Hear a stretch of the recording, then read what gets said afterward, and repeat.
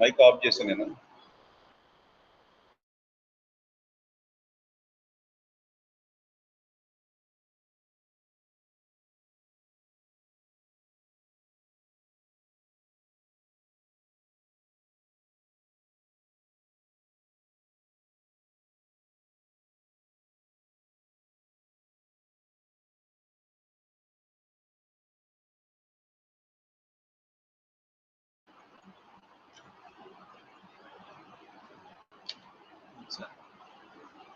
Happy morning, everyone. So we are happy to invite you to the third day of deliberations in the 3-day international workshop on English for the Glocal Generation. The first two deliberations have been very fruitful and successful, and today we are beginning the third day of activity. First, we are having Dr. Vidyulata, senior faculty in English from a leading engineering college, Jawahar, and she will be making her presentation on English for digital world. Now I invite Mr. B. Srinivas Rao, Head Department of English, to introduce the resource person. Over to you, sir. Thank you.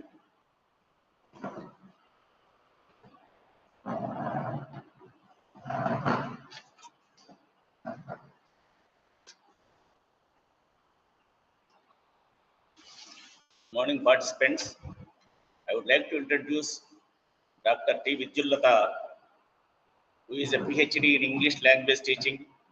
She has demonstrated a strong commitment to enhancing student employability through innovative pedagogy and skill development initiatives. Dr. Vidyulata has held key academic roles across reputed institutions, contributed to curriculum development, and led training and placement activities. She has several patents to her credit. She brings a dynamic, student-centric approach to higher education, backed by a solid record of research, mentorship, faculty training. I request Dr. T. Vidyulata to start her lecture.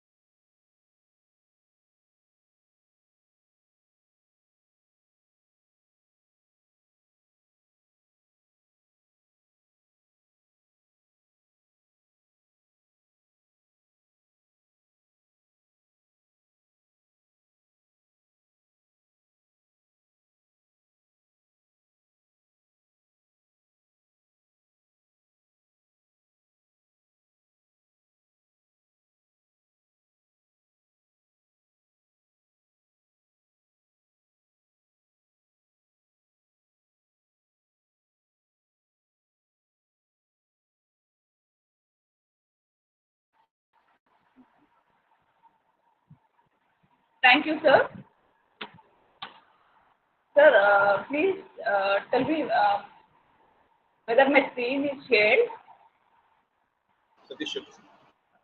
Yes, ma'am. It is visible. Please go ahead, ma'am. Hello. Ma'am, you are on the screen. Please go ahead.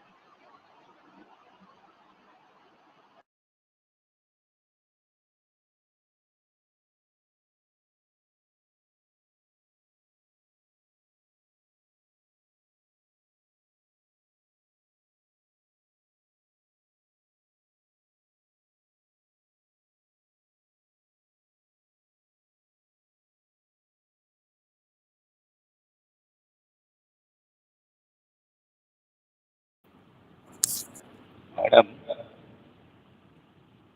Hello, madam.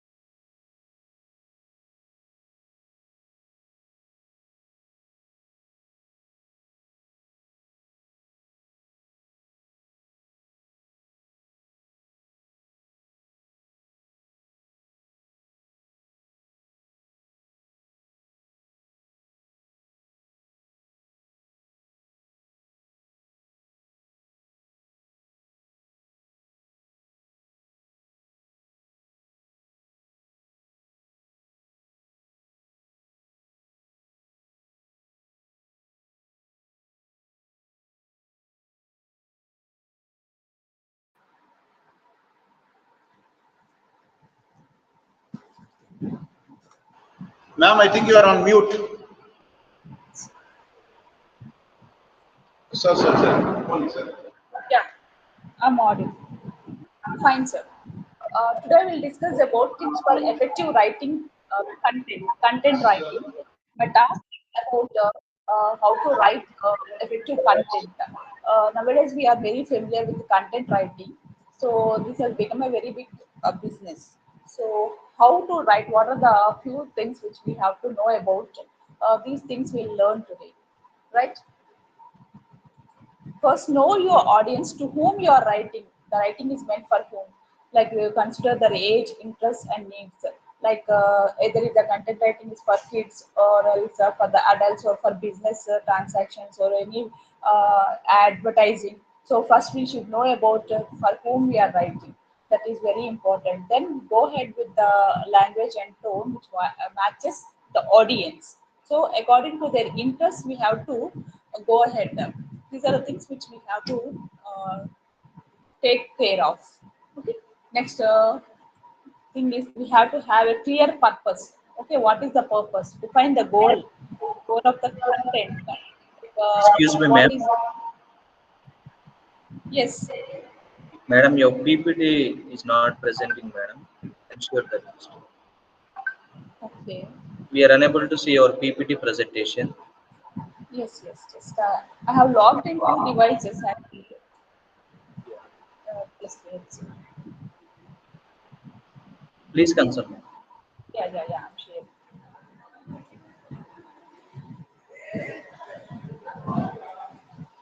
Is it visible, sir? Now? No, ma'am. Yes. No, no, ma'am. No.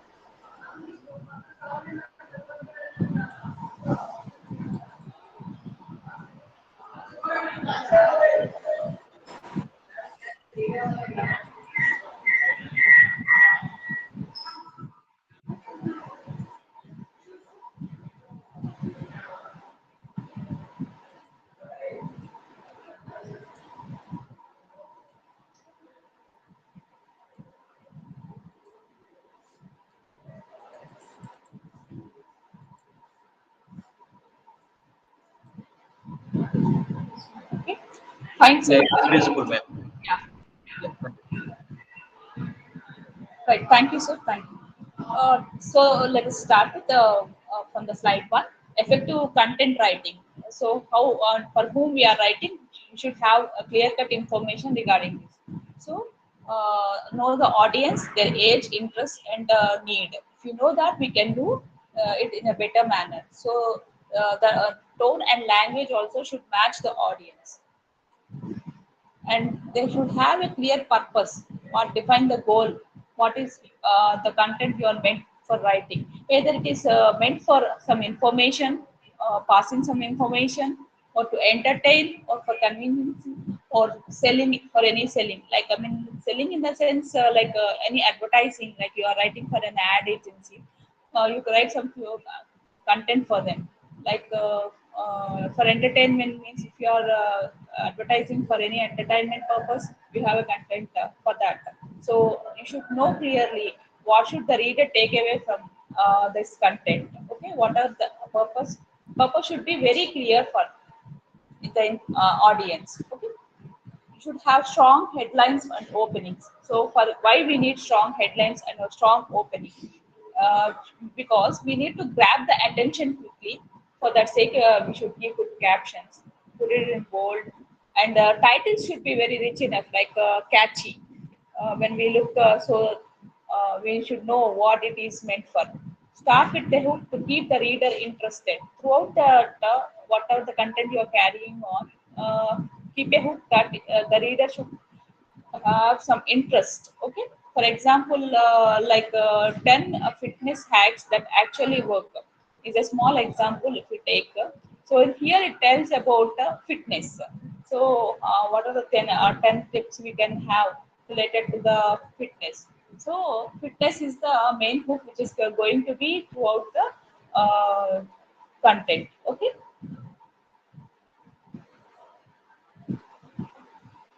Next, be clear and concise. We should not go too much. Like it should be very clear and concise. Whatever we are presenting, that should be very clear and concise. Short and crisp. Okay?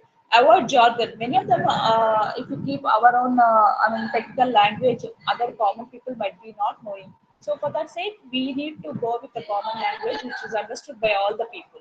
So and avoid the long sentences. Should go with the small sentences that it is easy to catch, and short paragraphs and bullets. Write it in the form of a short paragraph. Sometimes it depends upon the requirement. Either it should be in bullet points or else in a short paragraphs. Okay, make it easy to skim and digest. Like when we have a glance, that should be there in the brains throughout. So that should be in the form of a point wise or else in the form of a paragraph.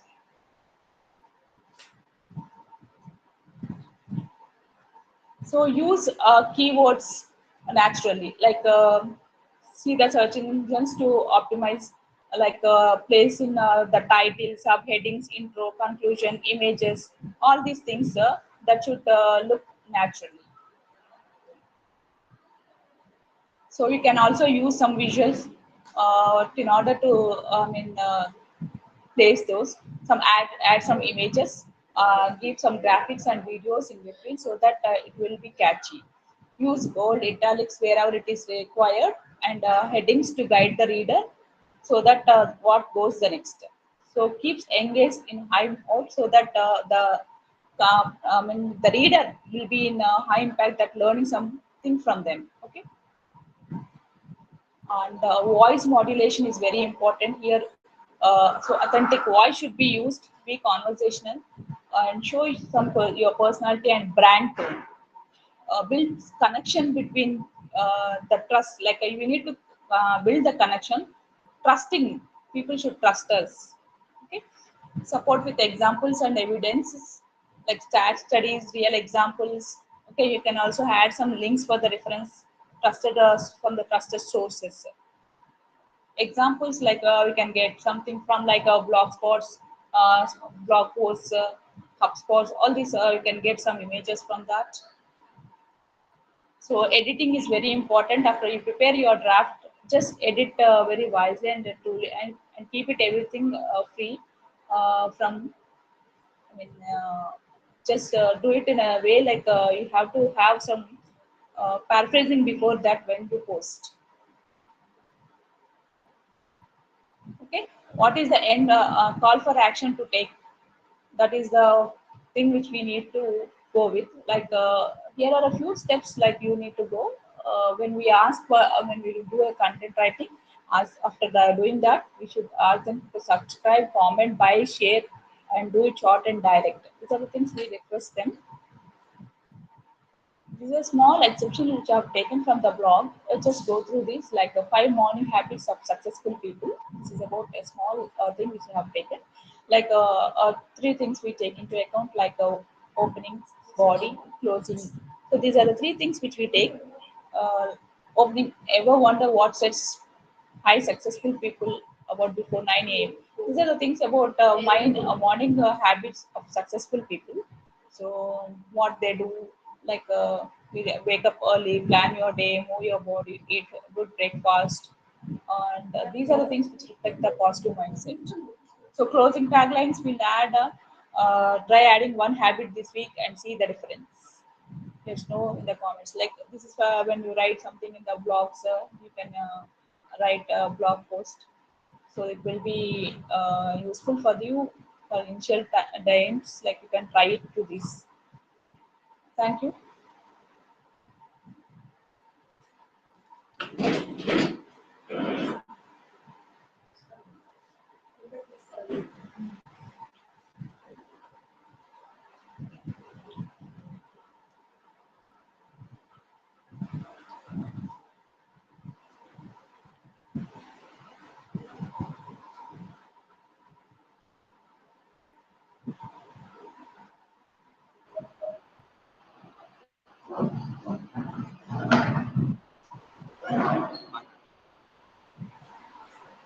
Excellent answers, honestly.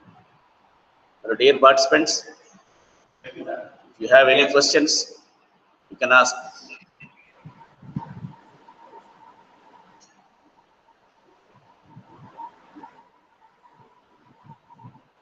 Okay, ma'am.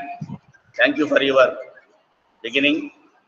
You have given us tips for writing effective content includes know your audience, language, purpose, strong headlines and openings, be clear and concise, use keywords naturally, use visuals and formatting, use authentic voice, support with examples and evidence, edit ruthlessly, and with a clear call to action, model example, flag, accept. Thank you, ma'am, once again. Thank you. Next, చదివేనా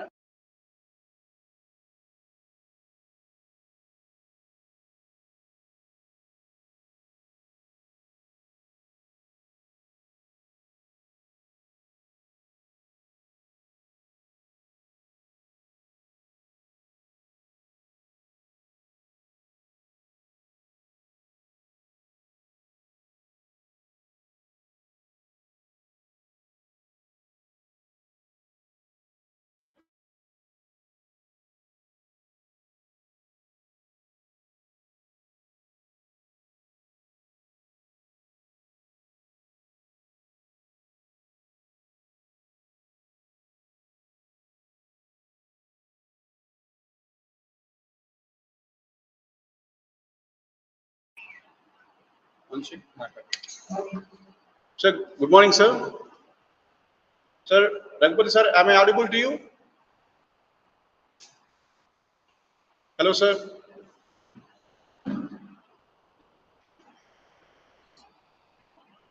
Raghupathi sir, you will have to unmute yourself.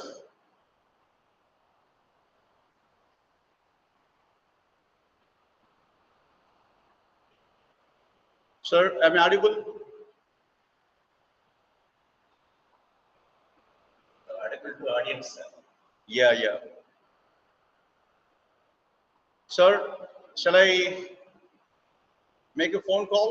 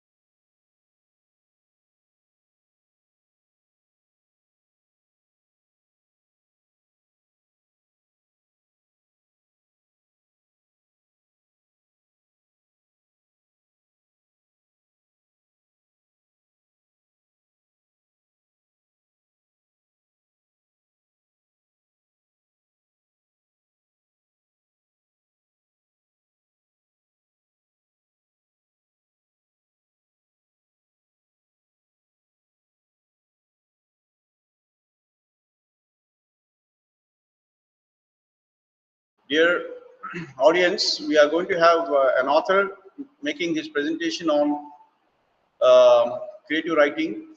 So he is a leading poet, internationally published, an elderly gentleman who is a seasoned scholar and versatile writer.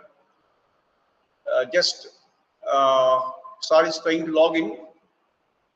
We take a couple of minutes. Kindly stay on. Yes, Yeah, sir, you are seen on the screen.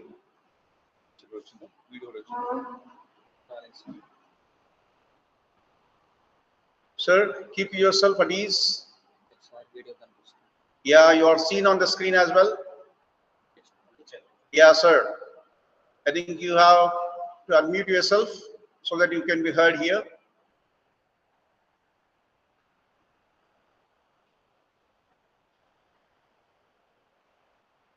Sir, your voice is not heard. Sir, you are quite visible. Only the audio part is missing.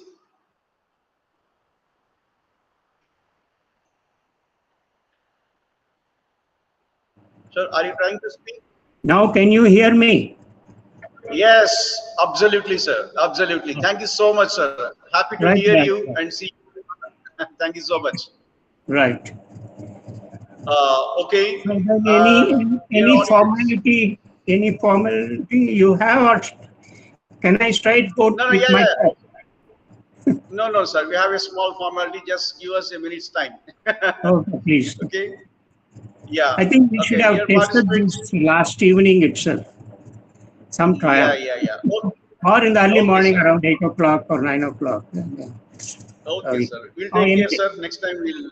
Yeah. Dear participants, I'm really fortunate to have Professor K.V. Raghupati, sir, who was my teacher when I was doing my masters, and he is a proven teacher, leading author, and seasoned scholar. And I now invite Mr. B. Srinivas Rao, Head Department of English, to introduce the resource person. Over to you, Srinivas sir. Thank you.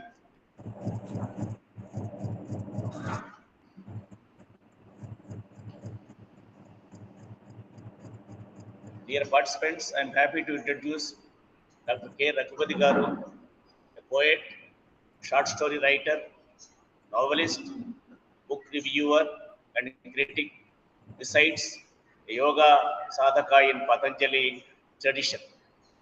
He has published 13 books in English verse, 2 novels, and 2 collections of short stories. His long fiction works are The Invalid, The Disappointed, The Deviant. His short fiction are The Untouchable Piglet, A Gay and a Straight Woman, a collection of short stories. He has several awards to his credit. I would like to quote 2 of them. A citation of brightest honor and recognition of distinguished contribution to Indian English poetry and for pioneering pursuits in influencing mankind towards communal harmony and cosmic humanism, presented by International Sufi Center, Bangalore, India. Next, Transition, published in 2022, has been shortlisted for Kala Literature Award 2025, Gurgaon, Haryana. The last one is, it's a great honor to have such a great scholar and philosopher, Dr. K.V. Raghupati Garu, in our midst to share his profound knowledge with us. Sir, hearty welcome to this 3-day international workshop on English for the Glocal Generation, exploring the role of English in local identity and global connectivity. Over to Dr. K.V. Raghupati Garu.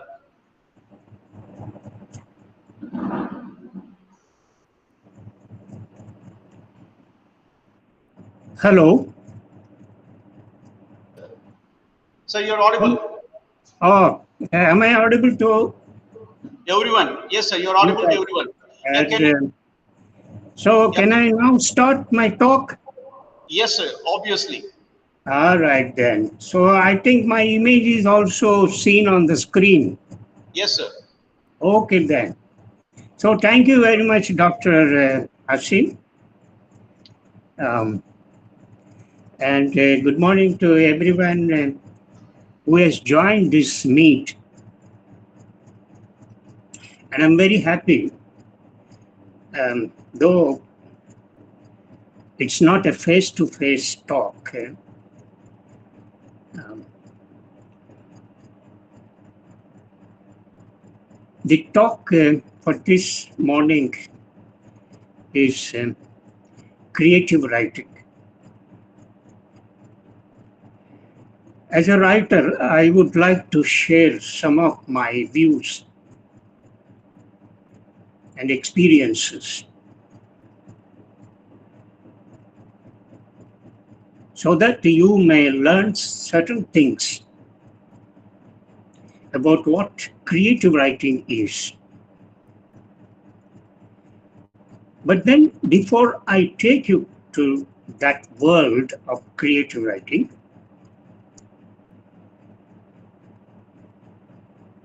let's first examine what writing is.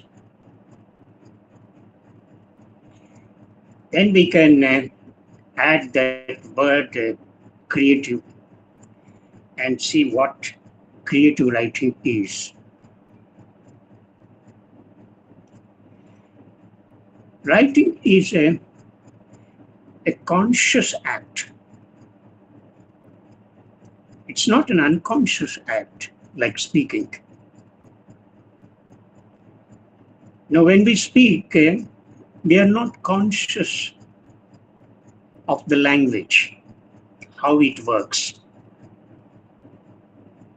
what kind of vocabulary we use, whether the sentences that we make are grammatically correct or not.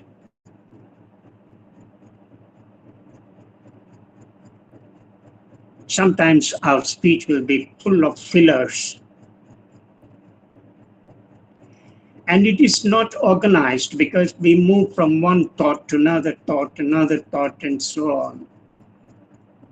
So it is like a sporadic one. So it is not a structured one. But writing is entirely different.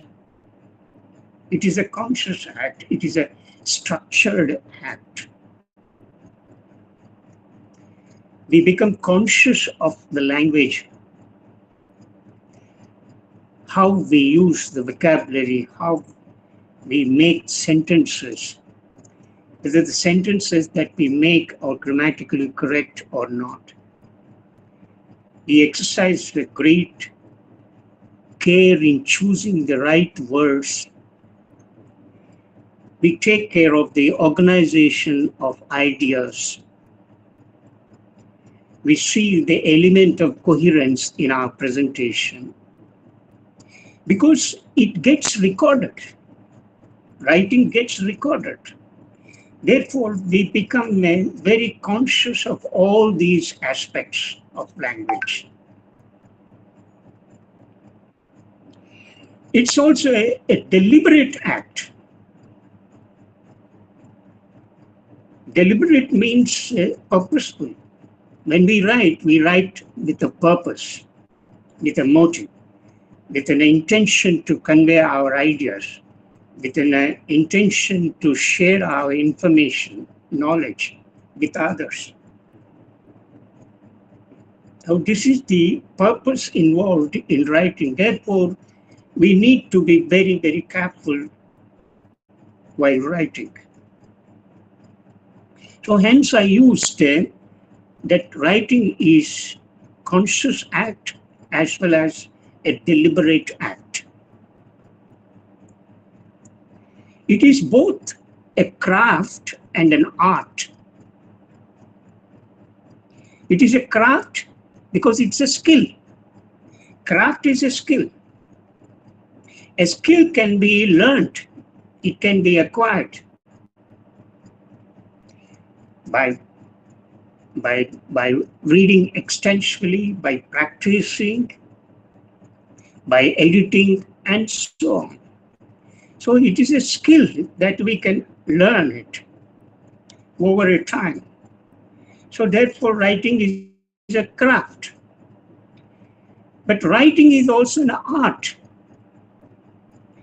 When I say it is an art, what we write is artistically expressed. It becomes artistic when it is born in imagination. So it is in that sense I'm using writing is an art. So writing is both a craft and an art. The first one is a skill, the second one is not a skill, but an inborn quality. The first one, that is skill, it is purely an intellectual act, an intellectual exercise. The second one, when we say writing is an art, it is born in imagination. It is an act of imagination. What we do when we use writing as an art, we express ourselves. We express our personality. We express our emotional responses, our feelings. When we do that, then writing becomes an art. An emotional response to a situation, an emotional response to an idea, an emotional response to a particular piece of experience. When these things happen, then the language gains artistic quality. Because our responses are not confined within the domain of intellect, but it goes far beyond the domain of intellect. And that domain is called imagination. So imagination is about intellect. Intellect is the one that reasons, that questions, that investigates, and so on. But imagination is something that is conceived. That is, what is seen is not presented as it is, but we try to change that what is seen in a metaphorical way. When we change that what is seen in a metaphorical way, it becomes an act of imagination. And that is where creativity comes. So creativity is an act of imagination. So we have learned in this brief exposition that writing is both a craft and an art. But our focus is only on the art. Writing as an art, therefore it is a creative writing. It becomes creative. Look at the word creative. The very word creative means it is the combination of two words, create plus active. It's like a portmanteau word, a blend. We create, and that act of creating becomes an activity. So it becomes creativity. Now, when do we create? We create something new, not something that already exists. That becomes a repetition. So we want to create something new. When we want to create something new, that something new is possible only in imagination, not in intellect. Remember, intellect also creates a new idea, but that new idea comes out of the mixture of several ideas that already exist. So that is different. Creating an idea is different. You cannot create an idea in empty space. You read the ideas that already exist and then you generate another new idea. But imagination is totally different. It is a sphere where you create something new that does not exist at all. Therefore, it is called creativity. So, writing is both an intellectual and an emotional act. It becomes an intellectual act when we want to convey some ideas or some information. It becomes an emotional act when we want to translate the language artistically. This translating the language artistically is a crucial in creativity. It has nothing to do with the kind of writing that with which we are all familiar. I hope you understand this subtle difference between writing as an intellectual act and writing an emotional act. Let me take you to another sphere of this writing. Because we are talking about creative writing, correct? Now, how this creative writing is different from other forms of writing? Let's examine those things also. Broadly, we can divide all forms of writing into 4 categories. One is technical writing. Now, what is the purpose of technical writing? The purpose is to convey research information or make the data available to the readers and make them persuade them accept the information, the data, and so on. And the technical writing is objective in character. It's not subjective. There is no room for subjective element in technical writing. So therefore, the language should be objective. The expression should be very scientific and impersonal in character. So that is one form of writing called technical writing. Let's take another form of writing called academic writing. Now, this academic writing is to present our argument, our position. Mostly this academic writing consists of writing research papers, writing research articles, writing theses or dissertations, or preparing projects, or preparing certain reports. All these come under academic writing. Now, academic writing also is objective in character. There is no room for subjective element. So, we have examined 2 forms of writing, namely technical writing and academic writing.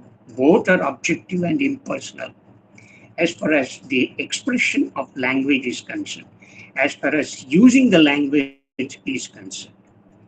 Then there is another form of writing called journalistic writing. Now, what we get in magazines, newspapers, not journals. Journals are different. Journals are specialized. They are related to particular subjects. They carry the articles which are very investigative. So journalistic writing is nothing but covering current new events. And sometimes we also make our opinions on such events. So journalistic writing can be both objective and subjective. It cannot be totally objective because, as I just now said, that while giving our value judgment on a particular happening, on a particular news item, a new event, then we bring out our own perceptions. We present our own perspectives in an objective way. So therefore, journalistic writing is both subjective and objective. These three forms of writing, namely the technical writing, academic writing, and journalistic writing, are intellectual act. They have nothing to do with the imagination because we put our intellect into it. But there is another form of writing. This is the fourth form of writing, of which we are now discussing. And this is creative writing. This is purely subjective. There is no room for objectivity here because we write our experiences. We write our responses to the various situations, things and objects and ideas. So creative writing is an artistic expression in imagination. It has nothing to do with the other three forms of writing: technical, academic, and journalistic writing. Also, we should make certain distinction between creative writing and content writing. I hope you must have heard this expression too. Content writing is totally different. Content writing includes preparing blogs, blog posts, preparing short pieces of articles, white papers, or e-books, or preparing certain press releases, newsletters, certain case studies, or reviews. All these come under content writing.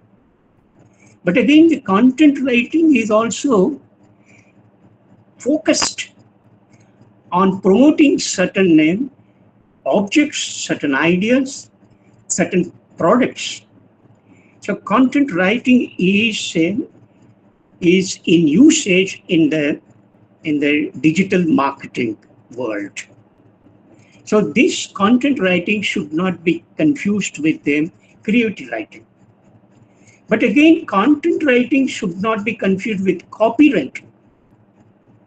Copywriting includes, preparing certain short advertisements, certain captions, slogans, certain social media advertisements, sales emails, or certain titles and page, or certain products, or certain preparing certain pop-up messages, or chatbot scripts, and so on.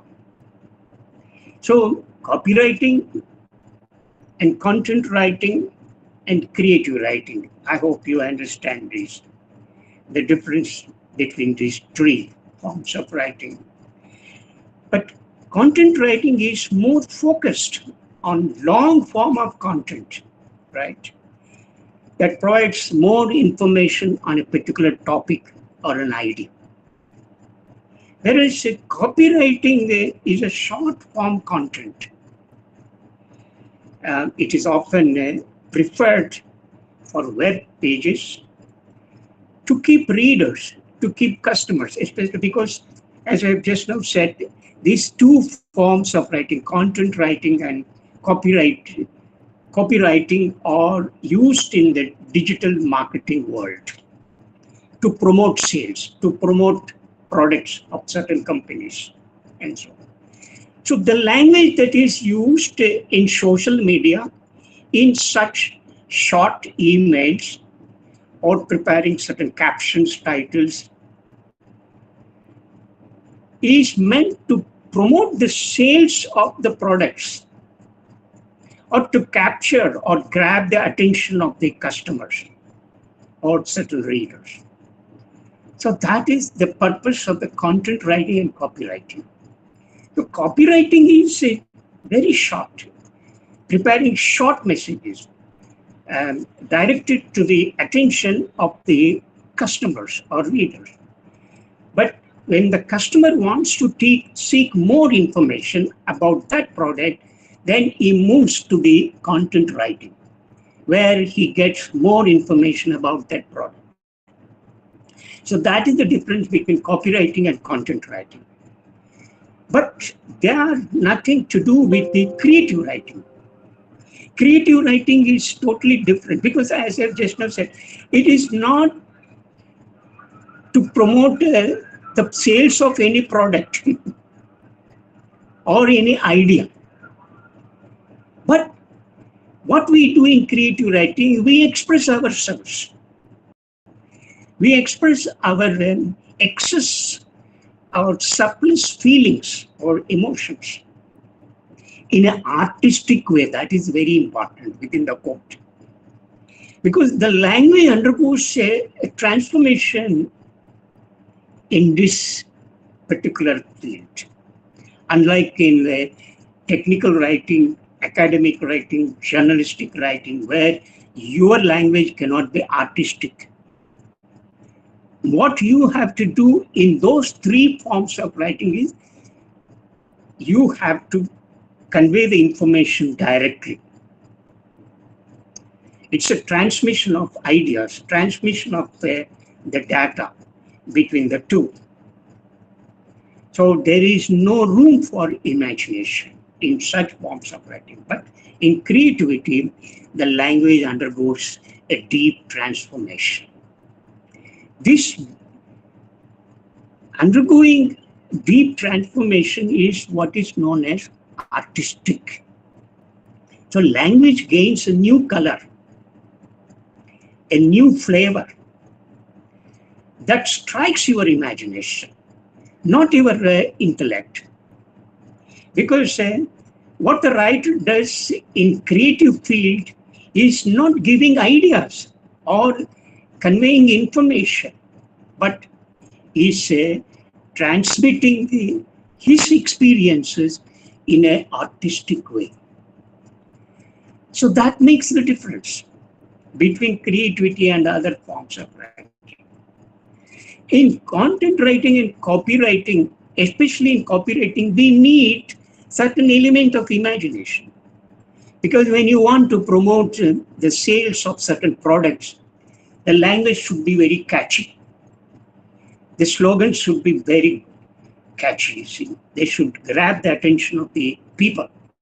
So you make the language very crispy, very precise, and very tempting, attractive, appealing. So that is what happens in the copywriting. So in copywriting also we need an element of imagination. But though the language becomes little artistic in copywriting, it does not give any room for the one who prepares such content to be very expressive of his personality. No. There is no room because the main object is focused on promoting the product. But in promoting the product, the one who prepares the language, the slogans, captions need to be little artistic. He is not giving out his emotions, his emotional responses there, though the language becomes little artistic. But in the case of creative writing, the writer becomes more expressive of himself or herself. Or the writer talks about his experiences, his responses, his sensitive responses, or her sensitive responses. So it becomes more or less personal, subjective. It has nothing to do with the other forms of writing. I hope this clarification is clear to all of you. Now, when it comes to the presentation of creative writing, as I said, writing is an act that cannot be learned in one day. A skill that cannot be learned in one day. We can speak spontaneously and incoherently, but writing is not like that. As I made it in the beginning, that it's a deliberate act. It is an intentional act. It is a motivated act. Therefore, you need to prepare yourself for such a task, to train yourself as a writer, right? So how do you begin with this? Keep all those other forms of writing, like technical form of writing or journalistic writing or academic writing or copywriting or content writing. Let's focus on creative writing, because our discussion is mainly centered on creative writing. So therefore, in this session, we will talk about the creative writing, because for other forms of writing, if you want, you need a separate session. Academic, how to write articles, research article, thesis writing, and so on. So, but our focus is on creativity. So let's examine in detail about this. Now, creative writing is a free writing. This is one particular feature. I'll show you certain specific qualities of this creative writing. It is a free writing. It's not to be confused with guided writing. Now I'm introducing two technical words, free writing and guided writing. We have learned that creative writing is a free writing. It's not a guided writing. What is a guided writing? Guided writing is a structured writing in which the writer receives specific instructions. You receive certain specific instructions from an instructor, right? Certain guidelines to follow while writing, certain steps that you have to follow while writing. So it provides a framework to direct the writer's focus and guide them towards specific goals or outcomes. So what is the purpose of guided writing? It is often used in educational settings, mostly, because for the beginners who want to learn the basic skills of writing, guided writing is more advisable, it is suggested.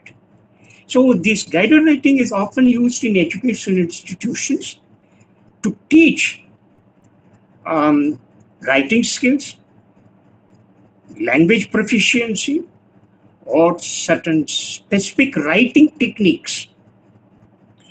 So it helps learners practice and apply writing strategies such as organizing ideas, using specific vocabulary, or adhering to a particular writing style, or examining the element of coherence and cohesion.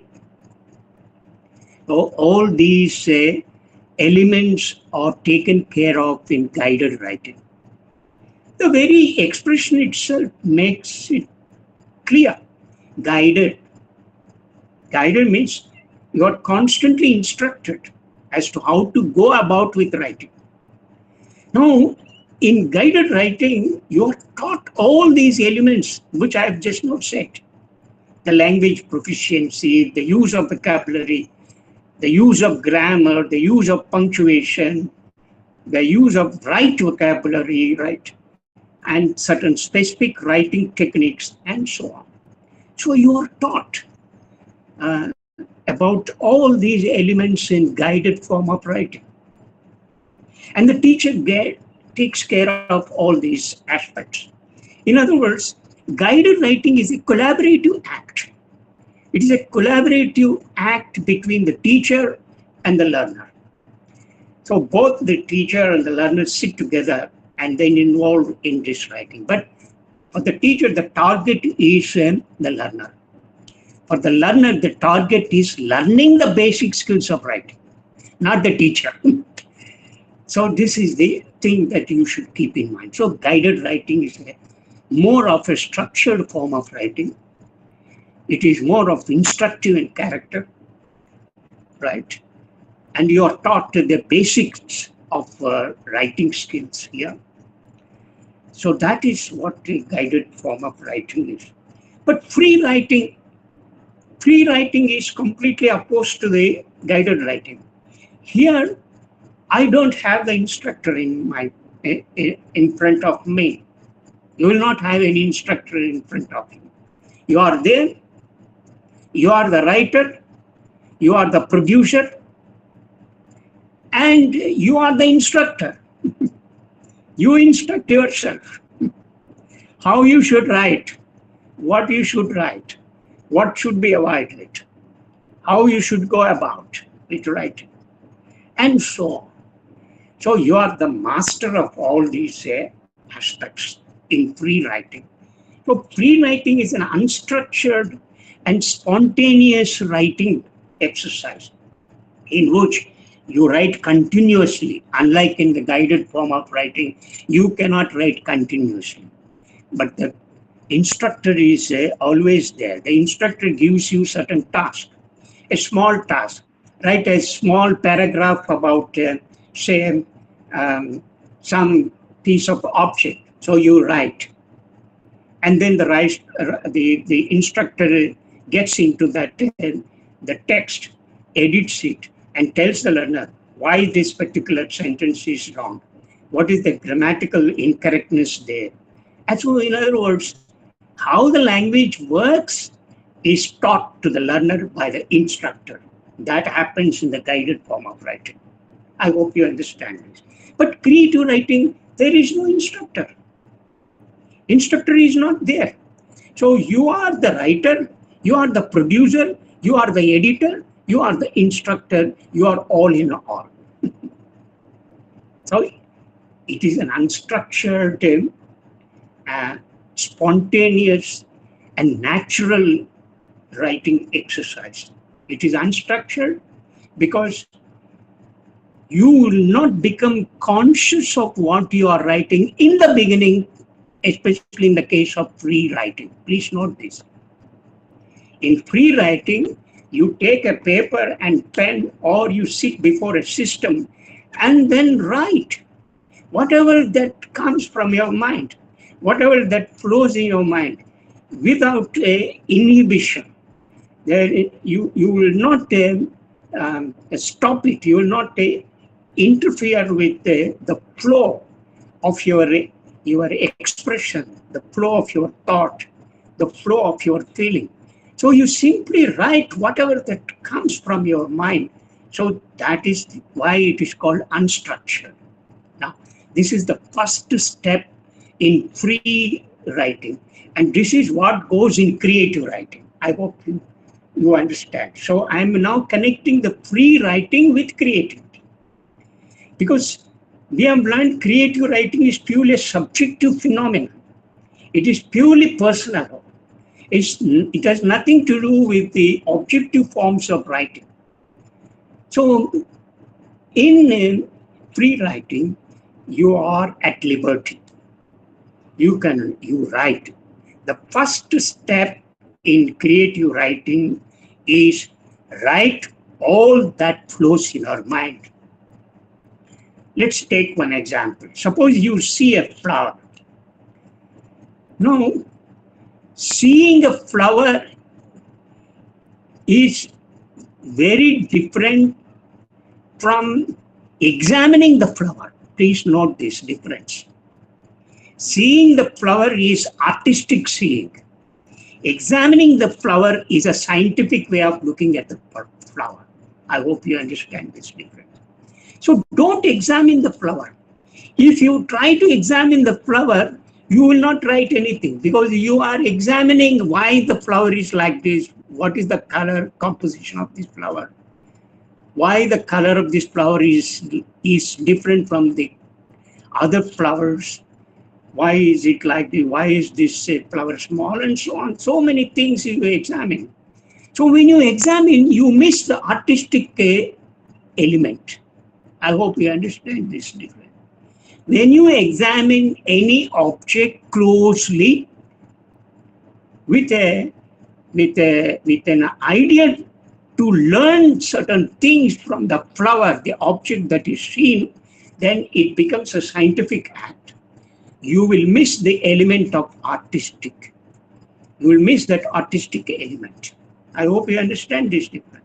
When you see a flower, you see the flower as it is, without examining it closely, right? But you can see the flower intently. I hope you understand. I'm using this particular expression. Intently means closely. You are observing the flower, the beauty of the flower, the beauty of the color, the beauty of the petals, and the background of the flower, how it is seen against the backdrop of the blue sky, or against the setting sun, or against the sky filled with the clouds, or it's moving in the wind, and so on and so forth. So you observe these things intently when you see a flower. Then you know you are arrested, right? Your feelings, completely you are arrested. You become one with the flower, and the flower becomes one with you. So you get totally involved in the beauty of the flower, right? So that is, when you get involved in the beauty of that flower, then there is a kind of transformation that is taking place in you, that is called a feeling. The feelings get transformed. You record all those feelings, those emotions, right? So you record those feelings, those emotions, those responses. Those responses, I am using the word response, not reaction. Reaction is totally different, right? But response involves sensitiveness. When you respond sensitively. So your responses, your feelings, your responses, all that you get recorded, and then come and then you start writing about that flower.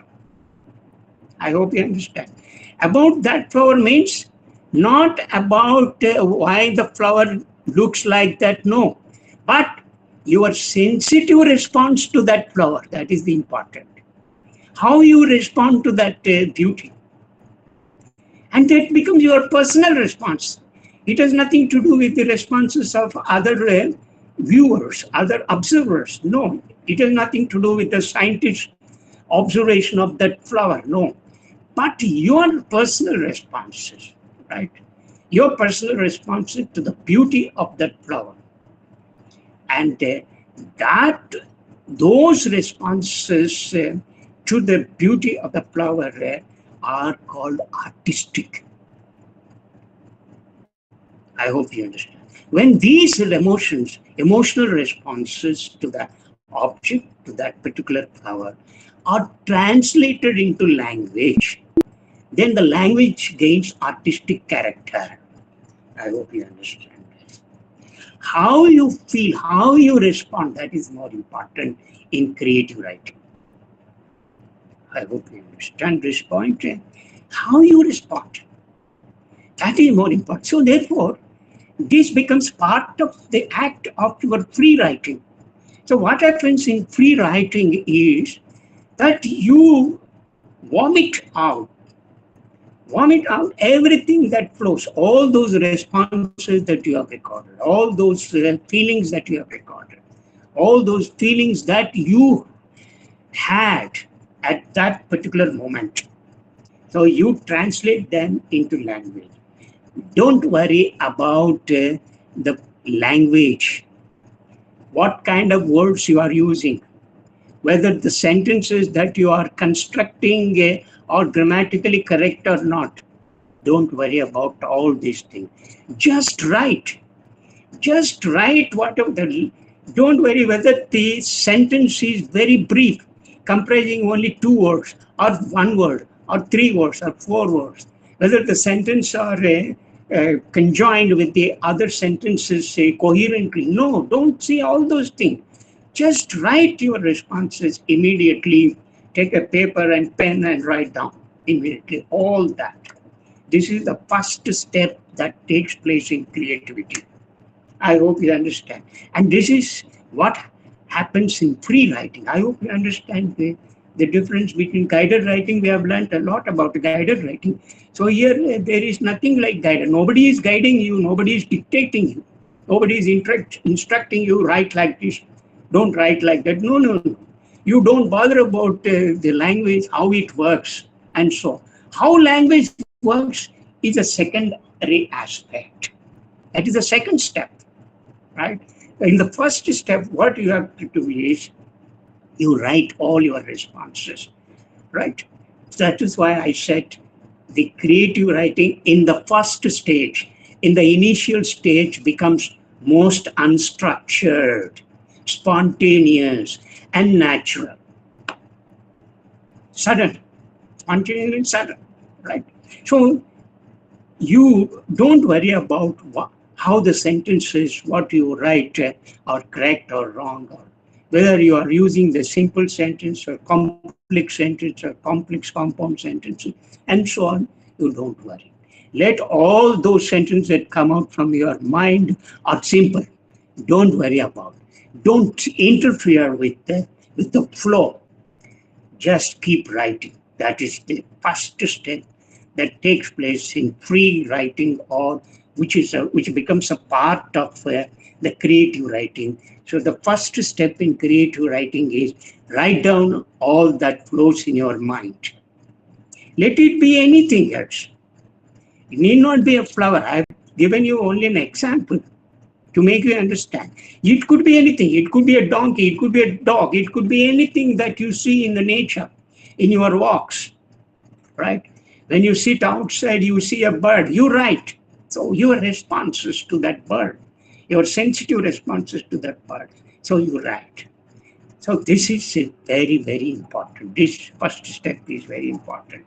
So you write continuously without worrying about grammar, without worrying about punctuation, without worrying about coherence, without worrying about cohesion, and so on.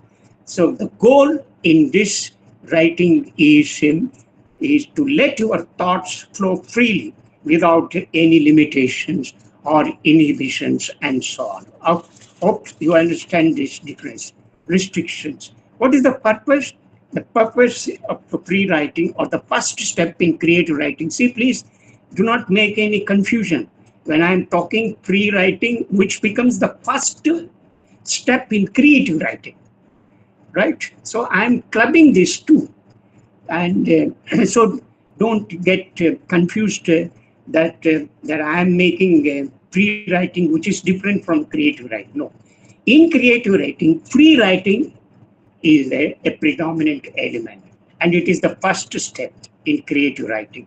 So free writing is often used as something like a brainstorming, or a kind of creative warm-up technique, right?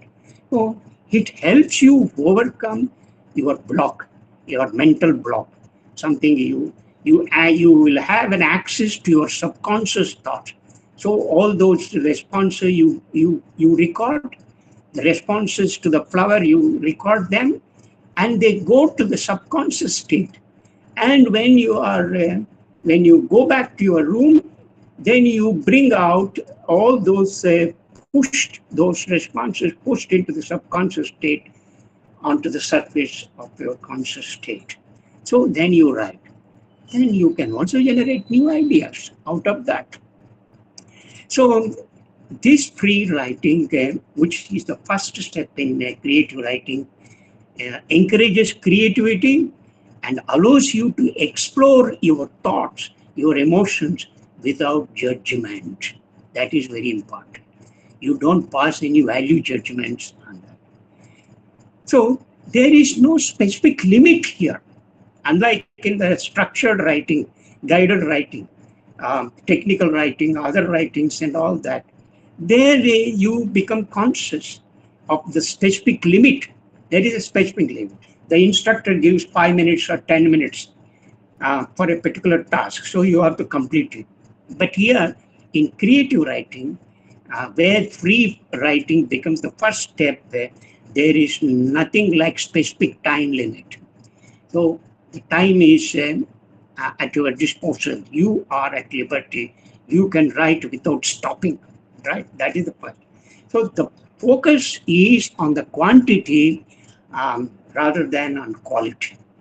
So you do not edit or revise while writing. So don't do editing, don't revise it and all that. Spelling, grammar, and sentence structures are less important in this first step, right? Than the flow of ideas. So the flow of ideas, the flow of your feelings are very important in this first form of writing. I hope you understand. This is the first step in creative writing, which is called pre-writing. Write down all that you have, what that flows in your mind. Then comes, the editing part. This is very important. This step is very important. The second step. Now, after writing, what you have to do is close it and keep it aside. Don't go to it. And give certain time, say about 2 days or 3 days. Then you go back to your own writing with a fresh look at it, right?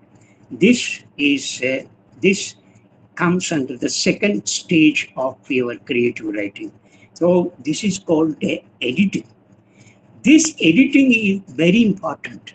What do you have to do in this editing? Now you have a rough draft that you made. The rough draft is quite incoherent. The sentences are repetitive, very monotonous, boring. There is no variety in the construction of sentences, right? And there is no coherence, no cohesion in the flow of the responses, your responses to the object. Now the vocabulary is very weak. You need to make your vocabulary very strong, powerful, and appealing, artistically appealing. That is very important in the second stage of editing. What you have to take care of, first one in the second stage is take care of vocabulary. Whether the words that you have used in the first stage are appropriate, right, context suiting, or appealing, or impressive, these things you have to take. Very important. After all, it is when it comes to the writing part, what matters is language, how language works. It is the language that carries your thoughts. It is the language that carries your emotional responses. So it is the language that gives beauty to your emotional responses.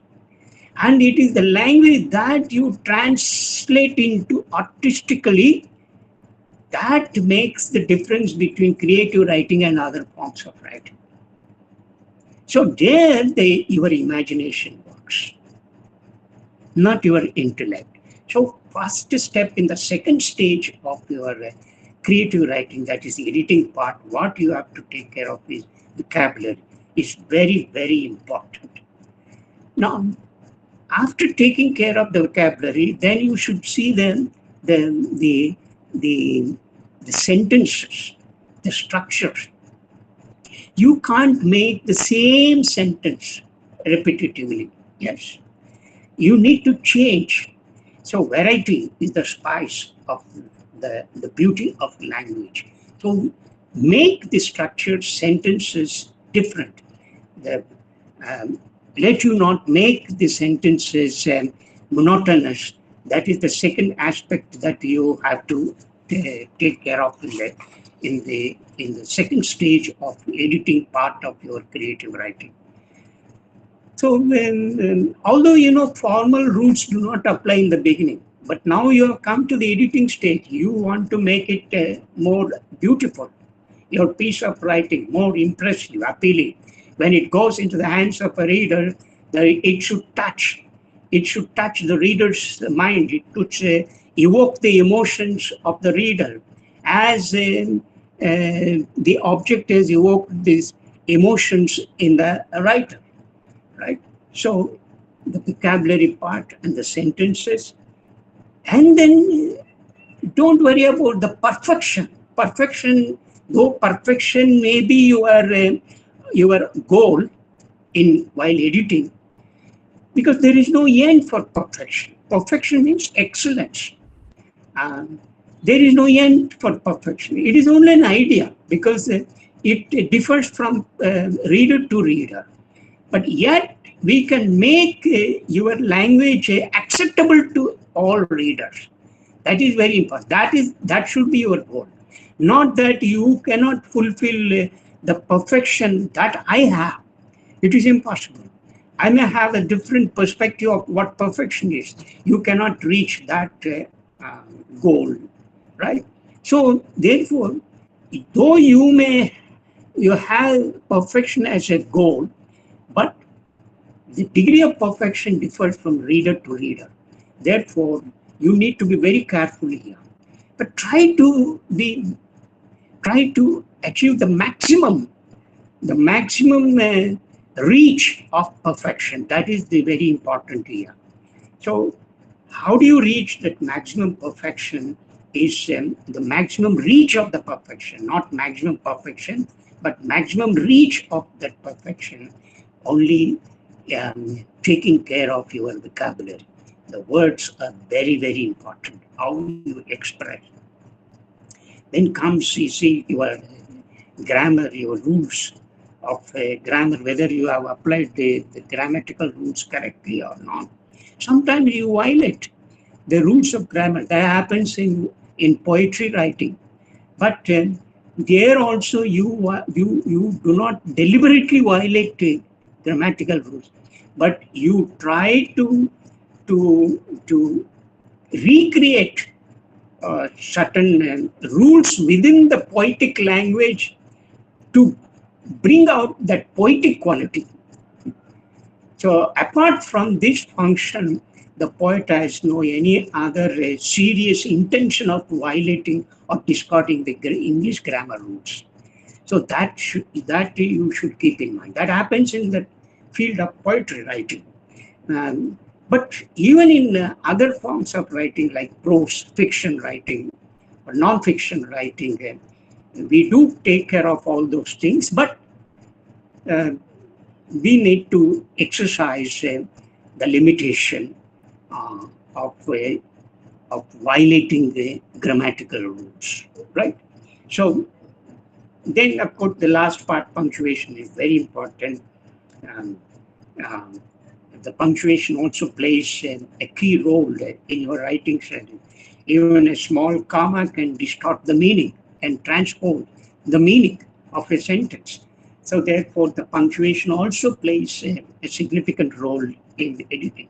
So these aspects come in editing part, but editing should come only after attempting a free flow of your idea. So there is no end to the perfection, as I made it very clear. So, but your practice, as you keep on writing every day, as you keep on writing over years, right? Then you will know everything about the language. You know everything about how language works. So you know how you understand how language works. I hope you understand this point. So practice, keep practice. Practice makes the practice is very important in writing, in creative writing especially. Perfection should not be your goal. Perfection comes automatically as you keep writing. So practice over perfection. As for instance, I'll give you one small example. Once a teacher divided the class into two groups. For one group, the teacher assigned making up for different parts. So that group went out and then prepared so many parts in a month and brought varieties of parts. And another group, the teacher gave the same instructions, prepare as many parts in a month. But the second group did not prepare many parts, but brought only one part after 1 month. I hope now you see the difference. Making many parts and making one part in a given time. Look at the same amount of time is given to the both groups. But then one group focused more on preparing one part more perfectly, right? To bring out that the artistic elements in that part. But the other group is not interested in that. So it is interested more in the quantity, in more number of parts, making number of parts. So I hope you understand this. So you give more priority to practice. So practice is more important than not perfection. Though perfection is a long-term goal, I can say that. It will come automatically. As you keep on writing, as you keep on editing, it comes over time. It doesn't arise in 1 day or 2 days. No, by writing, certain what happens in the editing. Now, this editing, who has to do this editing? This is very important. Not someone can do the editing of your piece of writing. You can edit your own piece of writing. You can be the best editor. The self-editing, that's what I do. I don't give it to anyone. But now you have technology. When I began writing in 1980s, there was no this much of technology. There were no computers, there were no mobiles, there were no softwares, grammar checks, software, nothing of that sort.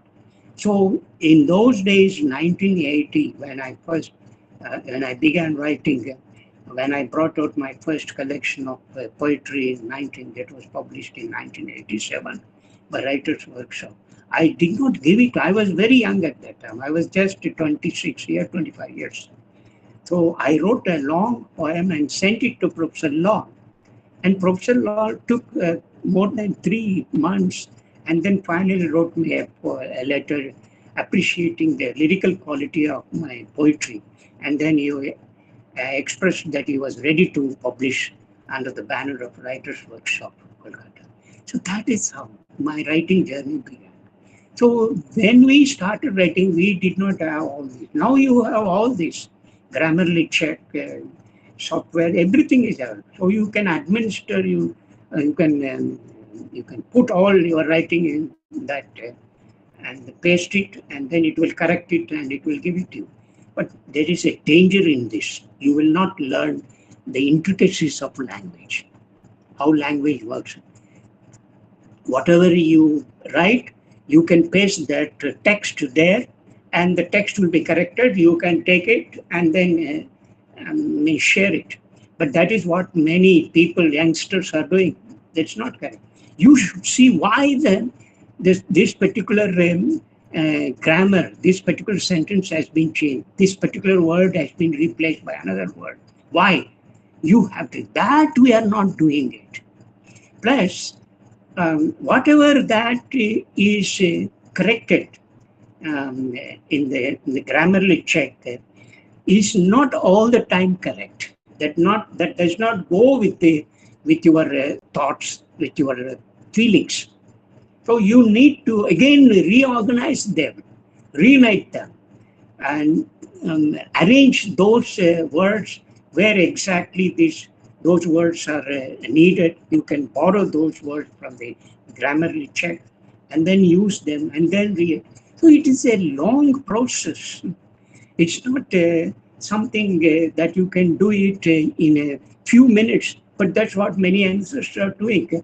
They just even go to the chat GPT and type one particular word, it will show everything the whole long time. You copy it and you send it. That's not correct. You will not learn the ABCD of writing at all. I'm telling you very seriously. Thing is, when you administer such a piece of writing, then you will know. You have to put your mind and heart into that corrected text. Why my sentences are discorded? Why this particular software has used new sentences? You have to examine. All this requires a lot of patience. So writing is a patient act. It's not an. But youngsters are very impatient. We want everything instant. So that will not work. You will not learn the ABCD of the language, how language works in a particular paradigm, in a particular text, and so on. So when you take the editing part, you have to note certain points. I will give you certain points and then you can note them. So avoid using too many adverbs in sentences. This is one point I'm giving you. Avoid using too many adverbs. Use more precise verbs and adjectives, not adverbs. For example, let me take this example. She ran quickly to the store. Let's take this sentence. She ran quickly to the store. In this sentence, the word quickly is an adverb, right? She ran quickly, but it can convey the information. It convey what you want to tell. I can understand the meaning of this sentence. But if you want to make it more refined, that quickly does not go well with the verb ran. So you can say she rushed to the store. She rushed to the store. You see how now you see the word is very precise and it is very striking. Take another example. I will show you how another example. The sentence, how we can make that sentence artistically beautiful. Let's say the buildings look very big. Here is a sentence. The buildings look very big. It's okay. It is acceptable in speech. But in writing, if you write, there is nothing that is striking, that appeals to my heart, correct? The buildings look very big. Now, you can alter these expressions in the following way. Let's explore the variety of sentences, the same sentence, in an artistic way. The buildings look majestic. Okay, somewhat. So I have used the word majestic, replacing the expression very big, correct? Very big looks very monotonous, right? Now, another sentence I can give you, the buildings look imposing and grand. Now you are bringing out the deeper quality, the magnificent quality. What is that strikes you in these buildings? So you are bringing, the buildings are imposing and grand. Now I can also rewrite the same sentence in another way. The buildings look enormous. Well, that also not very appealing, right? Let's take another sentence where I'm going to use the words in an artistic way, right? Look at this sentence. The buildings towered over the city. Now the language sentence has become artistic. I hope you understand. You contrast this sentence with the first sentence which I have just now spelled out. See, the buildings looked very big, not very appealing, correct? But you see the sentence, the buildings towered over the city. The rise of the buildings is such that these buildings are just covering the city, right? Towered over the city, towered over the city. Look at how I've used certain words. These words appeal to your emotion, Look at another way of seeing the same sentence artistically. The buildings loomed larger than human consciousness. Ah, very fantastic. Right? The buildings loomed larger than human consciousness.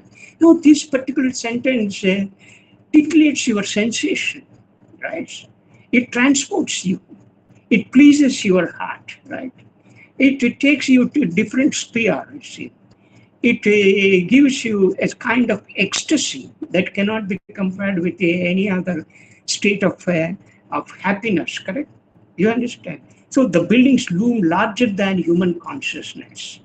Here there is a two set of buildings and human consciousness. Something that I've completed. Similarly, look at another set. The building spiked into the sky. So, excuse me, sir. Sorry to interrupt you. Right. So I beg your pardon, sir. Yeah, may you please it's a time for us to wind this session and invite the other speaker. I will. I'm just closing. I'm closing it up. Don't worry. Yeah. Sorry, sir. Sorry for if you have to excuse me. All right. Thank you, sir. Thank you so much. I hope you understand this. In editing, avoid using too many adverbs. Use more precise verbs and adjectives. Eliminate relative pronouns, right, in adjective clauses, and superfluous expressions, unnecessary expressions, to make your writing better and appealing, tighter, and so on. And you see the example here. I'll give you another example. He felt nervous as he reached for the jar.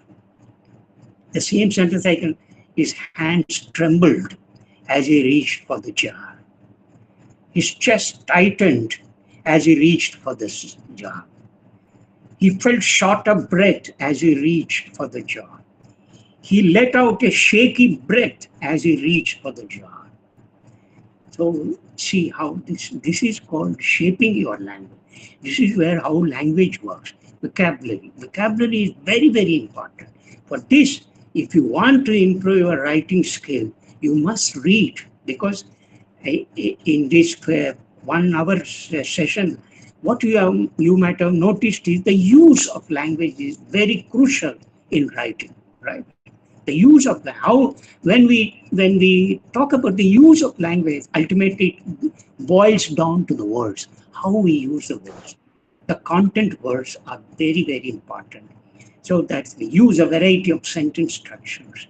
This is again very important. You may have written in the first draft all simple sentences and try to combine them, make them into complex, compound, or compound complex, and so on. So these are the steps that involved in editing.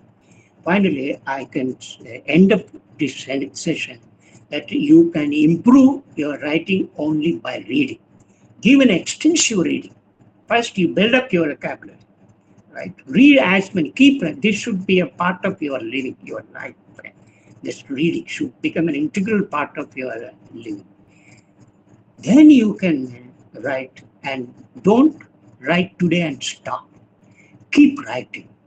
It's a long journey where you try to master your own writing and become an artist. So thank you very much. Thank you very much.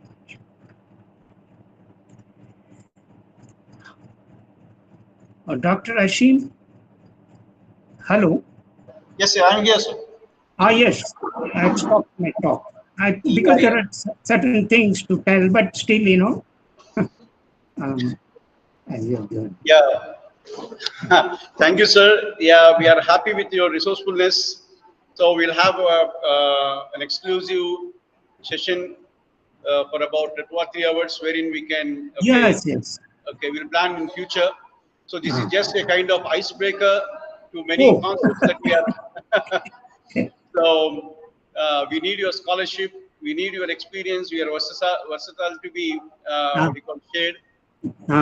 It was lovely to listen to you. And Dr. Ashim, what I have given you only the peripheral aspects of creative writing. I have not gone into the actual concept how to write a poem. Session on creative writing. So How wherein to we write a have, poem requires a separate session. Oh my God, that requires almost a 1 day, full day workshop. How to yeah, write a poem. What are the technicalities involved in writing a poem? Similarly, how to write a short story, fiction, and so on. yeah, All yeah. those I have not touched here. I have just focused only on the outer rim of what writing is, and especially the what creative writing is, what you Yeah, need to yeah, be. yeah. Thank you, sir. Thank you, sir. The first layer of the onion has been peeled out. There are different layers. So thank you so much. And sir, I mean, I'm listening to you after 25 years. It's a silver jubilee, a kind of thing for me. I heard you in 2000. Now is the 2025. So it's a great opportunity for me, sir. Okay. Thank And you. okay, I wish No, all the, more than this online session, if it is a face-to-face, I think students can interact more actively. we'll plan, sir. We'll plan. So this is just an icebreaker to many aspects that are discussed, that have been discussed in the last 3 days. We'll try to develop each theme into a separate session and plan accordingly, sir. So this is just an introduction, a teaser-like thing for the big movie being released. So we are going to have sequels of each item. That's fine. Right, sir. Thank you so much. Yeah, audience, if there are any questions, the floor is open for the discussion. If there are any Yeah, questions, any questions? any I think they questions? will have more questions, but the thing is, again, you have made it a very crispy one, the Right, session. right. Sir, meanwhile, we have a small announcement. Okay, under your what do you call stewardship, we want to make an announcement. Now we are going to display a picture. Okay, and the audience shall view the picture, and they have to write a poem in about 30 lines. So it's a poetry writing Don't competition. We don't are make not. that. Don't impose any restriction on the lines. Just ask them to write. That's enough. Okay, okay, sir. It Okay. could be even one line also. One line poem is also there. Yeah, So yeah, if it yeah. hurts, so So, don't yeah, just. sorry, sir, having listened to you, we are giving this task, small task. We'll play, I mean, we'll show a picture. So you are going to monitor that, and if you, okay, you not speak anything, no one will speak anything on that, but we'll just show the picture, and having seen the picture, they have to write a poem, and they have to submit their responses to the mail we provide, and the time given to them is 1 hour, sir. By okay, up to 1 o'clock, whatever poems we receive, and that shall be adjudicated, reviewed, and rewards will be given to those people. So this is a small poetry writing competition we have planned off under your supervision. Babu, display check, please. Sir, kindly have a look at it, sir. Uh, um, hello. Sir, sir. Session over. Yeah, just a minute, sir. Kindly have a look at the picture, and you can leave after that, sir. I want to inaugurate that. You can give a picture, whatever it is. No, no, we are going to give the picture. We are going to pick. I want you to inaugurate. Just say that the competition is open. That's all. I want you to launch the competition. That's the thing. Okay. So, Yeah. so you being the proven author, I want you to launch this Show competition. the picture. Yeah, we are showing, sir. Oh. Sir, Sir, post the picture in WhatsApp, sir. yeah, we'll share, ma'am. We'll share. No, first You it is can to be share launched. this image to your members, to the students on WhatsApp, so Yeah, that I'll do that. please caution them. Let them not write in the through chat GPT. Yes, sir. Chat Yes, sir. GPT, they can compose the beautiful lines on this. Yes, already we are given instructions, sir. We are given the Yeah, and instructions. AI tools, we have AI tools, all that, they can produce wonderful poems. Yeah, sir. Lines. Sir, may I Hasin sir. request you to Hasin sir. Sir. announce the launch of the contest? I want you Oh, to yes. I'm announce. very happy to make this picture available to all the participants. Let each participant come out with the lines. Don't worry about the number of lines that you write. Even if it is one line, that would be very amazing. So just write. Just write. Whatever that Sir, strikes we your do mind. it, sir. Whatever that strikes. That's what I have Excuse said me, sir. in my talk. Just write what that flows in your mind. That's all.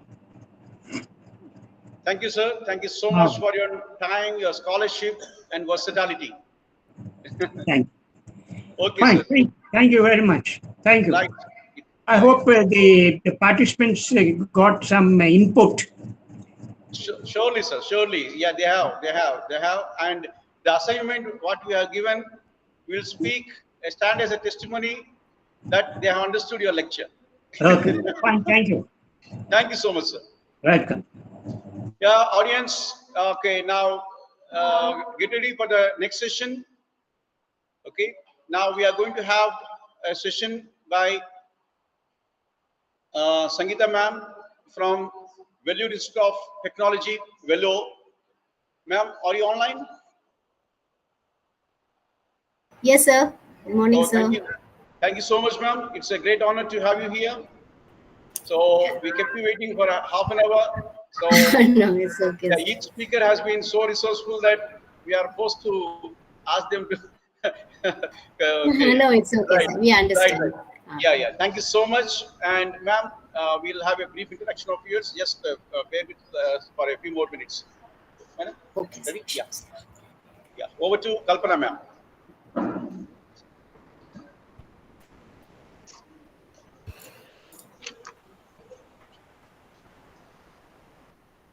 Very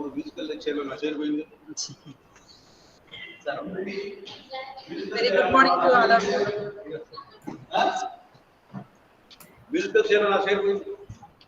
Sir, my voice is low. Oh, sorry. Dr. Sangeeta Mukherjee is a senior assistant professor in the Department of English, Vellore Institute of Technology, Vellore. She completed her PhD from IIT Kharagpur. She has more than 20 years of teaching experience. Her research interests include applied linguistics, Indian writings in English, cultural and film studies. She has written and edited many books. She also published many articles in Scopus indexed journals. She has acted as a reviewer in many reputed journals. She has acted as a resource person for many conferences, seminars, workshops, and refresher courses. She also has a passion for helping stray animals and photography. Ma'am, very Yes, ma'am. hearty welcome, ma'am. Thank you so much, ma'am. Am I audible? Yes, ma'am. Okay. I would like to share my screen, ma'am. Can I do that?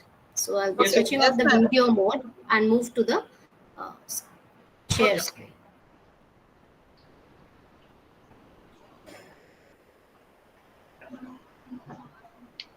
Screen share.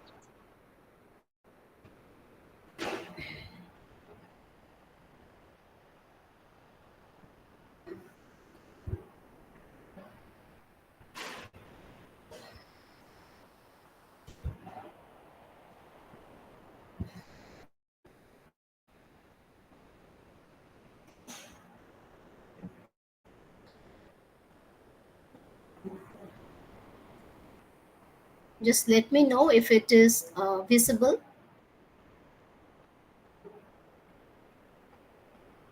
Is it visible? Yes, Yes, ma'am. ma'am. Okay. Thank you so much. So, good morning, everyone. So, you just had a session which was very enlightening, a very informative session, and it was a very detailed one. So, I would not go into much of it because, just now we had a session.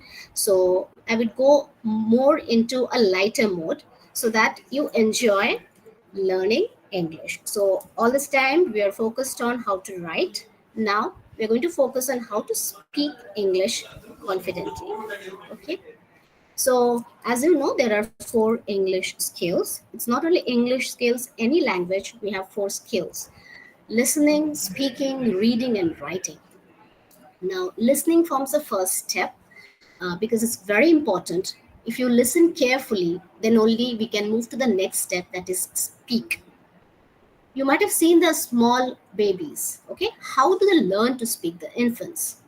So first they listen to the different sounds and then only they respond. That is how language is formed. Next we move to reading and writing. This is the skill which we mostly focus later on. Okay, so this is where when we go to school, we acquire most of it. Writing forms the last step. Only when you have mastered all these four skills, say that you have mastered a language. So there was a very interesting experiment that we had during the reign of Akbar. You might have heard about Akbar, the Mughal emperor. So he wanted to experiment on the origin of language. So he knew that when we listen to something, then only we speak. So this relationship he wanted to establish. So what he did was he raised a group of infants in isolation. So there was a building and there were small children there, and these children were raised by nurses who were mute, who could not speak. And this experiment took many years, it lasted for many years, and the house in which they were kept was known as a dumb house. And what happened later on, when after several years, he found that these children could not speak. So this experiment might seem very cruel because, maybe they had the ability to speak, but they could not. But it has a very historical significance because it proved that human interaction is very, very important for the development of a child's cognitive skills. So this is also called the forbidden experiment because it was really very cruel, though it had very good results. So this is what we know. So it has established the fact that listening is the first step. When you listen carefully, you can speak. And then follows the other skill of reading and writing. Just let me know if the slides are moving, sir. Is it gone to the next one?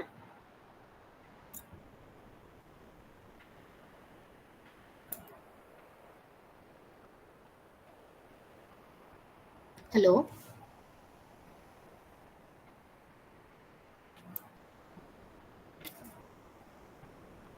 Can someone tell me whether I've gone to the next slide? Is it visible? The next Yes, ma'am. Yes, ma'am. Okay, fine, ma'am. Now, how do we speak confidently? Okay, so first thing that you need to do is speak regularly.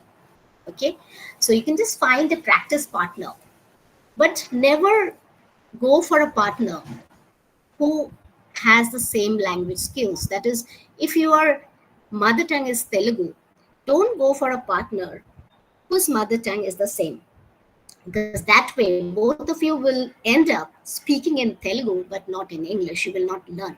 So choose a partner wisely, one who is not conversant in the language in which you are conversant.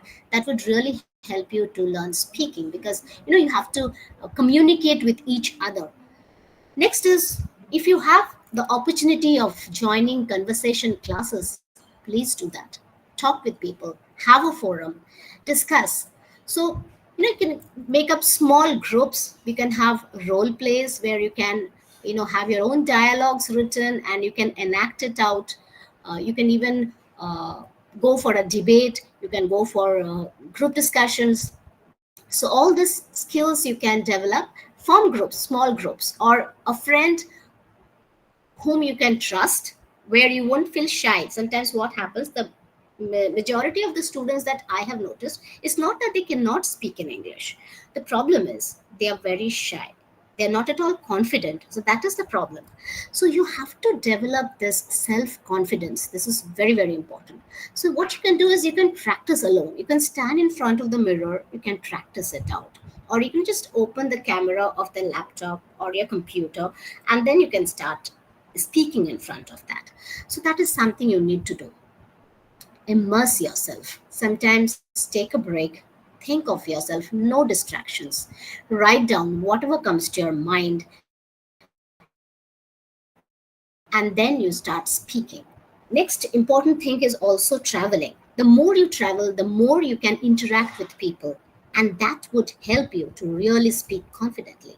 Everywhere people won't be, sharing the same language that you speak. But English is something which most of the people will be aware of whenever you're traveling, whether in India or abroad, you will see that English undoubtedly has become the global language. So, this is one language where you can comfortably speak with, even though you do not know the native language of that person. Next is expand your vocabulary. Now, vocabulary is important. You just cannot speak anything. When you're speaking, you do need words because you have to speak in sentences. Now, you can make a practice of learning new words. Every day, you can learn new words. And more than the new words, what you can do is try to focus on phrases, idioms, small sentences that would help you out. It's not that always you'll be using some words that are very bombastic by nature. Do not go for that. Use or choose simple words. Always make use of a dictionary. Nowadays you have this digital dictionaries with you, so you can anytime search for a you can look up for any word there. So make it a practice of learning new words and also using them when you're talking to another person. Next is overcome the fear of making mistakes. Now, why don't we speak confidently? Because we are so conscious. We are always self conscious. We think we are going to make a mistake. This fear of making mistakes prohibits a person from speaking confidently. So just don't think of anything, just speak. Whatever is there in your mind, just speak, and make sure you make mistakes. That way you will learn. Mistakes are the best teachers. You will definitely learn from your mistakes. And don't be afraid to speak. So first you can speak informally, that is with your friends or with your family members, and then you can go for formal occasions where you have this public speaking where you're going on a tires and then you're speaking to public. So that would be bit sometimes alarming because people do have stage frights. But definitely, if you are more into speaking, try with your friend, then move to small groups. Within family members, you can gather some 4 or 5 people and speak in front of them, and then you start moving to bigger groups. That way, you will learn to overcome the stage fright. And definitely focus on communication. Communication is very important. You have to prepare well. Make sure if you're going for public speaking, first draft it, first write out whatever you have to speak, draft it carefully, then try speaking it alone in front of a mirror, and then you can go and discuss or maybe stand in front of your friends and you can speak it, and then ask them to give you an honest feedback, how you have done, where you have gone wrong. So this is something you need to do. And of course, when you're speaking, body language is something which is very, very important. You should maintain eye contact with everyone, because if you're not maintaining eye contact with other people, they might feel ignored, which is not good. So make sure you look at everyone and speak. That way you won't feel nervous also. Next is using the hands, the gestures. Okay, don't overuse the hands, but at least minimal use of hands is very important. And always keep a cheerful disposition. By that we mean keep smiling. Okay, you should not look tensed. Next is how would you build a confidence when you're speaking? You have to set certain goals. Like today I'm going to do this, tomorrow I'm going to do this. So make it like a sort of a timetable where your goal is to speak English confidently. That is your goal. So you have to reach there. In order to reach how you're going to reach the goal. So please make sure that you prepare something very good, practice in front of others, and definitely always visualize something positive. Always think that I will do it successfully. This positivity is really, really important. And of course, be patient. See, language learning is not a thing like, of course, you might have come across many advertisements where they say that you speak English confidently in 15 days. Okay. Uh, Even when learning how to drive a car or a two-wheeler, what happens is that they say they teach you in 15 days. But do you really learn everything in 15 days? No. You go out, you drive, You face the traffic, and then only you learn. Your skills get developed. Similarly, language is also a skill which takes time to develop. So be patient and visualize something very positive. You will definitely be successful. Now, I'll just talk about the body language. So you can see a person here. Is the person visible? Is the picture visible? Anyone? Are you able to see the slide? Yes, Yes, ma'am. ma'am. Yes, ma'am. Okay, the picture is visible. Fine. So look at this person. He is speaking. So this is the body language we Picture is expect not from a person. visible, ma'am. So Madam, posture. Yes, sir. Yes, ma'am. picture is not visible. Only the PPT is visible. Practice speaking regularly. Expand your vocabulary. That is there. Okay, that is there, ma'am. I'll go back again. I'll go. Wait. Yeah, it is visible now. Now is it visible? Yeah. Okay. So this is how you can see the person there. He's smiling, and look at his arms. Arms are very open arms. This is very, very important. You should never, like sort of hugging yourself. You should not keep your arms crossed. Arms should always be open. And face the audience as much as possible. By that we mean look at the people. Look at the people. Because sometimes what happens when you're making PowerPoint presentations, people tend to look either at the laptop in front of them or on the screen. So they do not face the audience. But this is something which you should be taking care of. Please face the audience, look at them. Maintain eye contact with the members. Smile, keep a smile. By smile, we don't mean that all 32 would be out. No, we mean a cheerful disposition. Keep a small smile with you. When you're standing, make sure you stand straight. Your shoulders should be straight. Take deep breath before you start any speech. Make sure you you practice breathing exercises a bit when you're free. And before you start, take a deep breath. Breathe in and breathe out. That would help you to relax a bit.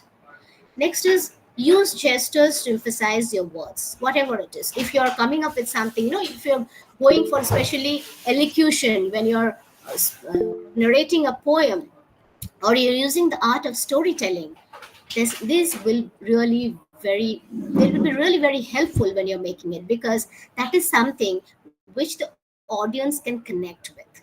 So this posture, gestures, eye contact, your facial expressions, every movement you make, that should be captivating. People should, not only get whatever you are saying, the oral form of communication, but from your body language, they would understand that you're really trying to hold. What happens mostly is that for the human, it is the attention span is only for 10 minutes. You can just listen for 10 minutes. After 10 minutes, you would all drift into your own world. Okay, so that is something we cannot blame you, but that is something very inherent in every human being. So these 10 minutes should be so captivating that even if you're speaking for an hour, people will be listening to you, because the way you are presenting to them, that becomes very important. So when you're even speaking, make sure that there is sufficient distance between your 2 feet. Okay, you should not be standing straight with both the feet clapped together. And do move a bit. You should be moving around, not too much of it, but at least little bit you should be moving. So after the body language, I'll just move to the next one. I think is a slide visible. I hope so. So I'll be focusing on the common errors while people try to speak. Okay. First mistake that most people make is the tenses. Okay. So tense is something which should not give you tension, but tense is something which you should make sure that you speak the correct tense. Okay. So look at the small example, like I go to the store yesterday. Okay. Now, since it is yesterday, we will not say I go to the store yesterday, but it will be I went to the store yesterday. So these are the small mistakes which we mostly make. But remember one thing, there is a difference between speaking and writing. When you're writing, we expect error-free writing. We will not allow any mistakes. But when it comes to speaking, sometimes we allow certain mistakes because it's something which is spoken. When we are speaking, a little bit of mistakes allowed. But that doesn't mean that you will be speaking incorrectly. Definitely, you should make sure that you speak flawlessly. Next is using wrong prepositions. Prepositions as things, sometimes, not only sometimes, I would say most of the time, students make mistakes when they are using the preposition. So you should be very careful when you're using in, on, off. Okay, all these, when you're using for, by, all these prepositions, make sure that you're using it correctly. Next is confusing me and I. This pronouns are certain things which we mostly make mistakes with. Now look at the sentence, this gift is for me and this gift is for I. Now it should be me and not I. Okay, so this is something which you need to be careful about. Sometimes people misuse they and it also. Okay, now look at the sentence here. She left her bag on the chair and it was heavy. Look at the next sentence. She left her bag on the chair and it was heavy. Okay, so do you find any mistakes here?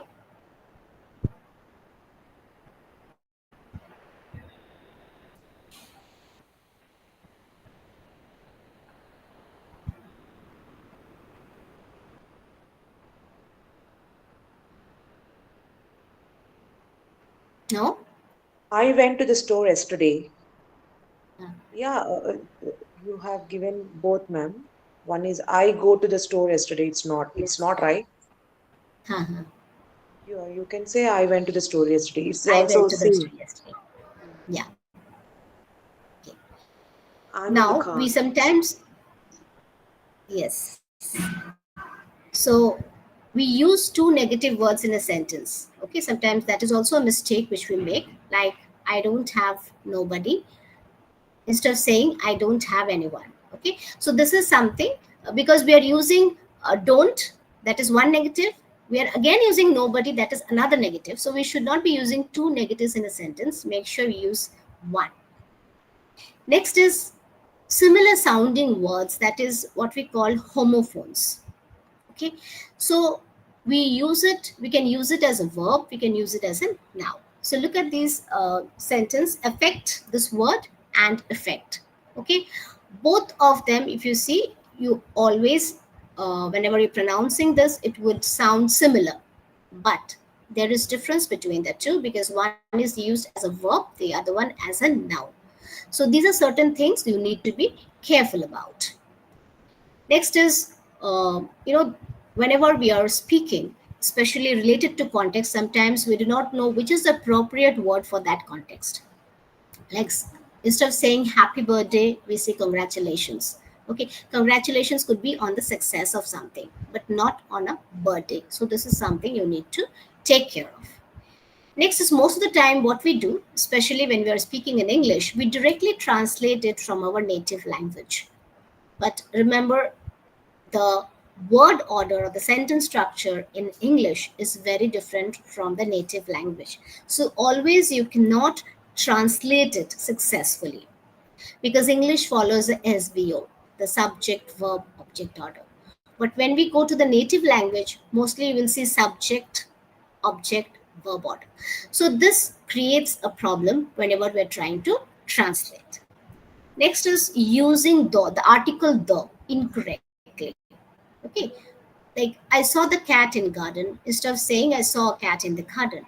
So where you're placing the article, that also becomes very, very important. So make sure you place the articles correctly in the appropriate places.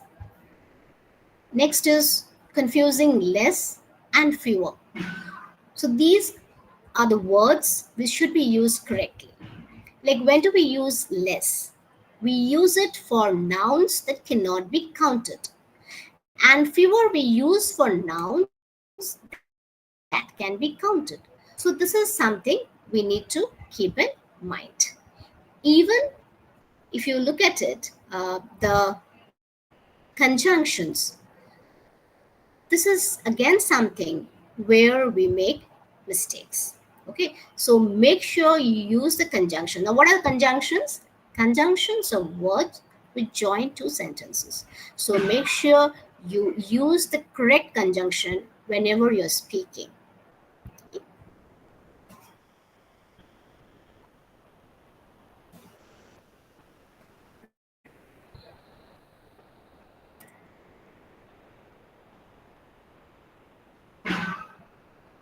Now, these are, again, I'll be speaking a few common mistakes which should be avoided. So most of the time what we do is, we do not know where to use since and where to use for. So just look at these two sentences. I have been living here since 3 years. I have been living here for 3 years. Now, which do you think is appropriate? Which is the correct one? Can you all just type it in the chat box? Which do you think is the correct one? I have been living here since 3 years, or I have been living here for 3 years.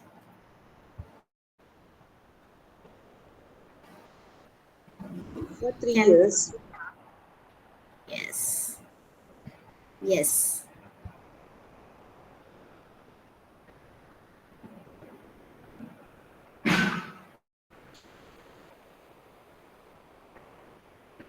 Okay. Yes. So the correct one is the second one.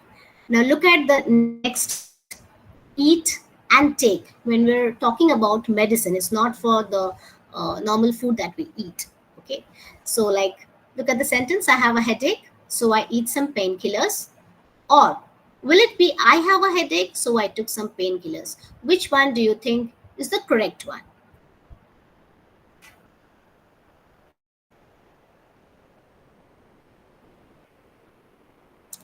Yes.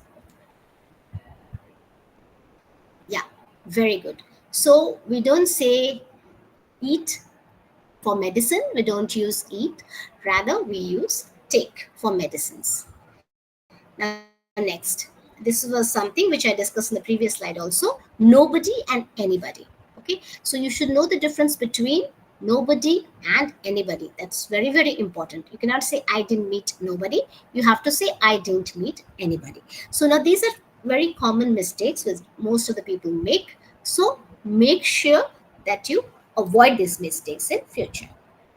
So next, I'll try to make sure that you learn a bit of speaking. Now, I want you to identify these animals. What are these called? Is it visible on your screen? If it's visible, please tell me one by one. What are these animals called? The first one? Hippopotamus. Hippopotamus. Hippopotamus. Yes, very good. What's the second one? Rhinoceros. Rhino. A rhinoceros. Okay. This one? One is zebra. Yak. Yak. Yeah. It's a Yak. zebra. Very good. Yak. Yes. Yak. Okay. Yak. Yes. This Yak. one, the last one. Zebra. And Zebra. squirrel. Yes. And last one is squirrel. squirrel. Yeah. Squirrel. Yeah. Good. Now it might appear very childish, but the thing is that most of the time we are not aware of the common things that we see. That is something, children should be acquainted with. So now we move to the next words, like which should be emphasized on. Okay, so mostly we tend to use very, very in front of the words, but we can use one word for these words. Okay, like when we're talking about very tired, instead of saying very tired, we can use the word exhausted. Instead of saying very quiet, we can say silent. Very small, we can say tiny. Very cold, we can say freezing. Very tasty, delicious. Very angry, furious. Very worried, anxious. Very weak, feeble. Very good, superb. And very room, spacious. So we can always make use of these words.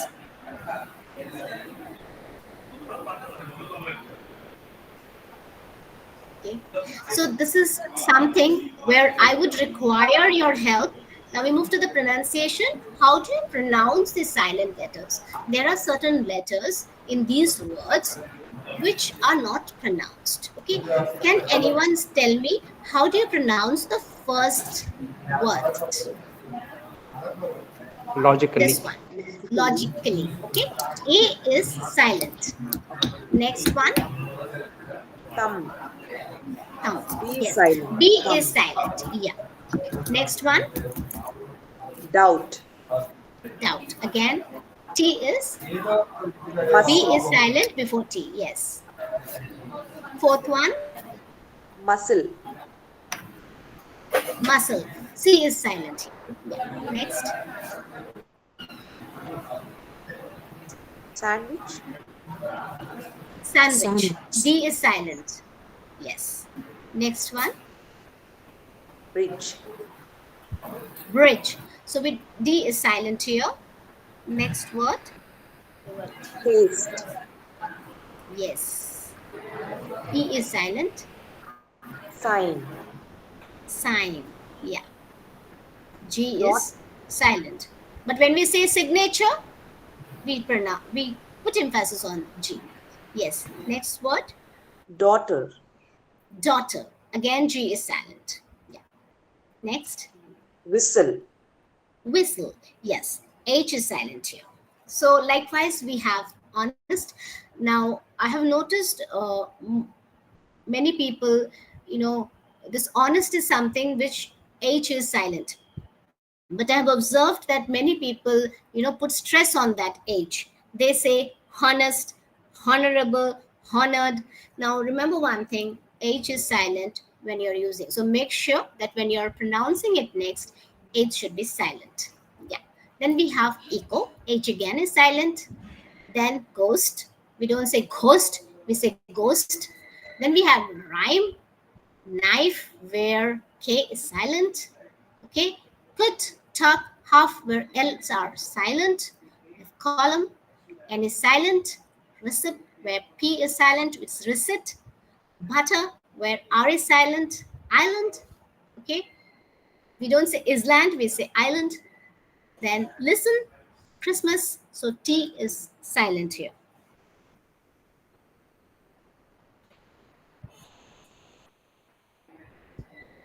Now, this is again an exercise I have. I think more people should, volunteer for this. Let's pronounce the words. Now, how is the first word pronounced? Onion. Yes. Onion. Yes. It's not onion, but it's onion. Yeah.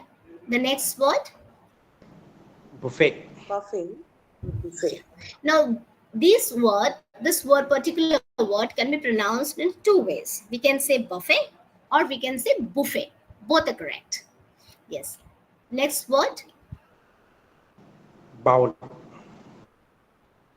Now Bowl. here, yes, bowl. Thank you, ma'am. It's very correct. It's bowl.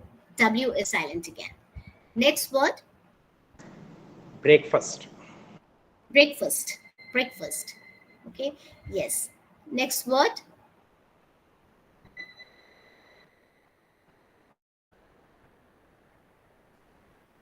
How do you pronounce the month name?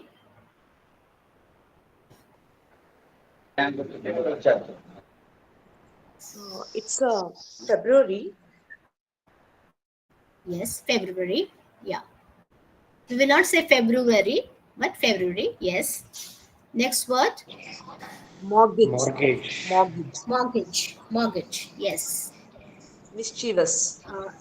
Mischievous. Yes. Mischievous. Because this chi is something where we are putting stress on. Yes. Next word. Jewel. Jewel. Jewel. It's called jewel. Jewel. Yeah, it's called jewel. Jewel. Next word. Wrecker. Wrecker. Record. Yes. Record. Yes. Next word. WOMEN. Women. Women. Women. Women. No, We woman don't say and woman. Women. This is women. Women. Women. Yes. Women. Women. We say Women. women. Yes. Women. Garage. Next word. Sorry. This is Garbage. Garbage. Garbage. Garbage. Garbage. Yes. Garbage. Okay. Next word which we Mojito. have, Mojito. yeah. Yeah, J is silent now. It's mojito. Mojito. Mojito, yes. We Next, pronounce ha. yes, mojito. Next word,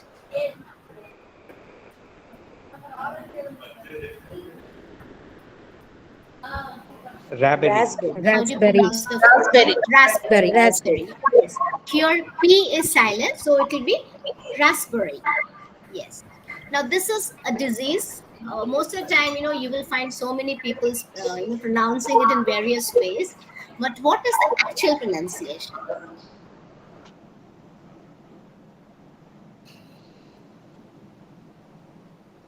Which one, madam? Is it Raspberry. dengue or is it dengue or is Dengue dengue? or dengue? It is dengue. It's dengue. Okay. Yes, dengue. Okay. The next word, Monk. Monk. monk. Okay. Though is there, but we don't say monk, we say monk. Yes. Monk. Yes. Next word, Desert. desert. Yeah, desert. Okay. The next word, B-U-R-Y, Bari. Buri. Bari or Buri. bury. Bury. Yes, bury. Bury. Yeah. Next word, D-E-B-R-E-S. Debris. Debris. Debris. Debris. Debris, madam. S is silent here. S is silent. It is debris. Debris. Yes. Next, again, a name of a disease. Asthma. Asthma. Asthma. Asthma. Asthma. Asthma. TH is silent. Asthma. Okay. Now this is something again. COUPON. This is another. We have various variants. Coupon. Coupon.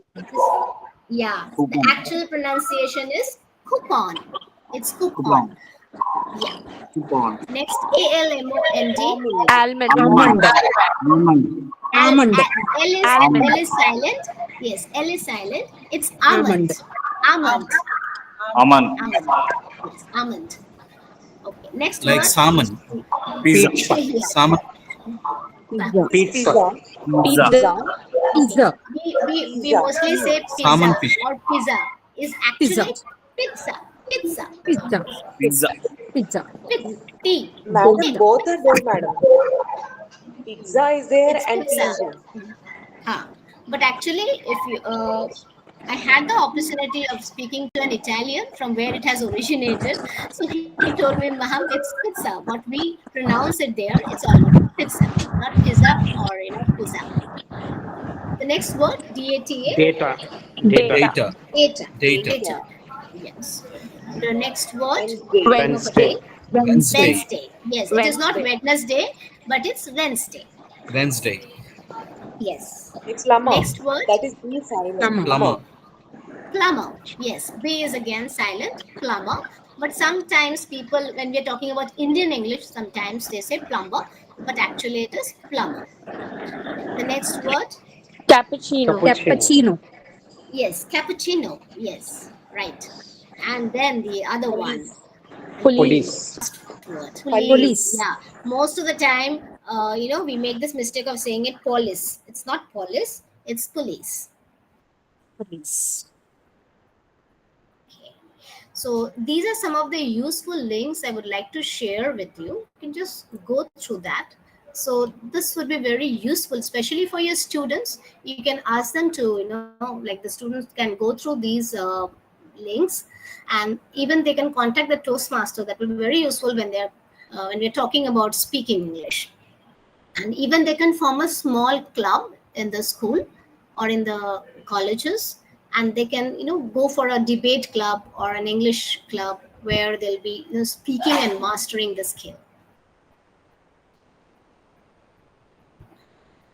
Okay, so with that I end the first one because it was supposed to be for half an hour. Can I start the next one? Yes, ma'am. Is Hasim sir there?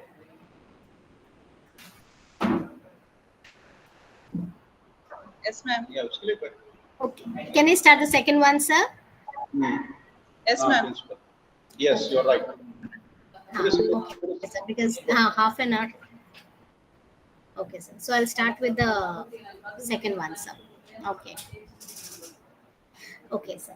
So, especially English in the digital era, whenever we are talking about English, so since it's a global language, the computer, the internet, the software, whatever you can think of, everywhere we use English. Yes. And especially nowadays, we have the social media platforms, which makes extensive use of English. Excuse Even me, when ma'am. we are, excuse me, sir, have I started? Okay. Yeah. Sorry to interrupt you. Yes, I'm sir. afraid, okay, we have to invite the other speaker. So, Okay, sir. okay, because of the overlapping of the sessions, yeah, we will plan sometime later, ma'am, the other one. So, we Okay, thought, sure. Thank you so much, sir. Yeah. and Okay. the first part is really good. So, it was good to listen to you, and we had many from your end. And the Okay, other thank you speaker for is the waiting. sign. And Sure, okay. sir. Yeah, so it was good. Any Sure, questions, sir. audience? Okay. Yeah, just a minute, ma'am. If there are any questions from the audience Okay. side, we'll just try to take a couple of them. Okay, fine. Yes, audience, any questions?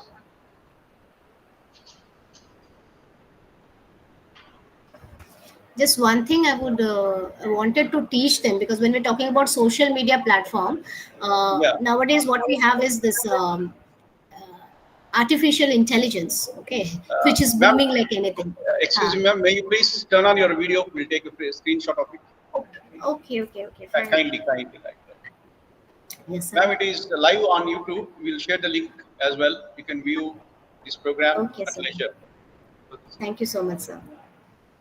So, ma'am, please continue till the.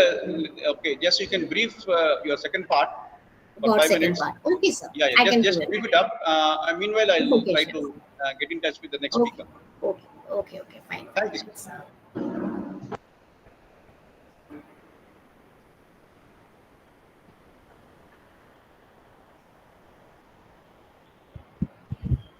Okay, so just speaking on this second one, that is English in the digital era. So I just move on quickly so that, okay.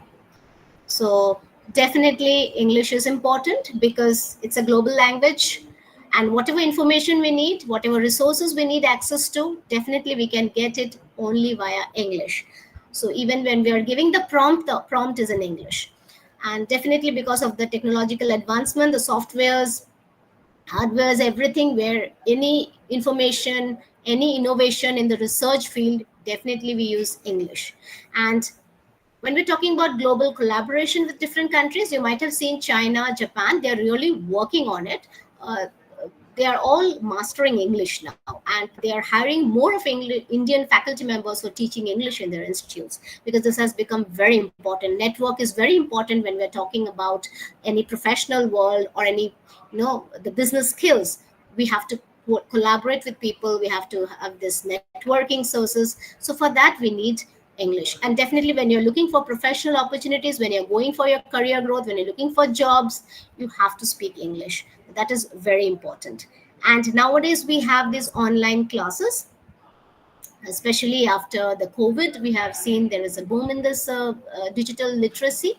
So when we're going for the MOOC courses, when you're going for online, e-commerce or online courses, we always have these English, which is very important, because all the time we do have to communicate both formally and informally in English. So this is again very important.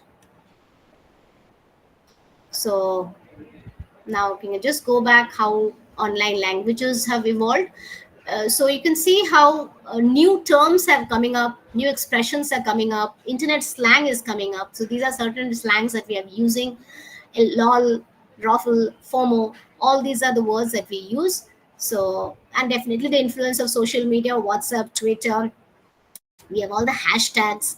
Okay, and then certain technologies which we have adapted, like crowdfunding, selfie, cyberbullying, all these are technological terms which are gaining prominence. So this also has led to the change in the language we speak. Okay, so this has been voted as top social media platforms in 2024. So you can see so many things are there. We have Facebook, WhatsApp, YouTube, Instagram, TikTok, Telegram, Snapchat, whatnot, Twitter, Reddit, Quora, LinkedIn. So I think most of you are there, associated with this, and most of you have accounts. So you might have seen how people use English in these platforms.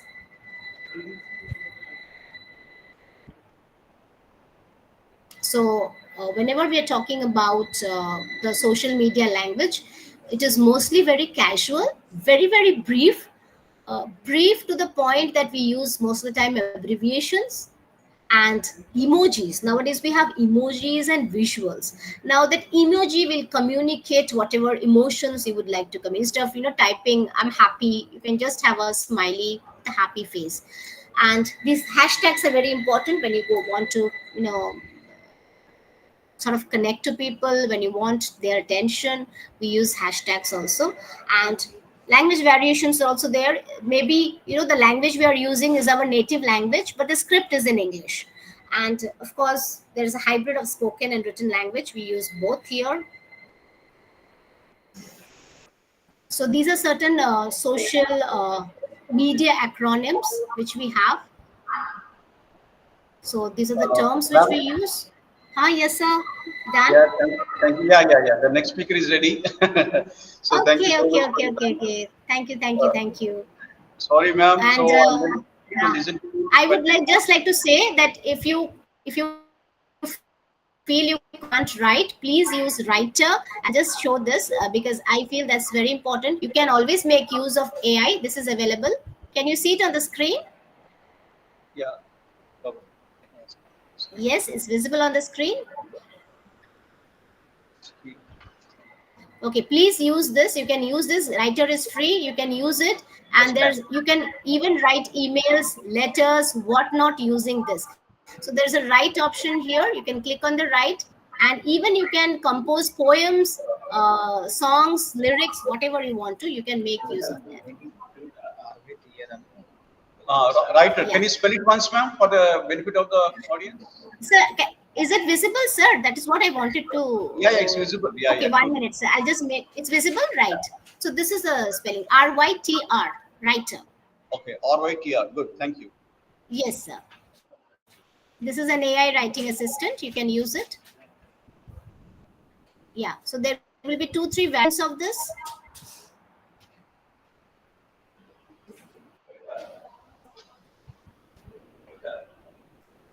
I hope it's visible on the screen. Yes, ma'am. No, It's sir. visible. Yeah, it's visible, ma'am. Writer is there. Yeah.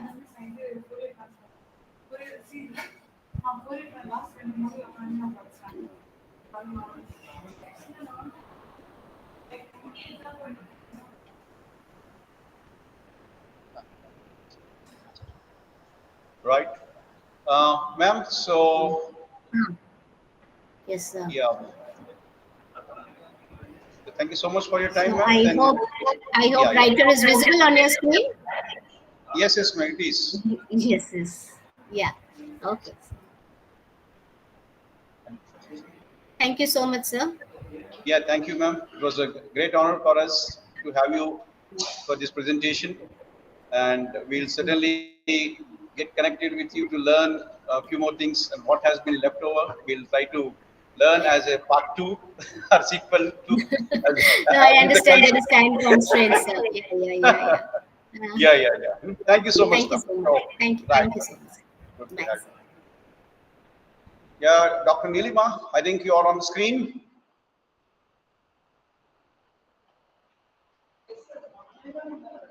Ma'am, may you please respond? Yes, sir. Yeah, thank you, ma'am. Thank you so much. Yeah. Madam Kavita is going to introduce the next speaker. Kavita, over to you.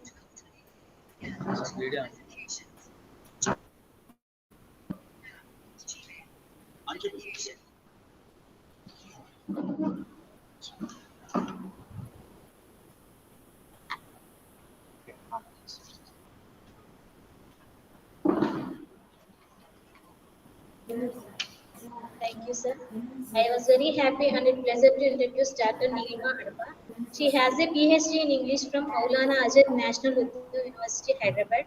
Her PhD thesis is entitled English in Social Networking Services, a study in language variation. She has a MPhil in English from Maulana Azad National Urdu University, an MA in English, and a PhD in English from Andhra University. She scored first rank in AP EDCET 2015 and has been on the main page of Enadu newspaper. She has also purchased a PG diploma in teaching of English from the English and Foundation Language University, Hyderabad. She has more than 6 years of work experience in various colleges in Hyderabad and Visakhapatnam.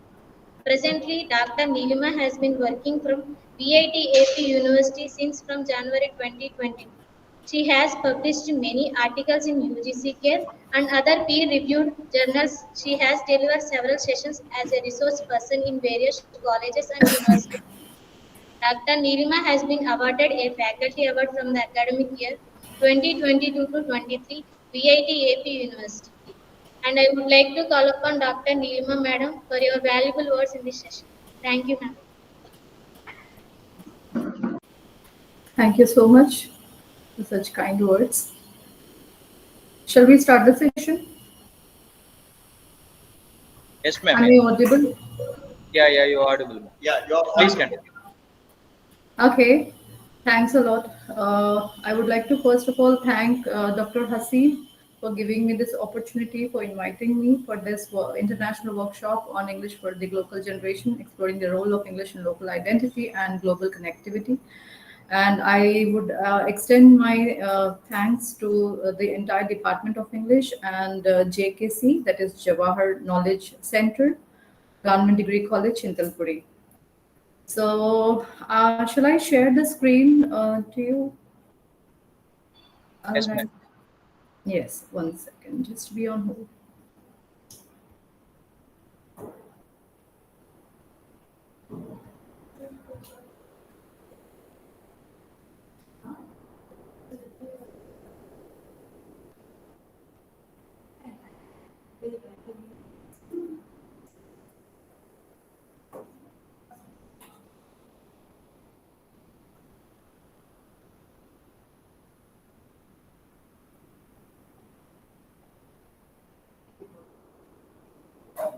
Is the screen visible?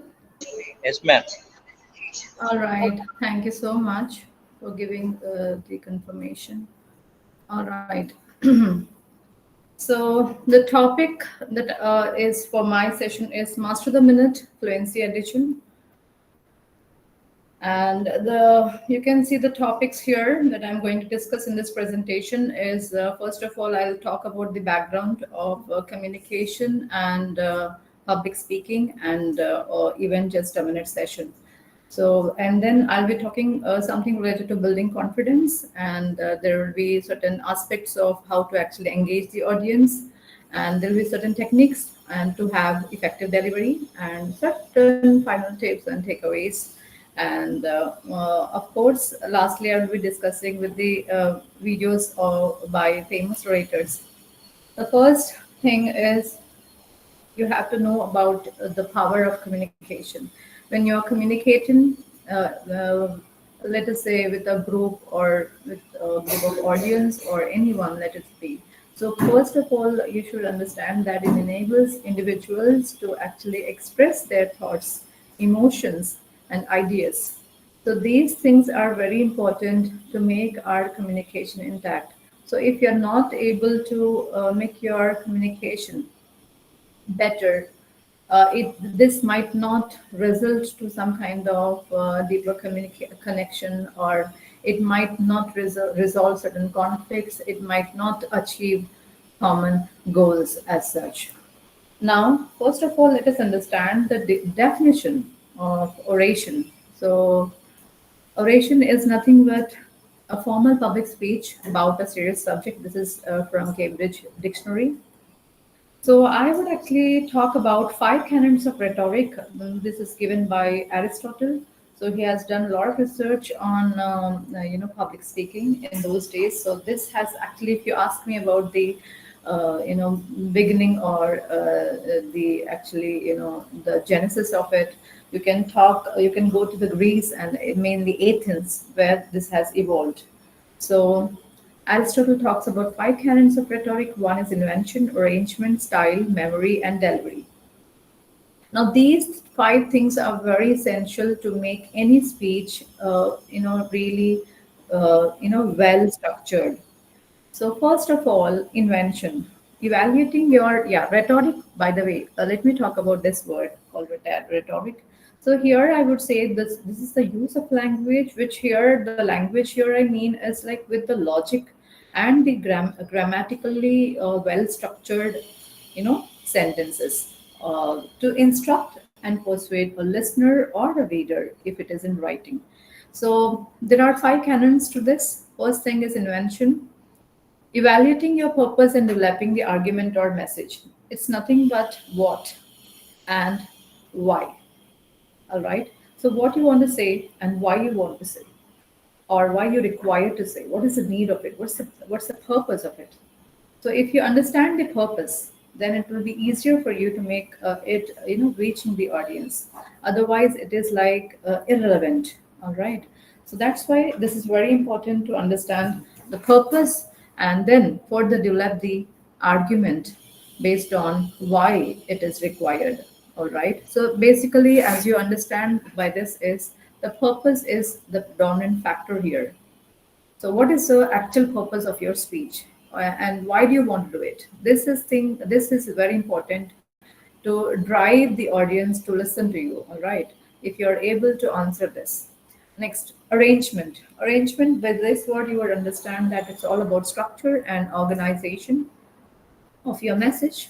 So how best I can organize my message, how best I can make it well organized with this particular audience. Means you have to know the background of the audience, you have to know who they are, what is their background, and suppose why I said this audience here, why it is in italics, I'll tell you. For example, if you're going with some kind of like preschool group, this differs from a group which you are taking up in some senior secondary level, or let us say in universities. So it depends on which kind of audience you have. All right. So arrangement is very important. The organization of the argument or the message will be actually giving you the best effect. So next is style. By what approach? There are so many approaches. So you have to determine how best you can do that. So the best approach that you would like to use for that sort of like message that you want to communicate to that particular audience again, right? And everybody's again they have their own way of approach. It can be in any form. Let it be you are using something, it can be of technical things, it can be non-technical things, it can be anything. All right. Next, memory. How can I be best prepared? For this, I would suggest something called mnemonics. Mnemonics is one of the best strategies for memorization. We all know this, quite like from the beginning or somewhere in our schooling or primary level itself. So, what do you mean by mnemonics? You are going to associate a particular, some message or information to particular, associating it to person or an event or any kind of word or something like that. So you relate it to something so that you would memorize it further for having lasting kind of impression, so that you will have retainment of memory, so that you can go back whenever you want that, you would definitely get it based on that particular word. This I used to use it in my even in my speeches, or even in my write-ups when I used to write in exams also, because it's very difficult to memorize so many things, and when you're writing an essay, kind of things mainly. So I used to make it kind of like all the initial letters. I remember I used to use and make it and initialism. So like how it can be, I will tell you. For example, I, invention; A, arrangement; S, style; M, memory; D, delivery. So with these, what's the best word I can make? So that's how I used to work on, and this is how it really helps. If you can relate it to some word, definitely it is going to help you. So that is one of the strategies, mnemonics, I can say. And next, also, if you want to memorize things, you can, memorize it based on certain organization. So first, like let us say chronologically, if you can remember, that is also one, strategy. So like based on the time, right? Or so when you want to when you want to talk about the timeline of, let us say, Facebook, a timeline of certain inventions or something like that, so those also will be helping you. So that is one way, chronologically or thematically also. Some themes will be there where you can memorize. If you're talking about literature, mainly something like related to Shakespeare, so you can do in both the ways. Memorization can be done chronologically as well as thematically. That is also one thing. All right. So there are so many such kind of strategies. So what's the best way? You can select the best way. And delivery, the gestures, pronunciation, tone, pace. So these things are very important while presenting.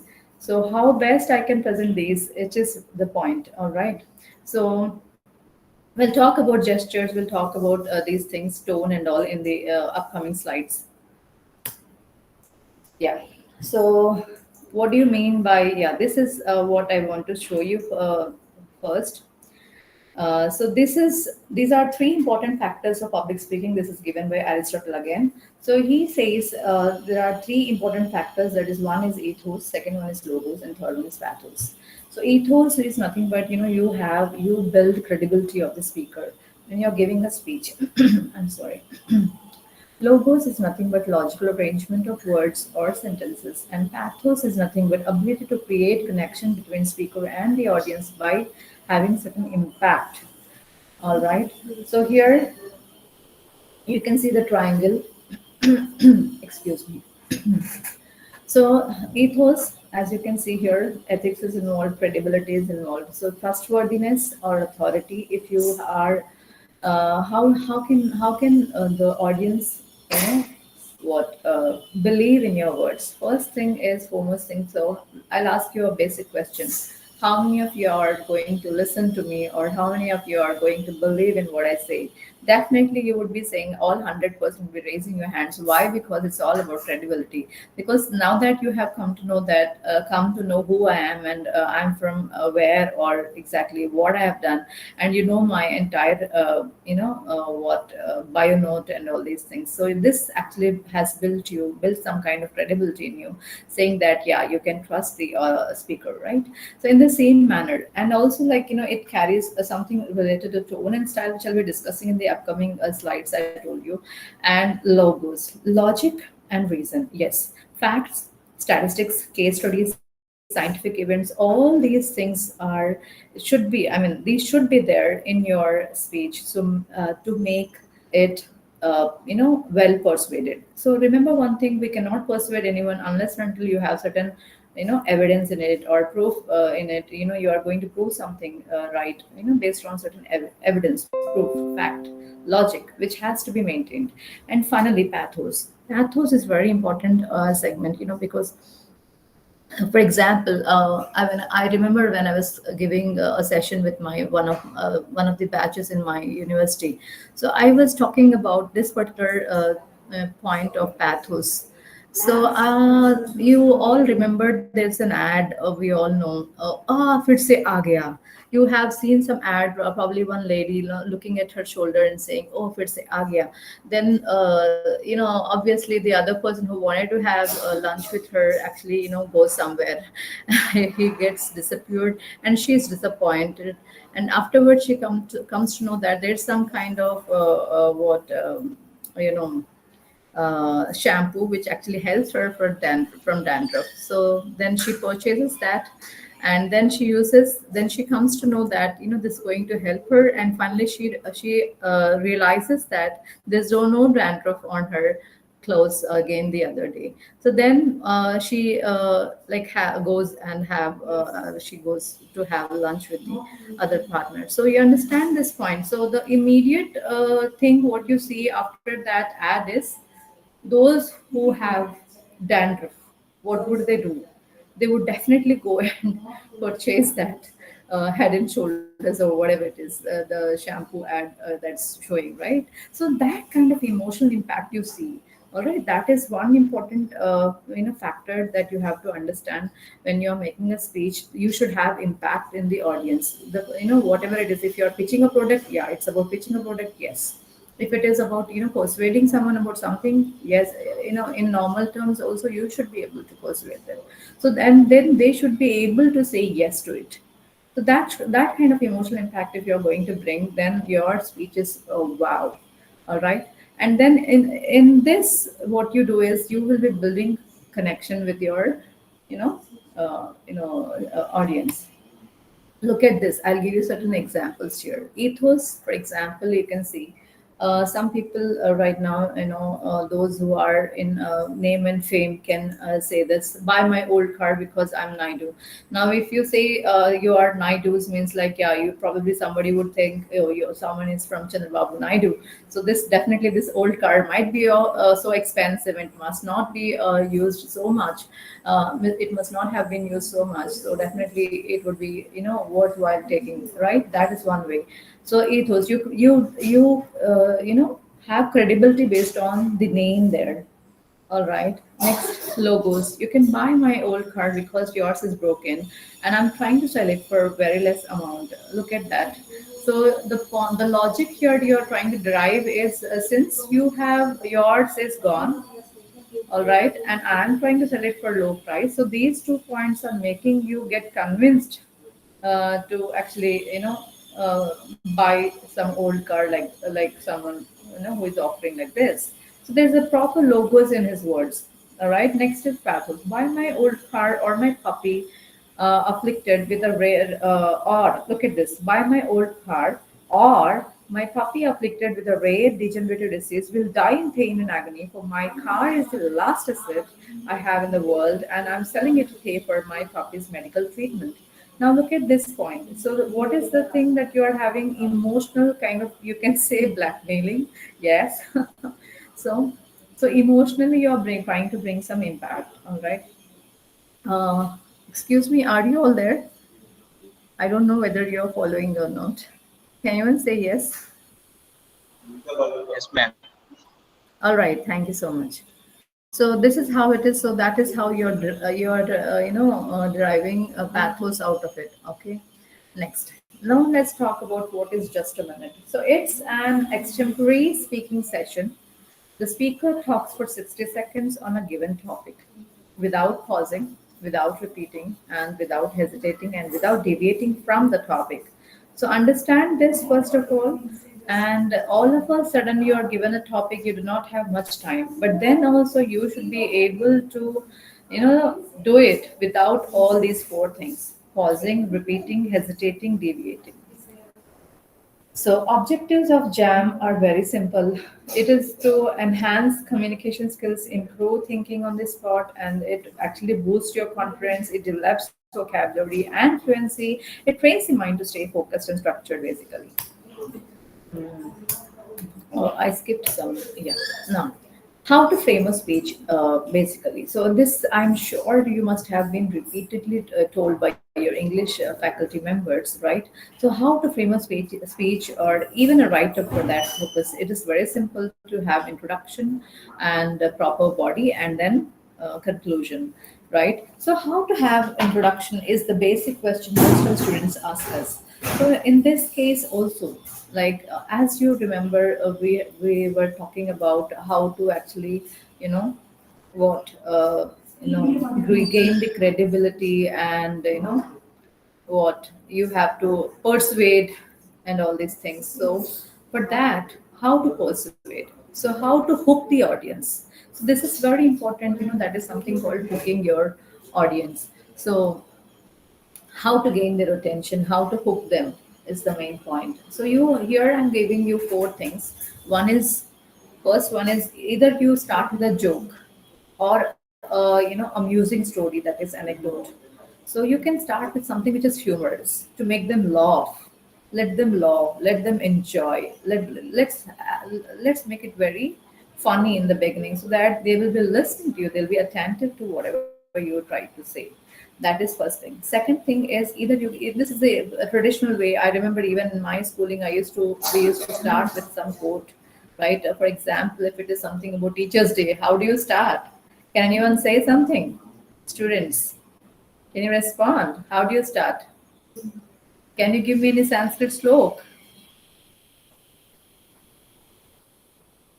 Hello, are you there? If you have a Teachers' Day program, so how do you begin? With some slok or something?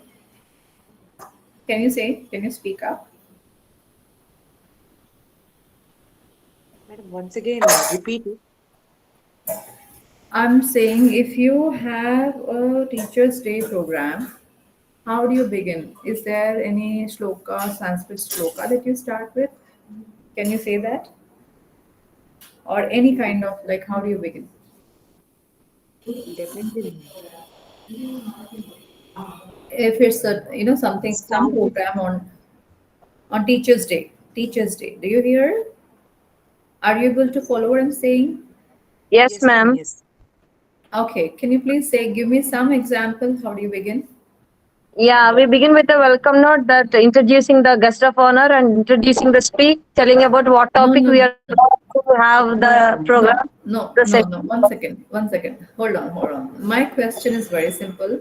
It's on Teachers' Day, all the teachers on the days, all right? And you want to give a speech about a teacher, simply a teacher. It can be any teacher. We can So start how do with you start? quotation also, ma'am. Right? So how do A you person start? who represents the whole world. Any shloka? I'm asking you. Yeah, a person who likes the whole Guru world. Brahma, Guru Vishnu, Guru Deva, Maheshwara. Very good. So do you Okay, ma'am. start either with quote or kind of or shloka, right? So these things, this is how we used to begin in our schooling, right?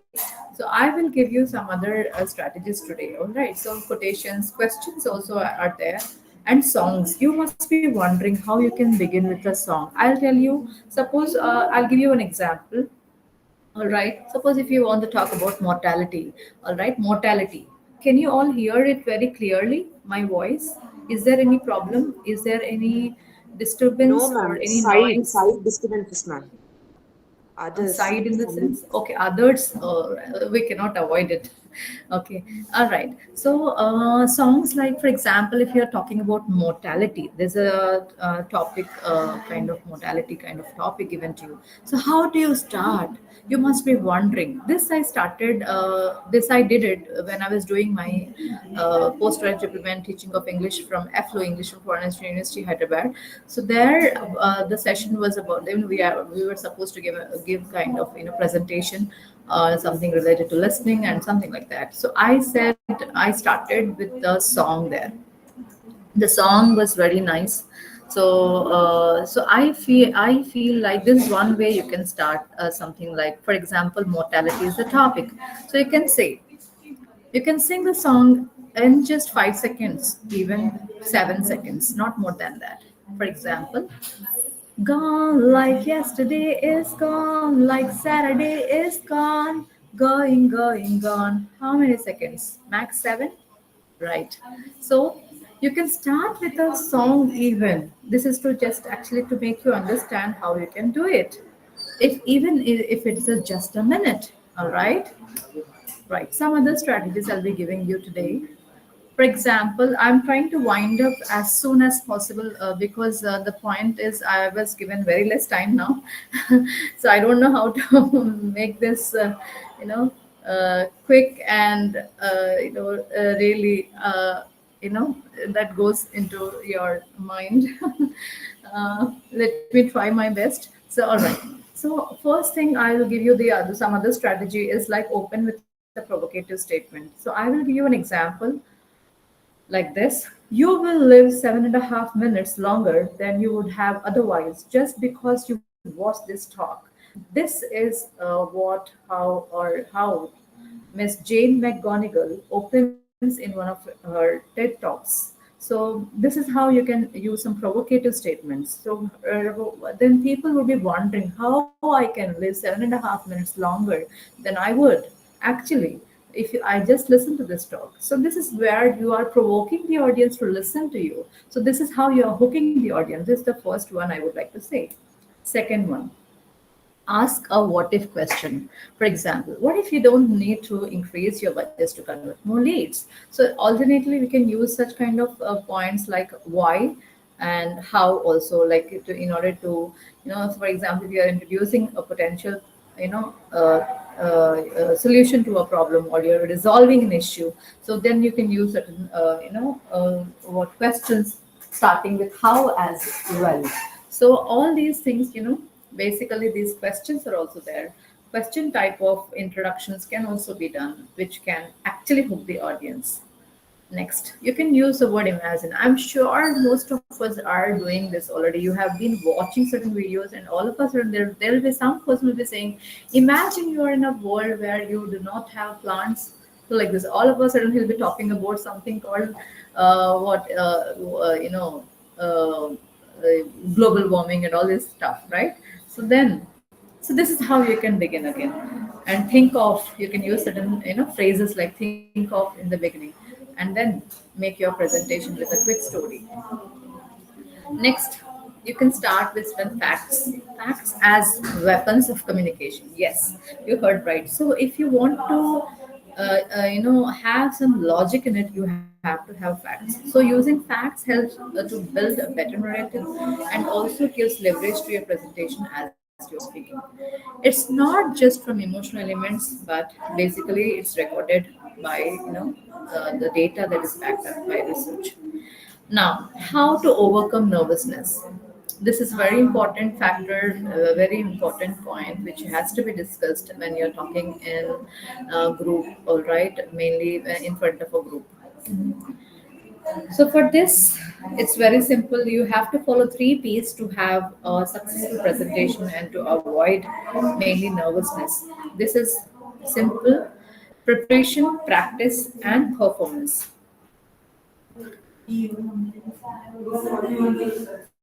So there is, first one is smile and have fun. As I told you, you can start with joke, or you can do something. But remember one thing: you should always try to smile, but don't do it too much. All right, smile when it is required. All right, speak loud.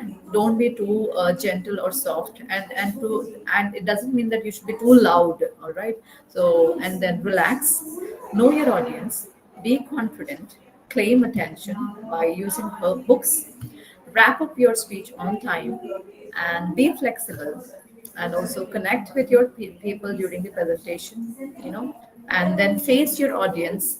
Don't show your back, and use more gestures. So we'll talk about gestures also. Use simple and understandable language, and please avoid any kind of parliamentary, unparliamentary language, or any kind of filthy language. Next, and how to engage the audience. There are so many techniques to connect. So first thing is make eye contact with your audience, so that it has certain kind of intimacy and involvement with them. So if you do not have eye contact, it shows that either you are disinterested, or uh, uh, or you are nervous. Next, so weave relatable stories into your presentation using narratives, so that make your message memorable and impactful. Excuse me, 1 second.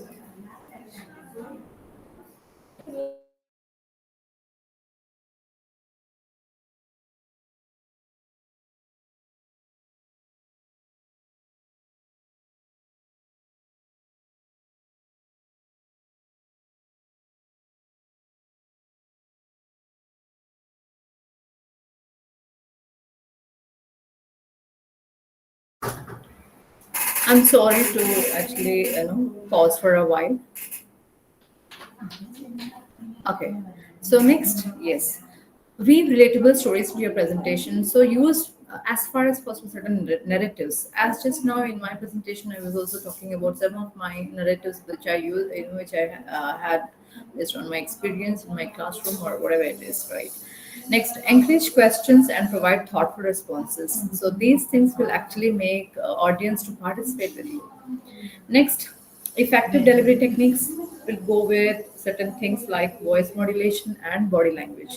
Now, voice modulation is very important and essential tool. It's very powerful, basically because it involves varying pitch, tone, and volume. These things to convey emotion and also emphasize points and show certain interest. Basically, they maintain interest. They maintain the interest intact.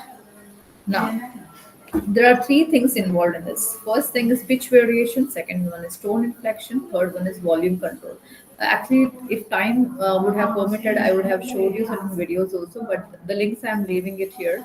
You can go through these things later and understand these three things. The first thing is, pitch variation is given in the first one, and tone inflection and all these things related to tone, intonation aspects are given in the red ones, and volume control is the last one. All right, and then moving on to body language. So effective body language. Yeah, what first of all, before going to this, I would actually talk about this one. If you have same voice, if you do not modulate your speech, your session would be so boring. I'll give you one sort of example. The person who actually has the same voice modulation, I mean no modulation without I'm sorry, without any modulation of the voice, and same body language without, I mean, without moving his hands without making any gestures, no hand movement or no facial expressions. Can you give me any example of any great leaders? I shouldn't ask this on this platform, but you can think of someone maybe. If you see, right now, I think the person is not there, but I'm giving you a clue that he always used to look straight in the camera, of course, or reading a book. Okay, doesn't he doesn't make much, work. Rosia, He madam. doesn't. Rosia. No, it's an Indian. India only, Rosia. Oh, Rosa, yeah, you said I did hear. Okay, no. It is okay. All right. Think about it, but don't answer here because in this platform we should not discuss such things. Anyway, so just think Odissi of CM, some. madam. Odissi CM also, it's just like that. All right. Okay. So just think about someone who has this kind of thing, like doesn't have any voice modulation, and there's no or kind of gestures or eye contact or even no all these things. So that would be actually, you do not feel like listening to that, or you feel boring. It is so monotonous. It is so morose rather. So next, moving on to body language. So here, effective body language, as you can see, it enhances your message. It makes it more impactful and memorable. So now for that, you should have meaningful eye contact. See, eye contact, it doesn't mean that you have eye contact from the beginning of the presentation till the end with one person only. No, it has to have with all the audience. So how do you do that? So you can use some, a triangle and inverted triangle method. So if what do I mean by inverted triangle and triangle? I will tell you. So the corner, the tip of the triangle is you, for example. The base would be the the other side of the wall of the room, right? So for example, that is how it is. All right. Then this is an inverted triangle, right? So for you, all right. So now what do you see when you watch? So your eyes should go from to the left side of the last person over there to the right side, and it has to come back. From there you have to have diagonal view, and then again a normal triangle shaped eye contact. In this way, if you do, in every 3 minutes, 3 seconds, if you shift your eye contact, definitely I'm telling you, you will have eye contact with majority of the people within the same room. Otherwise it will not be a meaningful eye contact at all. And also, like, don't gaze at anyone. Have an eye contact. Next, I hope you understand the difference between these two. Next is purposeful gestures. Now, don't have unnecessary gestures. Unnecessary unless until it is significant. It makes some significant what point. Now, for example, you can clasp your hands when you are actually making a significant point, and otherwise you can need not have. Clasping is a very good sign of showing something which is very significant. Otherwise, even overuse of that also would be losing its actual sense. All right, so better you use some kind of purposeful gestures, and also even the head movements, nodding sometimes, when you're trying to say something, when you have to nod and say and acknowledge something in such a manner. So then you can nod and you can, have smile. All these things play a vital role. Next, good posture. I'll talk about posture in the upcoming slides anyway. Next, control your expressions. Now you should remember not to overdo anything. All right. Next, look at this. I was talking about body language, and this is about posture. I was talking about. So posture, which one is the best posture? You can see that is the middle one, right? Balanced, upright posture.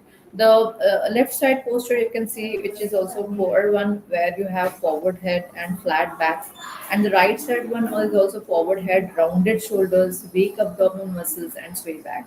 So you have to give away these kind of postures, but rather you have to go with the good posture, which is balanced upright one. And you can see one, the left side, you can say which is actually showing dominance. The other side is showing nervousness. So you should avoid even these kind of postures.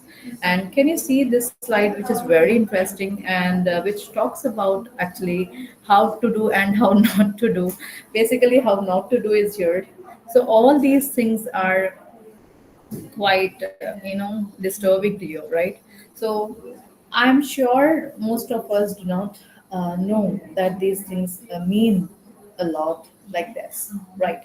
So the first lady who is standing, you can see she has crossed her legs, but she doesn't know that she's not open to communicate.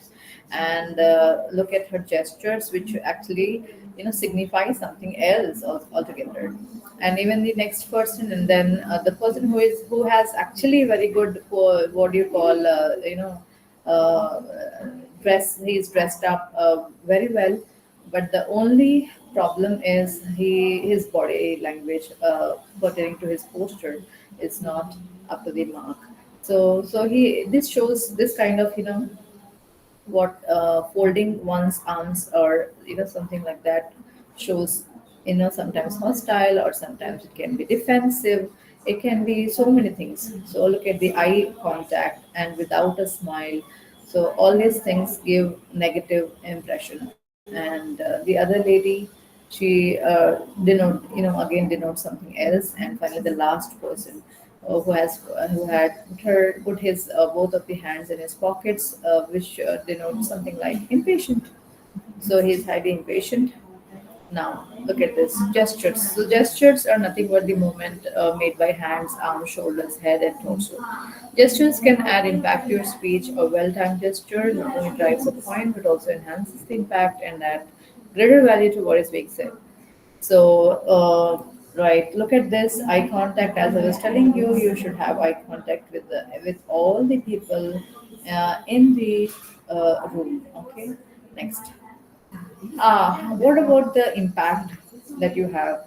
That's what we were discussing under, tattoos. So, which leaves a lasting impact on your audience, and the way you speak or the way you actually make your message clear should be resonating with the experiences, values, and emotions of those listening.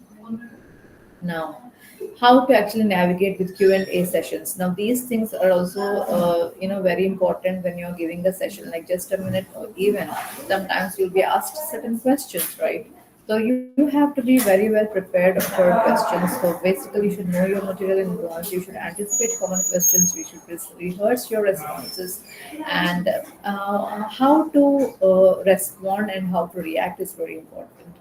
Here you have to maintain composure, which during the session, which is highly important for projecting confidence in authority. So here are there some of the tips, like staying calm will help you actually to understand the topic or the question that is asked, and and then actively listen to the audience or whosoever has raised the question, and do not actually immediately answer the question, but pause for a while, and then it actually adds so many things, like it adds enthusiasm, it adds curiosity, and inquisitiveness in the audience, and also in the meanwhile you can also frame whatever you want to say, frame your ideas into the thoughts, whatever, into some words, and then reflect.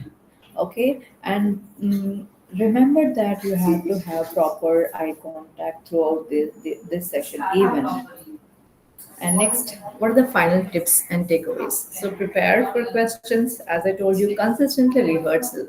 So this actually strengthens your familiarity with your slides and refine delivery style. Pacing is nothing but the speed of your delivery. All right, the rate of speech. Okay, the way how fast you are.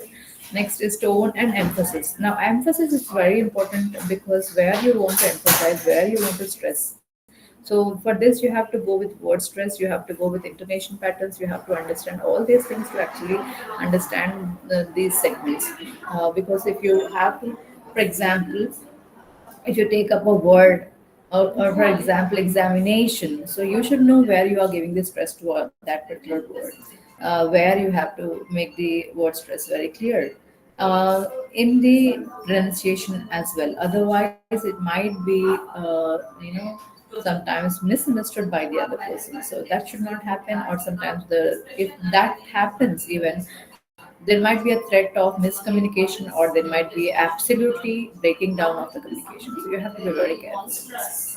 Next is timing and transitions. So aim for seamless activity, and you have to deliver it highly professional fashion. Next, practice audience. Now, enlist colleagues to listen and provide feedback. So ask them to listen to you and ask them to give the full feedback. So practice with certain audience whom you know very well, basically with colleagues. They might be friends, they might be your hustlers, they might be close friends, or anyone. All right. Next, as you can see here, yeah, seek feedback, reflect on performance, explore new techniques, and set personal goals, and iterate and adapt. So these things are very significant in this kind of public speaking. So, and particularly if you ask me about how to have a successful jam session, you can think before you speak. A few seconds of planning helps. So do not take much time, because you won't be given much time as well. So just think for a while, and make your vocabulary very clear. What kind of choice of words you want to make based on the keywords that you identify from that particular topic. All right. So jot down the ideas, jot down the vocabulary, jot down the words, jot down the framing and all. Immediately, whatever comes to your mind, you can start with some kind of story, some kind of quote, some kind of thing which has should not take more than 5 to 7 seconds, and then immediately get in the topic. All right, or get into the details of the topic. Next, speak clearly and confidently. Remember, you cannot be unclear. You cannot be simply standing there and without confidence, right? You cannot. Sometimes what happens is some students will be standing there in front of the podium, putting their fingers in their mouth, or fingers on their hair, or some people will be trying to look outside the window or anything like that. So all these things actually give negative impression. So please try to avoid those things and stay confident and stay on topic. Avoid tangents. So there is a very great flexibility when someone who is standing there to actually talk about sometimes something which is irrelevant, or straying straying out of the straying away from the topic. So all these things, this will actually make your jam session worsen. So in actually speaking, only 1 minute you have, and actually seconds you have. So keep that in mind and avoid all these things, avoid distractions, and avoid any kind of irrelevant points, or do not get out of the topic, but please stay to the topic, stay on the topic and stay to it. All right. Next, use simple language and structure. Do not make it complicated. Be as simple as you can, and don't use some kind of bombastic language. Don't think that people will be able to understand if you're speaking bombastic language. No, no, no, no, you're wrong. Try to be as simple as possible. Make your language, make your speech very simple and well structured. All right. Next, avoid filler words like all these things, and avoid long pauses, please. Avoid any kind of interruptions or disruptions in your speech to have successful jam session. Now, best practices during a session, jam session. Maintain good posture, stand confident with the straight back as I showed you. Okay. Uh, this one, all right. Okay. Next, make eye contact, engage with your audience, use gestures, emphasize points with appropriate hand movements, and control pace. Speak at a moderate speed. Please try to avoid rushing. So make your speech at a moderate speed. Don't rush. All right.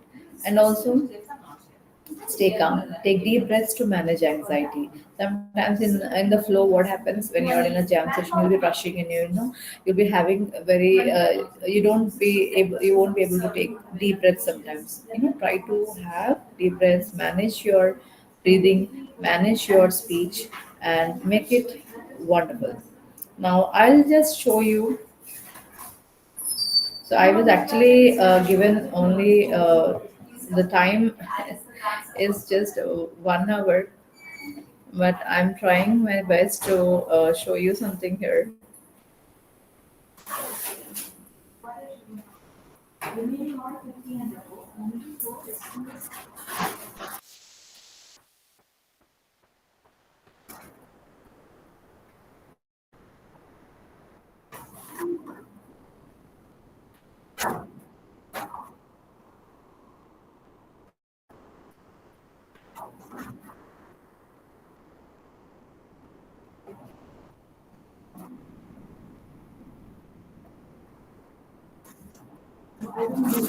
Martin Luther King's speech.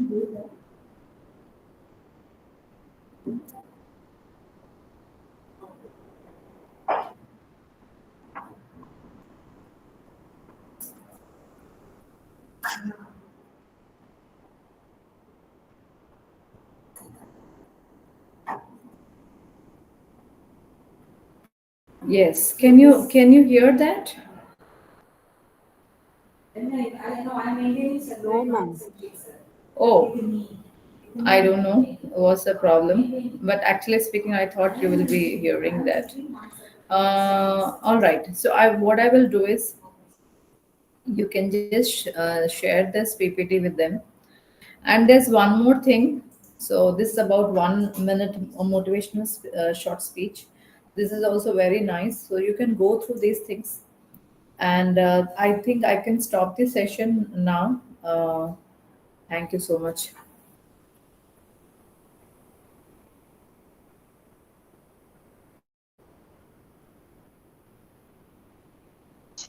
Thank you so much. Yeah, Dr. Nilima, it was really good to listen to you. So you have touched upon many aspects of speech, language. So how one need to be technical, and you have it was really a kind of insightful presentation. But the thing is, we have nice speakers, and we could not accommodate or couldn't give enough time. So which is our mistake. Anyway, it was really good to listen to you. Audience, any questions, please? If there are any questions, if it's difficult to maintain eye contact, what is the substitute? Sometimes we find it difficult to talk to a person just looking into his eye. So what is the substitute? Do you mean is it culturally intricated point that you're trying to say? See, many people may not like us looking into the I got eyes. it. So what is the substitute? I got it. Actually, there is no substitute as such. See, basically, this is English, and you have to understand English as English. And if you are mainly having public speech in English, all right. If it is other than English, also I would recommend you to look into their eyes. Otherwise, it will be giving you some kind of negative impression. As I told you, it can be, making the other person understand that you are disinterested person or something like that. So there's no other exactly substitute. The one thing I can say is, like, you need not, like, gaze at the other person, or rather you'll be looking at the person's eyes, and then you can be able to, you will be talking about various things, and then you can look at other things as well. But sometimes, or means, like, after a few seconds again you should have eye contact, so which actually makes the other person understand that you are actually speaking to him, and you are absolutely interested in talking to the other person. Madam, I heard somewhere that looking at his nose or lips or right ear is also Yes. Yes. acceptable. Is it correct? Yes. Yeah. Obviously, if you, so the point is simple. People say that, but I will tell you, if you are, how many of us think that, exactly that, like, when you're looking at the other person's nose, you still feel that the other person is not looking into your eyes. Am I right? So this is one thing why I have observed based on after so many theories also. So personally speaking, I would actually recommend with the first one, but the second one will also work to some extent. I won't say absolutely no, but it works to some extent. Yeah. May I add an input, ma'am, for this? The same thing. Yes. So yeah. Coming to body language, okay, we have gauges. We have three types of gauges: aggressive, personal, and intimate. So aggressive, see, if you what do you call, divide our face into three parts. The first one is the forehead. So if someone looks at the forehead and speaks, that is aggressive. And the personal is from, okay, you have to draw a triangle like from here, eyes to nose. So that is the personal gaze. And below the nose, like this, it is intimate gaze. Okay, these type of gauges are quite common in the Western countries. Now we have to get used to this type, because there is a mix of culture, and we need to have what is called cross culture adaptability. Also, we have to take up. So I think I made my point clear. So when you're angry with someone, angry at then you have, okay, normally what do? You look at the forehead. Okay, you look at the forehead and try to say what you want to, then that makes sense. And when you look at the eye part up to nose, okay, like this triangle, that makes a personal gauge, okay, which is always good, formal one. And down the below the nose triangle, that is intimate gauge. So only amongst the family members or siblings or spouses, okay, they have to look below the nose. Okay, this is what okay, I have observed, having studied and having taught in the last a couple of decades. So this is a small input, ma'am. Thank you so much. Thank you, sir. Yeah. Any other questions? So if there are no questions, okay, the time for us to thank Dr. Nilima, ma'am. So he has been very much resourceful. And okay, so we had I've been talking to ma'am, and she has a lot of energy. She has a lot of scholarship with her. Okay, diamond scholarship is like a diamond which has many facets, and that's what I can okay, observe in ma'am and in her presentation. So if time permits, okay, in future we'll certainly make use of your okay, the different facets of the scholarship you have, ma'am. So thank you so much for your time, and looking forward to having a few more sessions in future. Thank you. Thank you so much, sir. Thank you. Thank you so much. And dear participants, the time for us to break for lunch, and we'll be rejoining by 2. In the afternoon session, we have 4 presentations, each running about half an hour. And the valedictory session will be from 4 onwards. Okay. I think we have launched a contest, poetry writing contest, and people might be what you call sending their responses in. We have shared the Google, what is that, Gmail. Kindly share, and responses received up to 2 shall be entertained, and they will be reviewed, and comments on the written poems shall be given, and those pieces that stand out better and best shall be rewarded appropriately, and that shall be communicated in course of time. So thank you so much. We are breaking for lunch, and we'll rejoin by 2. Thank you so much.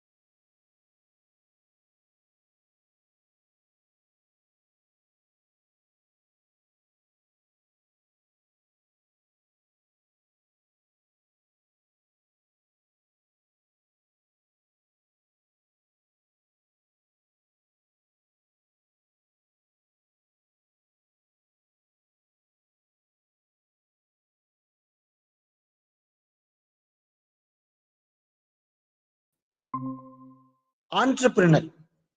Entrepreneur. The spelling is ENTREPRENEUR.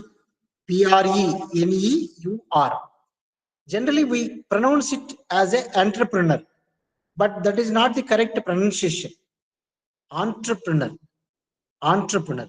The next spelling I will tell you is, most of the students commit mistakes when you ask them to write this spelling. 12th. There is one example, 12th Night by drama by William Shakespeare. 12th. Most of the students, they commit mistakes in writing 12th. TWELFTH, where F is silent. Okay, they just like that, TWELTH. Okay, so entrepreneur, 12th, like that. So we should have command over this particular aspect,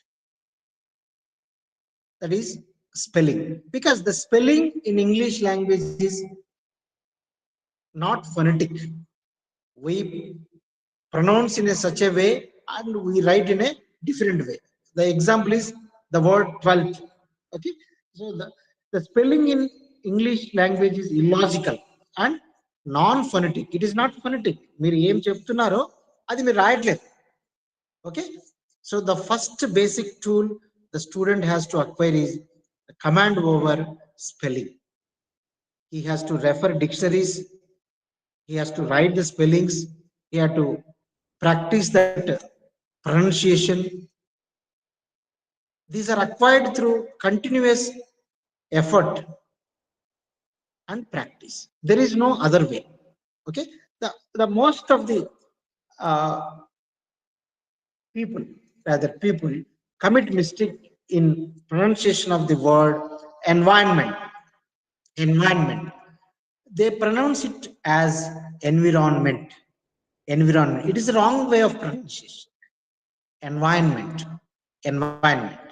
Okay, so I am giving these examples for the need of the tool under which the student has to acquire. First is spelling. The first basic tool is spelling. And the second basic tool in English language when you are writing written communication, punctuation. Where this word punctum means stop. Punctum is a Latin word. Punctuation is derived from the Latin origin. Okay, punctum means stop. Punctuation.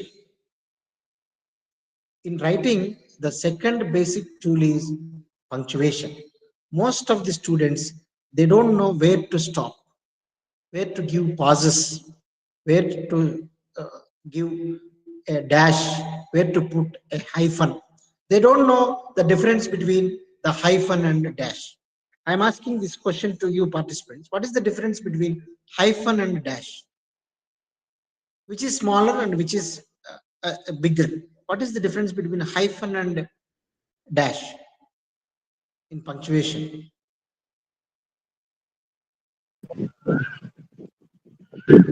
Whether hyphen is a large one or a dash is a large one. Hyphen is short Hyphen is one. the smaller one and dash is the larger one, sir. Thank you very much for it. That is the correct answer. Hyphen is a smaller line when compared to dash. Okay, so we should distinguish among various these punctuation marks: colon, semicolon, inverted commas, question marks, exclamatory marks, etc. Okay, so the second basic tool is punctuation. The third basic tool is vocabulary. Somebody have responded as the words and vocabulary. The treasure of words, vocabulary or treasure of words. So we should learn on daily basis some words. I have given some examples, the 3 words: entrepreneurship, entrepreneur, 12th, environment, twilight. There is another word, twilight, TWILIGHT. It is not twilight, it is twilight. The twilight is a time. Yeah, very good, Praveen Kumar. Thank you for your response.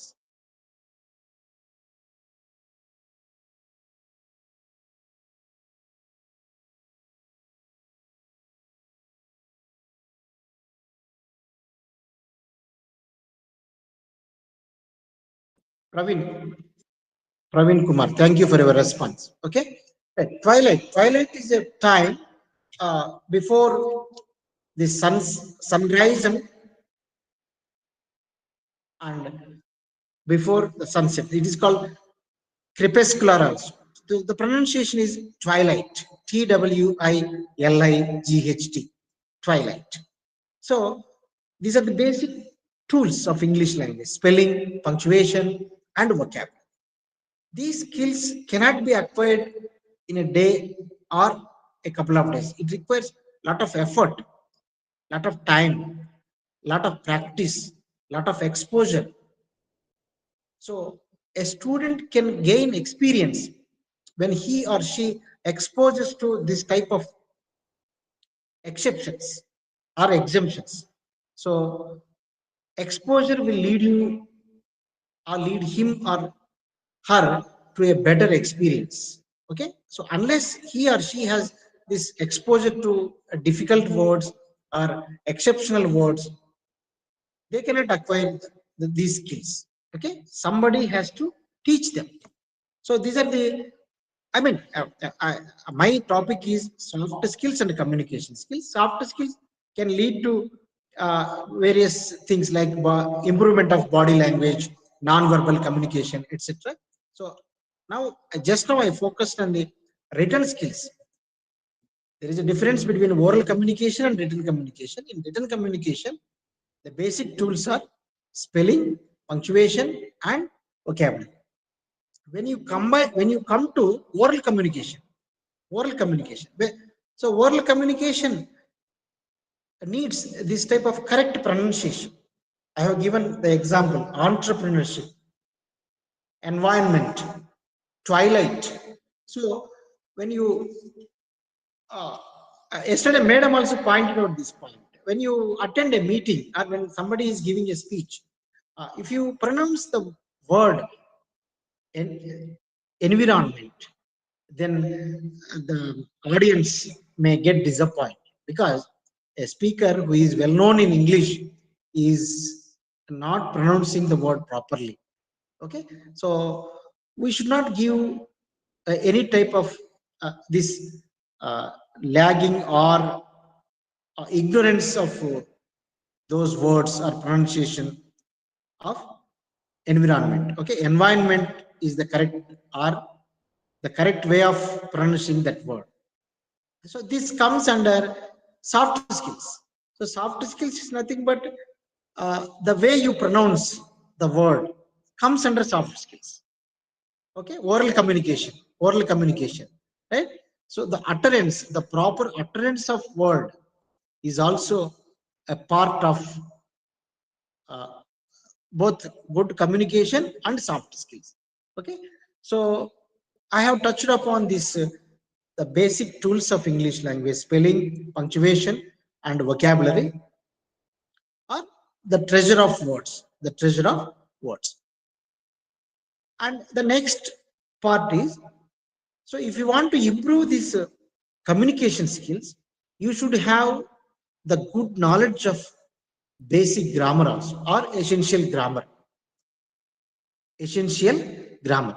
Because most of the students are struggled with the concept called confusion. Most of, and even an experienced teacher or an experienced person may have some confusion at one level. He or she needs clarification. So at student level, they have come across various types of confusion. They need clarity. So if they don't have clarity, they cannot move forward in the process of acquiring these LSRW skills or acquiring various new words, etc. Okay, so they have to, we the teachers at various levels, junior colleges, degree colleges, or even postgraduate students, we are here to get clarity among the students. If they get clarity, they will get confidence in learning any skill or in learning any language. For this purpose, after acquiring these three skills, spelling, punctuation, both for students and teaching community, right? So in every class, we should motivate the students to learn various aspects of language. And moreover, yesterday, Madam also touched upon the one important aspect. We should not ape the culture of others. Don't try to write or speak as the native speakers speak or native writers write English, whether it is a British English or American English, right? So you can retain your own slang. మన తెలుగులో అయితే మాండలికాలు అంట. So ఈ తెలుగు భాష కూడా మీరు చూసారంటే ప్రతి డిస్ట్రిక్ట్ లోనూ ఒక్కో డిస్ట్రిక్ట్ లో ఒక్కొక్క రకంగా మాట్లాడుతుంటారు. డిస్ట్రిక్ట్ లో కూడా విత్ ఇన్ తాలూకాల్లో కూడా ఒక 40 కిలోమీటర్స్ మీరు ట్రావెల్ చేస్తే ఆ తెలుగు భాష కొద్దిగా మారిపోతుంటుంది. It can be applied to English language also. But if you know the correct spelling and pronunciation, you can manage the things properly. That will be fine. Okay, so we have to build this type of motivation among the students. It is a continuous effort. I personally feel that in PG students, they don't know if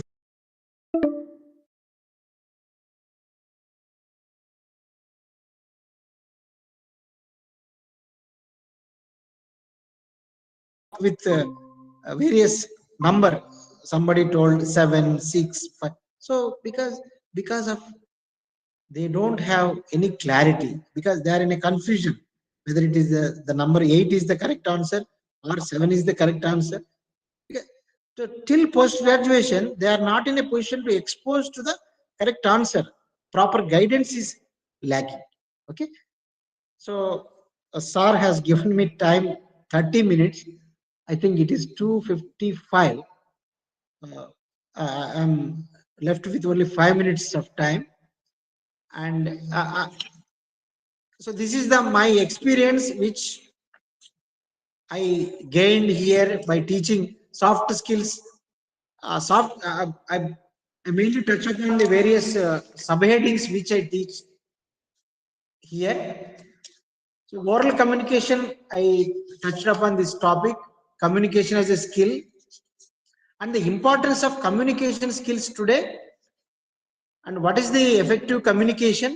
So if you don't know the correct structure of the language, you cannot communicate effectively. Okay, and the body language is also one of the parts of soft skills. Personality development is nothing but your approach, positive approach, confidence, and you should be good in learning, and be yourself comes under personality development. Dress up well, manners, be encouraging, being social, and we should always indulge in conversation. Okay, this general conversations will teach a lot, as it usually involves topics unrelated to your work. So if you indulge in a general conversation, you will gain a lot of knowledge, because the conversation may not be relevant to your work. They are unrelated to your work. And another topics, team skills, group discussions, interview tips, leadership skills. So these are all part and parcel of the soft skills, but the undercurrent is you should possess the good language skills. What are those language skills? That is English language skill. Okay, and the presentation skills also comes under soft skills. Presentation skills require a proper uses of sentences, proper uses of vocabulary, and another important point is social etiquette and professional ethics. These are also part and parcel of soft skills. And soft skills for entrepreneurship, if you want to start any business, you need good communication skills. Okay, Right. I couldn't send you any PPT, but I presented it orally with my own experience. Right. Thank you very much, sir, for giving me this opportunity. I try to conclude this discussion.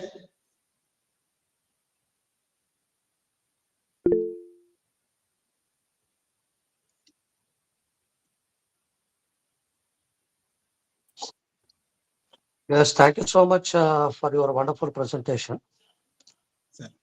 See, while talking about tools for effective language speaking or communication skills, you touched upon punctuation.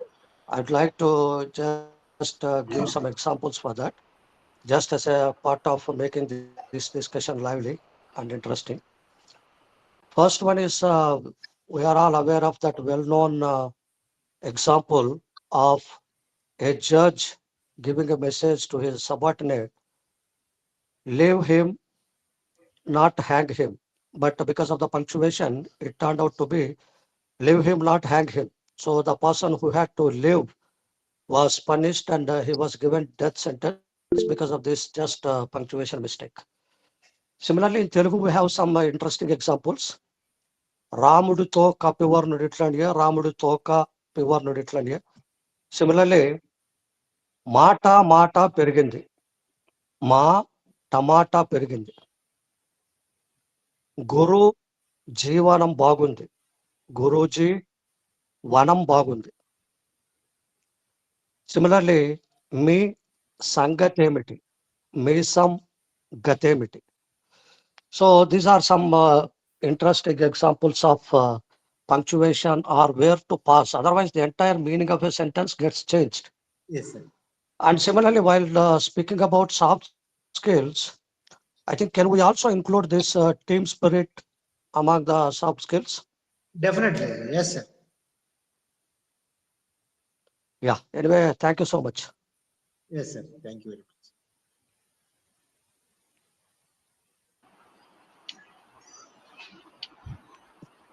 Hello. Okay. Thank you, Murali Krishna Reddy Garu, for your valuable speech on trends of communication, basic tools of written language, oral communication as a soft skill, motivation of students, structure of the language as a soft skill, body language, personality development, presentation skills, social etiquette, etc. I once again thank you, sir, for your valuable information on communication skills and soft skills.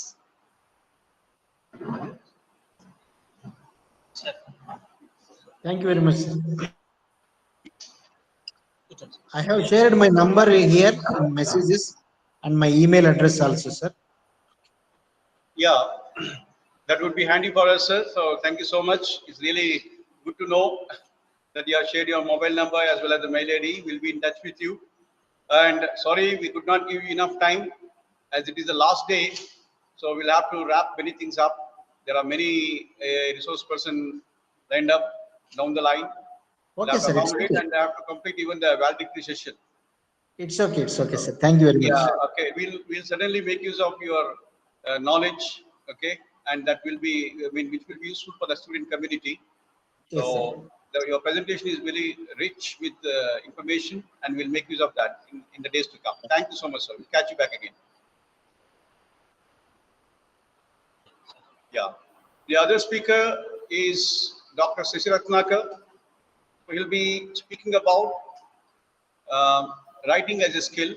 So, Dr. Sisi, are you available? Sir. Yes, sir. I'm ready, sir. Yeah, just a minute. You'll be introduced. Who is introducing? Mahalakshmi. Oh, okay.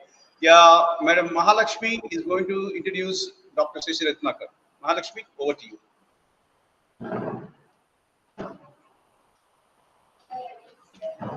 Video of this.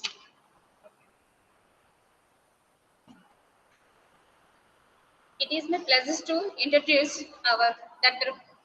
Kota Pragada Sesi Ratnakar, post-graduation from Acharya Nagarjuna University, PhD in English, Environment and Subaltern in the selected fixture of Emitive Gersh, qualified UGC National Education Test and qualified in APSET. Total teaching experience 22 years and teaching experiences in verbal sections of graduate record examinations and international English language testing system 12 years. Research publications 16 research papers in national and international journals.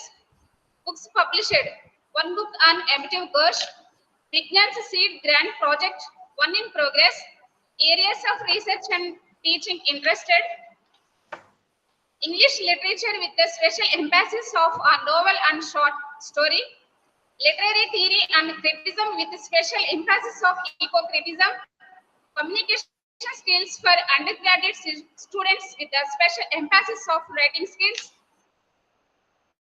graduate record examinations, verbal tasks consist of the text completion and sentence equivalency questions and reading comprehension and analytical writing assessment, training in verbal ability for recruitment in the public and private sector companies, group discussions and non-academic roles, counseling, event management, official documentation, literary club activities, and college magazine activities.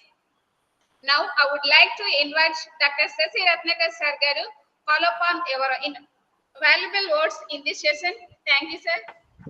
Thank you very much, Madam Mahalakshmi Garu. Thank you very much for your introduction. Now, good evening to all the people in this conference. So I have taken up a topic, the process of writing. I believe that the PPT is displayed to you by Hashim sir. And why I have taken up this topic is many people think that writing is such a thing that which is very, very painful, which is boring, and which can invite a number of mistakes in the process. And many people hesitate to take up writing something like that. But in my opinion, it is one of the challenging once they reach graduation position. And in our when we teach the students, unfortunately, the quantum of grammatical errors they commit and the quantum of writing errors they commit is very, very pathetic and very, very unfortunate. So that's why it becomes a very tough time for us to undo what all they have learned and again reintroduce these type of things which they help them in writing activity. So the title of my conference is The Process of Writing. Since Hashim sir was very generous in giving me this opportunity, at the same time he gave me a sort of alert that this has to end by 20 minutes. Max to max you can extend into 30 minutes. I will try to be as swift and clear as possible. So the first slide says that writing activity as a communication skill. Now, why is this writing activity part of communication skill, and why? And especially I want to emphasize on the word skill here. See, communication is very simple. For example, I say, what is the, you send me a note, what is the time now? I will return the time note back saying that it is 3:10. That's it. There is no skill element in it. Then you ask me the time, I conveyed the time to you. There is no skill in it. But when you say communication skill, what makes this special? What makes this word special is, for example, when we are writing a letter, or we are generating a report, or we are drafting a memo, or we are writing any sort of communication, the writer, the sender of this communication, written communication, has a very clear purpose and agenda. The purpose is not just for the sake of sending it to the other person to send, but some sort of communications require an emphasis, require an effect. For example, imagine I am writing to a student asking him to be regular to the class. Okay, for example, if I just want to communicate his attendance, that your attendance is 70% or 80%, I can simply send a note on him and that's it.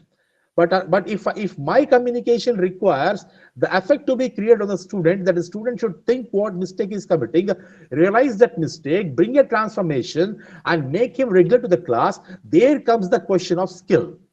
There comes the question of skill. Means whatever letter I write him, whatever email I write him, or whatever thing I send him, that should create a sort of an impact on the person.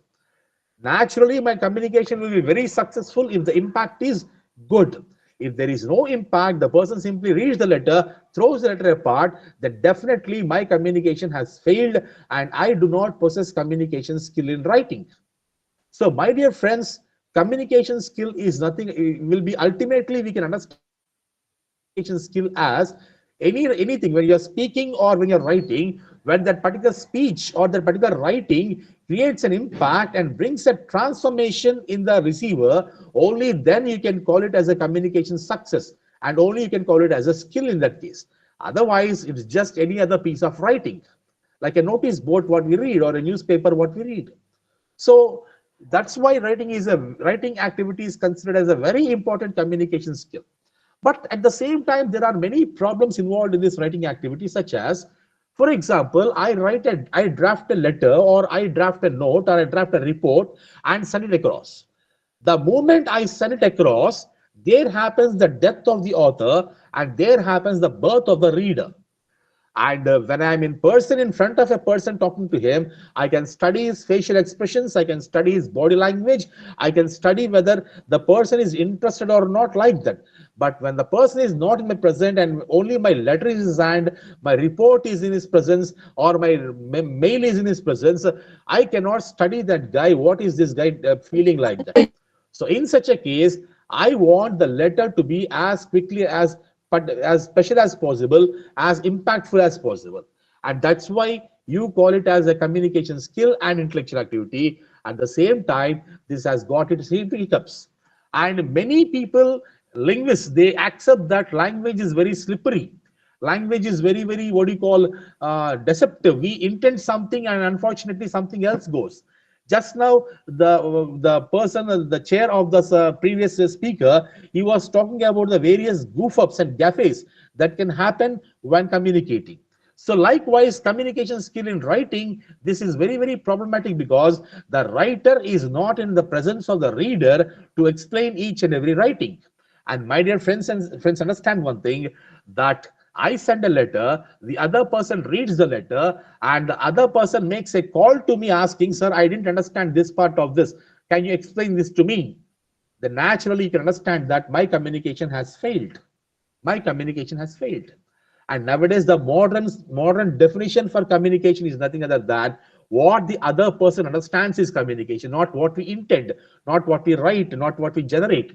What the other person understands, that is going to be the final essence of communication. In other words, in Telugu they say, అవతల వాడికి అర్థమైందే communication. మీరేం పంపించారని కాదు, మీ ఉద్దేశం ఏంటని కాదు, మీ ఉద్దేశం ఉందా లేదని కాదు, అవతల వాడికి ఏది అర్థమైందో అదే communication. That's why we have to be very careful, especially when it comes to return communication, for the reasons just I mentioned just now. Now, how to write something like that? What are the? I will go very briefly, since you already are sitting from a very long time. I will go very briefly. The second part of my PPT is planning a write-up, a checklist. First one, whenever you have taken up writing, whenever there is a need for writing, always be, first thing is reader. Please kindly have a very clear idea who is the reader, who is reading your communication. Is it a student, or is it an adult? Is he an employee? Is he educated, uneducated, illiterate? Like that, you have to be very, very clear about the reader of your communication. Because I'll tell you a very simple example, friends. For example, imagine I am writing about traffic rules. And in that writing about traffic rules, say for example, I am writing about to the students who are third class or second class guys. Now, how I will write? I will say, you should always follow traffic rules, especially at the traffic signals. When the red glows, you have to stop. When the amber light glows, you have to get ready for going.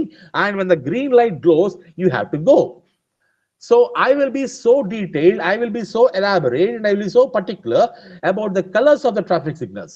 But imagine the same situation, I am writing to a degree college students, then I will simply tell to them, you all should particularly follow traffic rules, traffic signals, because a degree student, I can assume very comfortably that a degree college student will be naturally knowing about the traffic signals.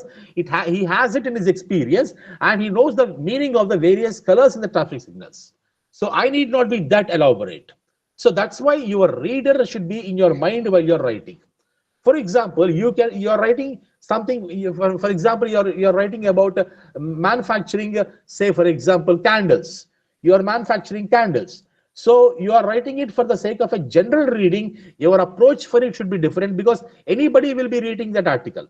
It may be a young guy, it can be old man, a person who is just reading for time pass like that. But if a person is writing it for actually starting a candle making industry, then naturally you have to go in the form of point to point, step by step, so that the person understands the real process involved in matching this. So that's why to whom you are writing, what is the level of their education, what is their knowledge point, what is their maturity levels, what is their understanding levels, all these things you have to first assess. Your writing starts with the first understanding of the reader. If you do not understand the reader and write whatever comes to your mind, then naturally some section of people may not be receiving what you are writing, what you have written. So that's why your reader, the quality of the reader, the stand of the reader should be very much available to you before you start the write-up. Then the second thing what comes for us is purpose of writing. My dear friends, unless we are very clear about the purpose of writing, we should never start writing. We are not writing poetry. For example, if we are writing poetry, whatever comes to our mind, which hits our mind, which triggers our emotions, we can write poetry. But if we are writing with a letter or a report or whatever other sort of official documentation or research article or some book or whatever, where we are making a point of ourselves, then the purpose of writing should be very, very essential. And how does this purpose intend? See, for example, purpose is nothing other than what is the effect you want to generate in the mind of the reader. How do you want the reader to understand this? Ultimately, what do you want the reader to understand this? And naturally, these all things will be affecting your purpose.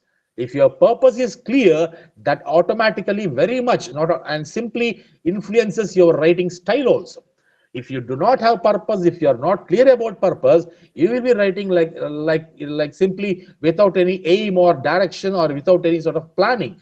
So purpose of writing is very, very essential. If your purpose is very clear, that also influences your content, because the purpose is naturally settled or solved by the content of what you are writing. And if the purpose is clear, you will very clearly understand what to include, what not to include, that alertness will be there, that care will be there while you're writing.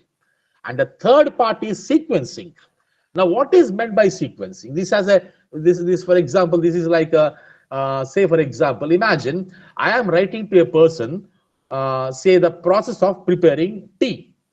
Now, I will not start saying that first you light the stove, then you put the vessel on it, then you add sugar and tea powder, then you add water, then you add milk. I will not go in a random manner. I will not go in a haphazard manner. I will go in a very, very particular sequence. First, you take a vessel, then you take some water in it, then light the stove. Then I will say, let the water boil for some time. Then you put tea powder, then let the water boil for some other time, and the water turns this color. Then you add milk, then strain the water, then add the sugar, put in a cup, and I'll go in a sequence. What is the use of this? The sequence is very, very essential. This can be also understood as a logical extension of the discussion. Without this sequencing, we will go randomly. For example, if I write a sentence and next sentence I have to plan, I have to understand the reader understands clearly this particular sentence, and the next sentence should be logically born out of the previous sentence. And if the next sentence is not a logical extension, the very immediate part of discussion, then naturally the reader will be in a doubt, the reader will lose interest. My dear friends, please understand one thing. We have very, very poor reading habits, especially in our country, especially in Andhra Pradesh. And if we do not have very much play to the attention of the reader, if we do not play to the concentration of the reader will in no time turn the page off or throw the paper away or throw the book away. So that's why very carefully we have to plan this sequencing. First you write a sentence, then followed by the next sentence, which logically continues, which is born out of the previous sentence. Then next sentence like a paragraph. And the whole paragraph should talk about one idea. And remember, my dear friends, there should not be 2-3 ideas discussed in one paragraph, but all the sentences in that paragraph should aim at discussing that one particular point. If you want to say A is equal to B, let all the sentences of that paragraph talk about A is equal to B, proving A is equal to B. If in between you are bringing B is equal to C or E is equal to X or X is equal to Y, then naturally that will be diluting the whole disturbing the whole content of that paragraph. Ultimately, the reader should, at the end of reading that paragraph, the reader should have in his mind that I understood this. And the reader should not be in a position, what this man is trying to say, it's not clear. That opinion the reader should not have properly. So that's why sequencing the sentence in the paragraph, at the same time, the logical extension of the discussion, the logical extension of argument is must and should in writing. And the next part I want to talk is language. Now, this is very essential, my dear friends. Language is vital. For example, we live in language, we are born in language and live in language, and we die in language, we exist in language. So when you are writing something, the choice of language is very essential. The same thing happens. Imagine if you are writing for a small kid, then the language will be like that, so simple, so convenient, and so clear. But if you are writing a research article where you are appealing to the scientist, or some scientist may read your paper, or some linguist may read your paper, or some professor of high quality university may read your paper, then naturally your paper or your write-up should have the dignity of language. Many people say that we have to write simple way, we have to write a simple manner, but ultimately these are the words that are meant for, they are playing for the people who do not know language. And if you are knowing the language, the dignity of the paper will increase. The appropriate word for the appropriate situation matters. This is called as verbal felicity, using the right word in the right place. For example, imagine a situation, say for example, I'll take two words. Say there is a word, say decimate. There is a word decimate. And then there is a word sabotage. Now these are two different words. On the whole, these two words are considered as synonyms, and people think that since they are synonyms, it's a big misconception, my dear friends. People think that synonyms means they have the same meaning. They do not have the same meaning. They have similar meaning, but at the same time, there is a difference of nuance between one word and the other. The reason, for example, if I'm saying the word decimate, this comes from the Greek word deca, which means 10. And when I'm saying the word decimate, I would apply this word saying the army was decimated in matter of hours. Means the whole army was killed. When deca means 10, multiples of 10 means 100,000, 10,000 like that. Means the army lost its men in huge number. That is the meaning of the word decimate. And when you say the word sabotage, this is also a word that is related to military. Means planned, which is very checked out, which is very clearly intended destruction of something. This is also called as what you call annihilation. We can use a very close word to annihilation. So in this case, I cannot use decimate in the place of sabotage. I cannot say sabotage in the place of decimate. This is called as verbal felicity. Felicity means using the right word in the right context for the right meaning. If this is there, naturally, it's not only that you are raising the grandeur of the write-up, but at the same time, you are also educating the people who did not know that type of language until now. And being language teachers, it is our responsibility for the people to bring new words, unknown words into them, into their vicinity and knowledge. And next point is structure.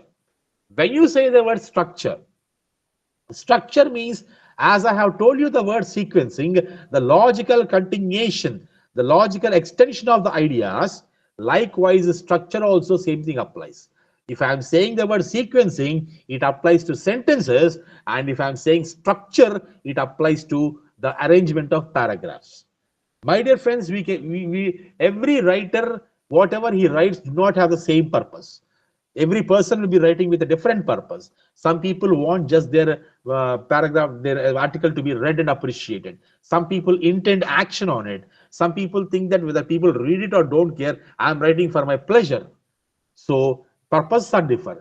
And as the purpose, so is the structure. Because the purpose decides the structure of the paragraph, the format of the paragraphs, and how the paragraphs are arranged in a sentence. For example, like sequencing, you plan the sentence, you plan the next sentence, you plan the following sentence. Likewise, you should also plan the paragraphs, how they are arranged properly one after the other. And if you are planning the structure of the passage, naturally, it gives the real final, what do you call, effect of it. And the structure is haphazard, the structure is improper, then naturally the reader finds it difficult to read. My dear friends, here I want to give a very, very simple definition of communication skills, whether it is speaking or writing. Communication skills ante adedo pedda adala undali ila undali, people think like that, unfortunately, but there is a simple definition of communication skill. Whatever is in such a way, whatever write up or whatever speech is in such a way that the listeners felt very, very easy to understand, simple to understand, without any difficulty they were able to follow, read it or understand it by listening, that is communication skill. Because the target is the reader or the listener, and the purpose is to make them understand what you are feeling through that speech or through that write up. And if that is achieved, then naturally you have communication skill. Instead of that, if you are confusing them, if you are boring them, if you are troubling them in reading, you are making their reading activity difficult, definitely you have to think about your abilities of communication skill. So structure of the paragraph and sequencing of the sentences, both of them are resembling each other, one in the small picture, one in the big picture. And my dear friends, the structure depends on purpose. And finally, the last one is proofreading. Many people ignore this. Many people do this improperly. My dear friends, we are all English teachers, and sometimes in the college or somewhere else, someone comes approaches us for writing a letter.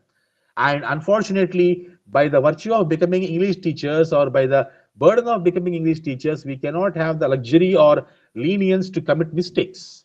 Because if it goes to some other higher person who is very proficient in English, naturally our ability will be questioned. So before you submit something, before you say that, I now give this letter to him, or before you hit the button send, please go for a thorough proofreading of the paragraph or whatever you have written. Because submitting without proofreading is like sending a person to war without armor and sword. Because that the paragraph becomes so vulnerable, it may have mistakes in it, it may have problems in it, it may have something missing in it. So definitely all this can be eliminated by proofreading. And especially when you are teaching the students, please kindly instruct them that don't submit anything to the teacher, any write-up or anything, without going for a proper proofreading. Because if you are going for a thorough proofreading, then naturally you are increasing the quality of the write-up by at least 40 to 50%. Simple things, grammar, like was subject verb agreement, or active voice, passive voice, or direct indirect speech, the rules of direct indirect speech, what we regularly teach in the classroom, punctuation marks, capitalization, and like this, there are some 12, 13 areas where we can proofread the passage, and the repetitions, redundancies, all this we can or especially our students, that they become good writers, especially in the examinations and when they're attempting the exams of higher order. So in this way, I I was given a very, very brief period. I was given a very short period.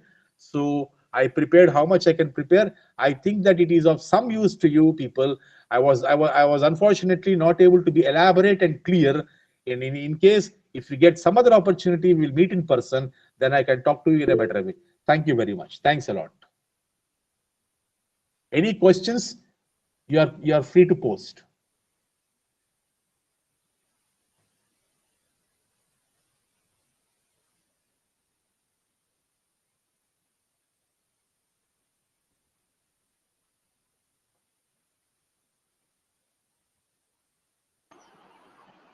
You have dwelt upon very clearly on communication success, writing activity as a communication skill, writing activity as an intellectual activity, planning a write-up. Thank you, sir, for your clear and elaborate narration. Thank you very much. Thank you. Thank you very much. Thank you, Dr. Cecil. Thank you, sir. Thank you very much for the opportunity you have given me. Thanks a lot. Yeah. Thanks a lot. Share video. Sir. Ratnakar garu. Sir. Please turn on your video. We'll have a snap. Right, sir.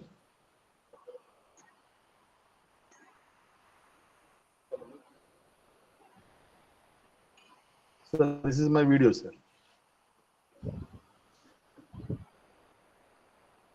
Yeah, thank you, sir. Right. Good day, sir. Wish you best of luck, sir. Wish you all happy teaching. Thank you. Thank you.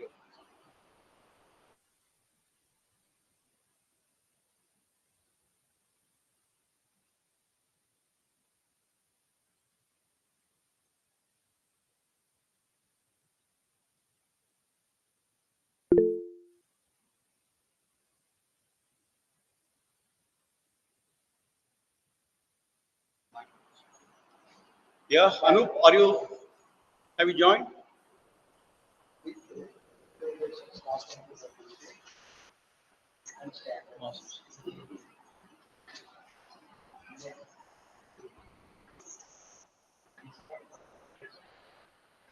Yeah, dear participants, this is going to be the last session. Okay, from 3:30 to 4, and 4 to 5, we'll have the valedictory session, and the chief guest is going to be Shri Songa Roshan Kumar Garu, Honorable MLA, Chintalapudi constituency.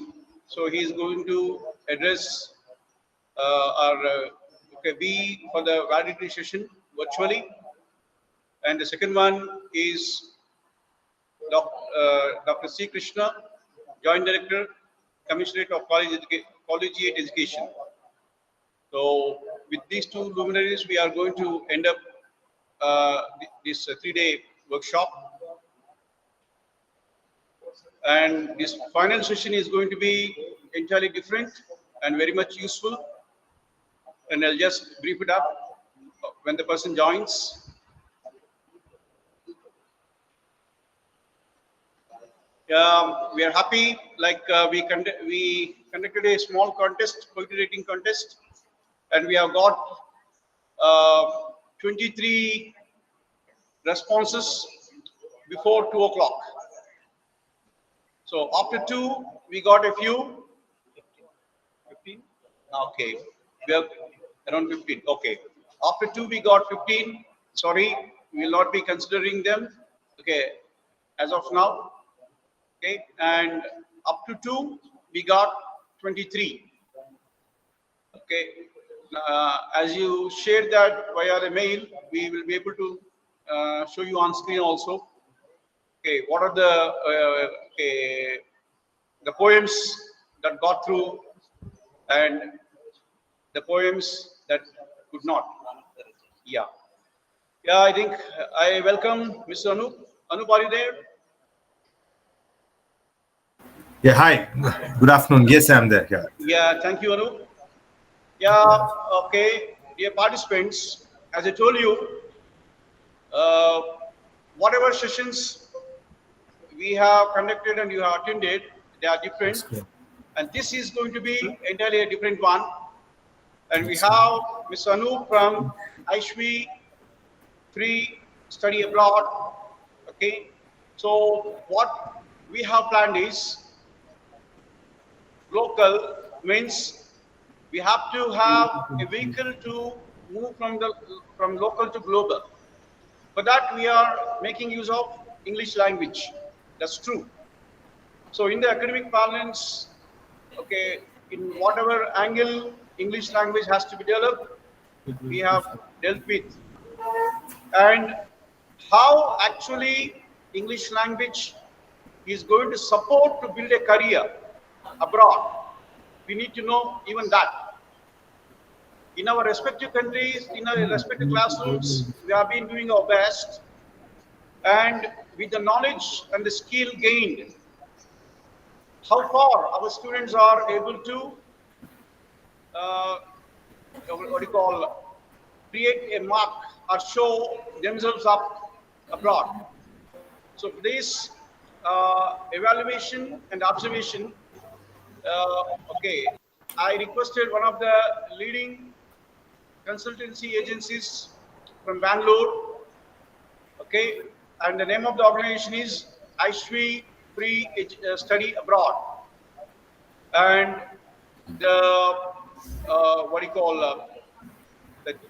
the CEO or rather the entrepreneur of that agency happens to be my schoolmate, and out of my own interest, I'm telling you, just I wanted how English language can be made use of to go abroad, to study, and to make a living. Okay, uh, so we need to have the practical outlook as well. So whatever we discussed, that is to be done within the classroom. But let's assume that we have a finished product. We have a ready-made student.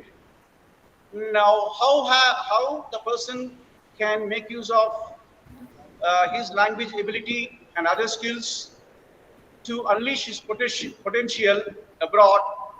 For that, we need a platform, and we have an industry expert to guide us through. And he is going to tell what sort of issues our students might be facing going abroad with with improper knowledge of English and not up to the mark skills. Okay. Now I request Mr. Anup to take over and offer his perspective about English language in and outside the country.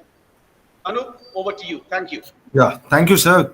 Thanks a lot for this opportunity and setting the context to the entire audience. So, very good afternoon to one and all who joined today's session. So, I'll introduce myself. I am Anup, CEO of ISHWI EdTech, Free Study Abroad.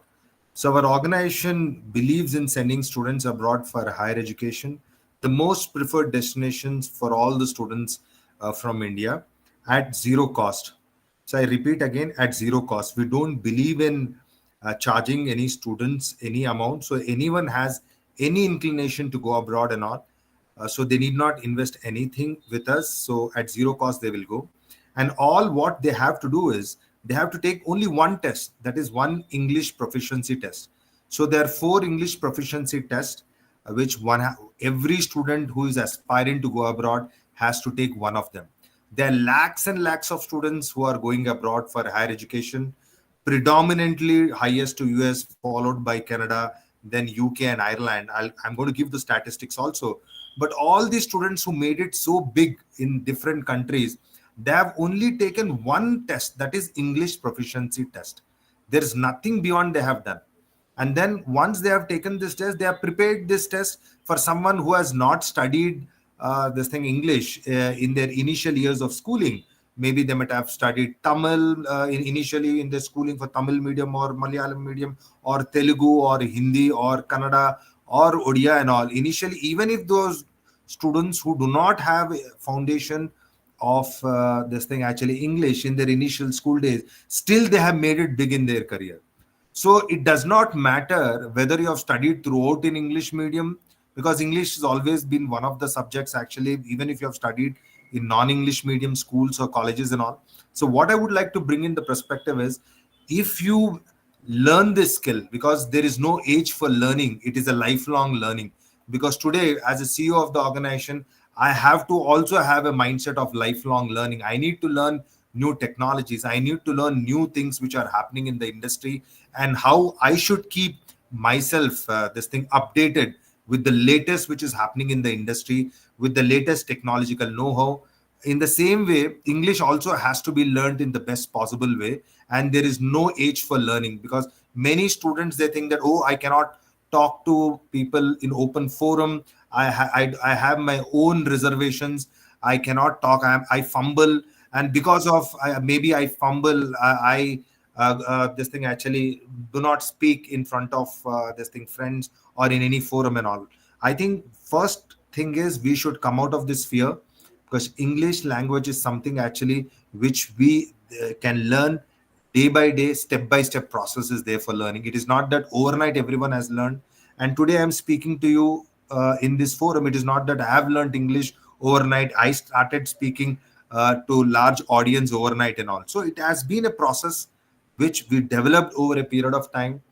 And then what are the choice of words actually to use, how we have to frame simple sentences such that people can easily understand what we are saying, and talk in such a way that we do not rush this thing, such that people can understand what anyone would like to say. So with this context, what I would like to tell you is, with only English as one of the English proficiency tests, if you clear, you can go for the one of the most preferred destinations in the world on a student visa to USA, Canada, UK, Ireland, and all. And then all these countries, whichever countries which I have named, all these countries have post-study work visa opportunities. Because it is not that from India students want to go and study and then come back to home country. No. After completion of their masters, some students, most of the students go for masters. 90% of the students who go abroad go for masters after their bachelors, and then only 10% go for bachelors after their 10+2. But whenever they go and all, their objective is, how do I take up a job immediately after my course completion, and then I can convert my student visa into a work visa legally, and I can keep extending my work visa in the country legally, and finally I become a citizen of that particular country. For all these milestones to achieve, the first and the foremost step in this direction is you need to prepare for English proficiency test. So that's the basic and the foremost thing one has to prepare. So what are these English proficiency tests? There are 4 different types of English proficiency tests. But the question is, if you have to take all the 4, no, you have to take one amongst these 4. So the highest this thing actually taken test is TOEFL, test of English as foreign language. And the second test is IELTS, International English Language Testing System. And the third test is Duolingo Duolingo test, which is Duolingo English test. This is again one of the English proficiency tests, followed by Pearson's test of English.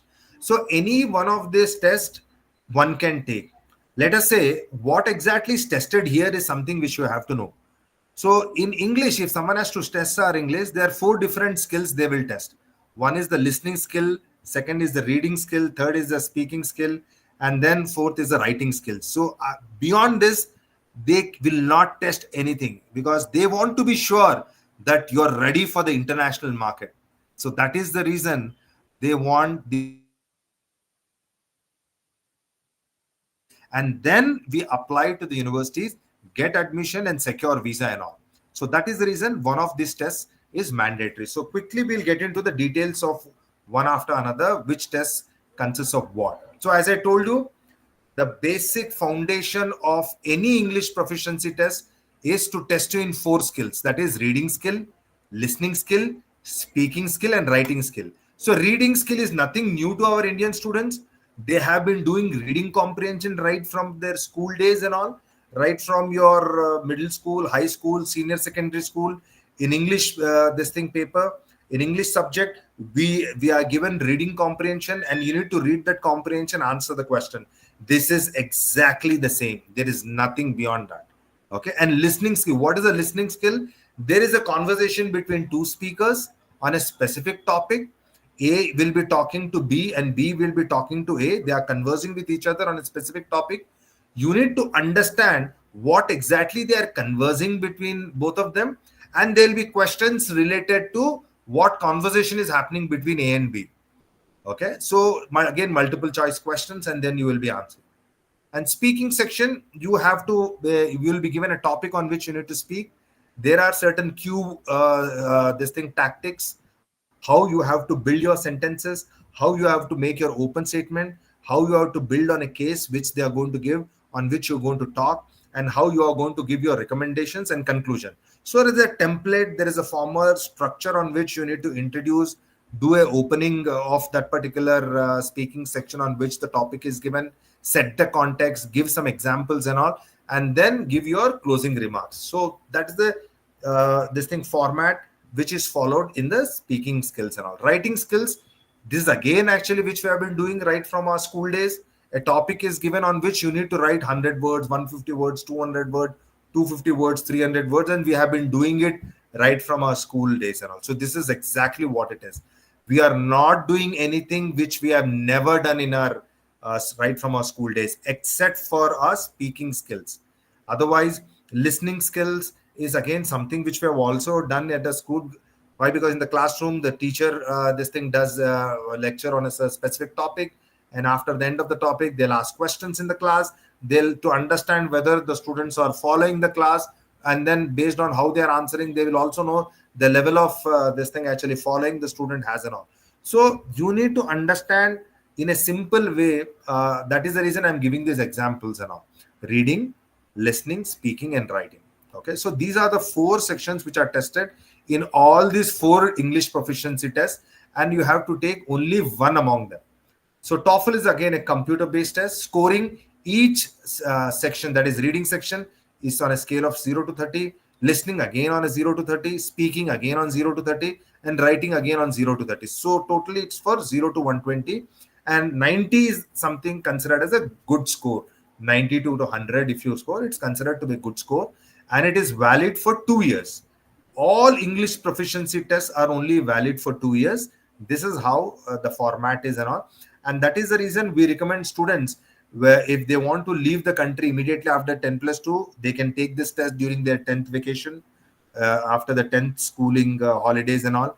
And then those who would like to go for the masters after their degree, whether it is BA, BSc, BCom, or a BTech, or B Pharmacy, or any bachelor's course and all, they can do it while they are in the second or in the early third year, second year end, or in the early third year, such that as and when they are done with their bachelor's, they can immediately leave the country without any gap in their education. So the duration of the test is 170 to 180 minutes. And then the exam fees is 16,900. So there's another English proficiency test, IELTS. This is also considered to be one of the easiest test and all compared to TOEFL. The level of difficulty is much more simpler and all. Again, it has all the 4 sections and all. Again, it is in the form of paper-based and computer-based test. We recommend students to take on computer-based such that the evaluation and everything happens quickly. Here, every section is on a band of 0 to 9, and minimum 6.5 is what overall band in all the sections is what the universities will ask for. Again, here, the score validity is again for 2 years. The duration is 160 to 164 minutes. Exam fee is 18,000. And all these tests are conducted throughout the country. You can look for a test center which is very near to your place, and you can appear for this test. Then the third test is Duolingo English test. So this particular test is catching attention amongst all the students and all. The reason is that this test is only for 60 minutes. I have highlighted the 2 important features of this test in red. The duration is 60 minutes compared to the other test, 160, 180 minutes. Then the exam fees is only 4,800. The other tests are 17,000, 18,000 and all. So less than 5,000 rupees, then you are done with the English proficiency test, and you apply to the universities there at a 0 cost, and you just apply for the visa fees, and then you are done with the visa. So at a cost of 5,000 exam fee, you are done with your entire process of application, admission, and then you're applying for the visa, and then you're waiting for the visa to be stamped and all. So this particular test, because of its duration of 60 minutes, because the testing time is less, the same 4 skills are tested: reading, writing, listening, speaking. But they are tested actually in 60 minutes time, and a video interview is also there. But the only catch here is it is an adaptive test. This adaptive scoring system is depending upon whether we have answered the difficult questions correctly or we have answered the simpler questions correctly. The next level of difficulty questions will appear on the screen accordingly. For example, I have first answered first question, which is a higher level of difficulty question. I have answered correctly. Then I'll get next level, much more higher difficult question as a second question. If I answer that correctly, again I will get much more difficult. Or will also be increasing at a geometric ratio at a higher percentage. Why? Because I have successfully answered difficult question consecutively correctly. That's how I move to the higher level of difficulty question and higher percentage now. So this is a very big advantage, and many students are opting for this test because of its format. And then the students have to prepare for about it. This English proficiency test will not take more than 2 months time, even for those students who have not done their education completely in English medium. For those students who do it in English medium, it will not be more than 2 weeks time for preparation, and they will be done with the test. So this particular test, Duolingo, it is for 10 to 160, and anything around 100 is okay, considered to be good. Anything more than 120 is what is considered of an excellent score. Then the last English proficiency test is the Pearson's test of English. Again, here the same 4 skills are put to test: speaking, writing, reading, listening. And then again, it's a computer based test. The scoring is of 10 to 90 is the minimum is 10, maximum is 90. The good score is 58, and anything about 58 is considered to be very good score, and it is okay for good universities. Again, the validity is for 2 years. Exam fee is 17,000 rupees, and duration is 154 to 191 minutes. So if you see among these 4 tests, the simplest and the low cost test, which will again yield the same outcome which the other tests are giving, is Duolingo test of English. That is what exactly is left to the students. The universities are okay. You come with any of these tests, they are okay for getting admission and all. And this test is such an important thing, not only for admission, but for visa also. Not only for visa, tomorrow, if you have to do an on-campus job, and I'll just quickly tell you what are the different types of on-campus jobs actually you can work. So for all these on-campus jobs also, this is going to be extremely important thing for the students, because there are 15 types of on-campus jobs which are available for international students, and their English proficiency test score is first and the foremost thing which any department on the university, wherever you wish to apply for the job, the first thing they're going to see is your test score. That's point number 1. Second thing is they're going to ask you questions related to what skills you have, how you will be fit for any of these 15 jobs and all. So what are these 15 types of jobs? Actually, I'll quickly tell you. These are on-campus legal jobs. 20 hours a week a student can do on a weekdays, 40 hours on the weekend, and they are legally permitted on-campus jobs. Off-campus jobs in US are not legally permitted except for OPT and CPT, that is curricular-based practical training and optical based practical training. So, but in case of UK, Ireland, and Canada and all, you can work for the on-campus jobs for 20 hours a week and off-campus jobs also. So typically, what are the on-campus jobs? Why I'm stretching here more is there's so many on-campus types of on-campus jobs are available where a student can earn and learn simultaneously. I repeat again, a student has an opportunity to earn while learning. So this is how it is. So you can work in barista, that is in coffee shops and all. Then you can work as a library assistant in library. You can work as an IT assistant in computer labs. You can work in the dining hall as a dining hall worker. You can work in room assistant, mail room assistant. This is clearing the emails in the server and all those things. Bookstore associate, where the large scale purchase happens from the different vendors actually by the university. Resident advisor, that is actually for hostel accommodation, someone who counsels students for hostel accommodation, what different types of hostel accommodation is available and at what cost is available. Lifeguard, if someone is good in swimming, they can work as a lifeguard in a swimming pool which is there of the university. Administrative assistant, they can work in any department as an admin. There will be hundreds of departments in universities.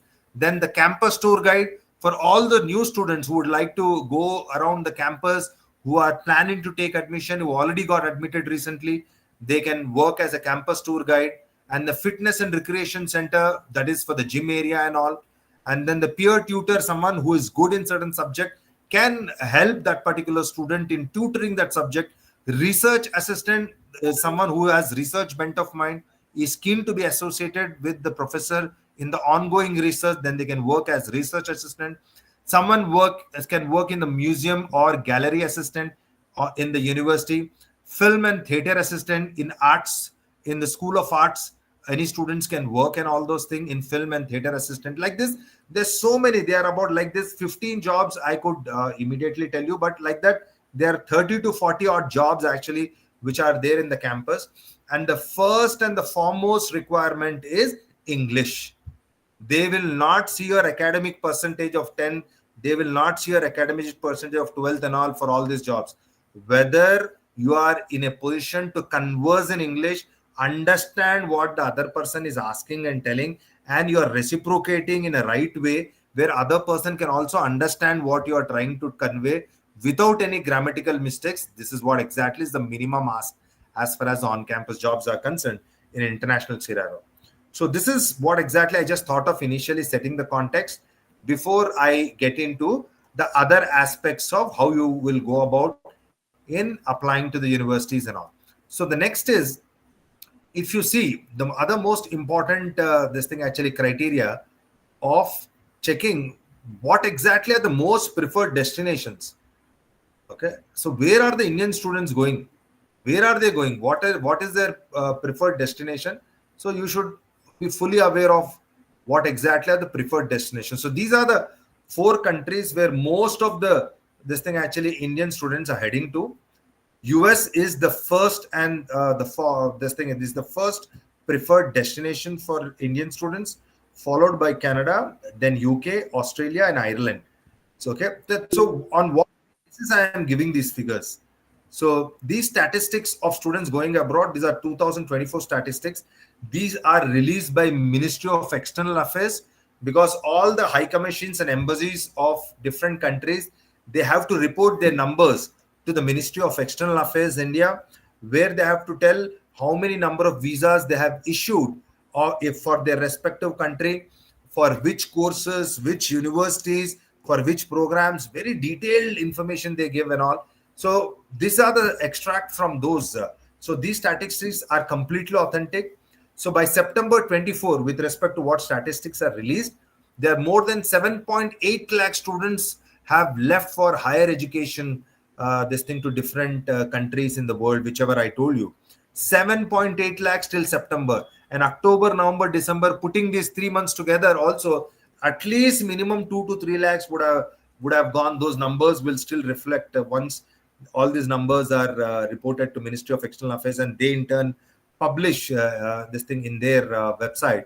So minimum we are talking about over 10 lakh students going abroad from India every year. This I am talking about statistics of every year, not for a couple of years together, every year. These are the statistics of only 1 year, that is 2024, and out of which the highest number is for US. 3,31,602 students have gone to US and all. This is 23% increase compared to last year. That is, from 2023 to 24, there has been a 23% increase.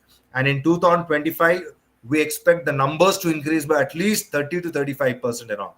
Followed by Canada, 2.78 lakhs. Followed by Australia, 90,000. Followed by Ireland, 50,000. UK, 27,000. And all these students are from different parts of the country. And it is not that only rich students are going abroad. No. The maximum students who go abroad are from middle class and lower middle class and all. Okay, so this is how exactly the statistics show and all. And then for which programs actually these students are going. Quickly, I'll tell you the programs also, which program these students are going. So highest number of students are going for computer science and IT. You can just check, because there's so many programs I have to reflect. If someone wants to take the screenshot of it, you can take the screenshot of it. The highest program, whatever I am sharing in the next 15 slides and all, what are the most frequently applied programs? Because the lot of jobs are available for this program. That is the reason the students are applying for this particular courses. Okay, these are related to computer science and IT, then followed by electronics and communication engineering program courses. You can take the screenshot, because I cannot read out all the courses, because there are a lot of slides I need to cover. You can take the screenshot and all. And then electrical and instrumentation, these are the courses which a lot of students are going for, where not only the universities are accepting admission, the jobs are also there, and the highest number of visas are also issued for these courses. Then followed by mechanical engineering. So these are the courses in mechanical engineering where students are going. And then civil engineering. These are the courses actually which are in very high demand as far as civil engineering is concerned. Then followed by other engineering programs. We have aerospace, agriculture, architecture, biochemical, biomedical, ceramic sciences, chemical, construction, electromechanical. You name the course, actually the students are going. But the order which I have published, the highest, from the highest to the lowest, that is exactly the order I am actually showing you the program. Next are the business programs, the entrepreneurship and corporate innovation, global management. So these are all the management related programs that the students are this thing applying from India. And the biology and biomedical sciences, these are the programs which the students are applying in biology and biomedical sciences. Then followed by health, pharmacy related programs and all. So these are the different programs actually where the students are going. So you name the program, the students are going for the higher education related to that program. There is no program which is left by the students that they are not going for, if I have to sum up. So communication related programs, these are all communication related programs. Okay. So these are also in good demand. And these are this thing, actually, fine and applied arts related programs. So these are the programs, again, the students, good number of students are going for fine and applied arts related programs. And now coming to why US, because so many lakhs, 3.3 lakhs are going and all. Why so many students are going to US is they have to take only one of the English proficiency tests, which I have told you. The education system is world class. They have to take TOEFL or IELTS or Pearson's test of English or Duolingo test. That's all. GRE after COVID, absolutely. Aptitude tests, most of the universities are waiving off. Only one of the English proficiency tests they have to take. There's so many financial aid and scholarships available for international students to apply. So much of on-campus jobs, which I have informed to you. About 15 jobs is what I have walked you through. Like this, there are 30 odd jobs, on-campus jobs. Off-campus jobs, legally, only OPTs and CPTs. Optional practical training and curricular-based practical training one can work while they are studying and all those things.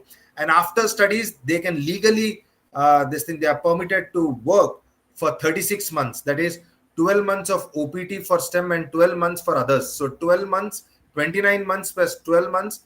So close to 36 months. So 3 years, the student can stay back actually in US after their masters is over, and then look for jobs actually, and then convert their student visa, that is F1, into H1B, that is the work permit. Why highest number of students are going? This is how they are going, because the US education system is flexible.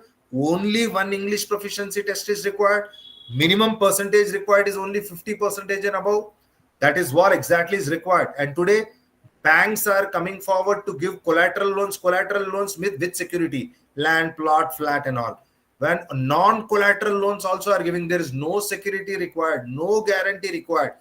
What they are giving you at a loan is basis on your credentials, like which university are you going for higher education.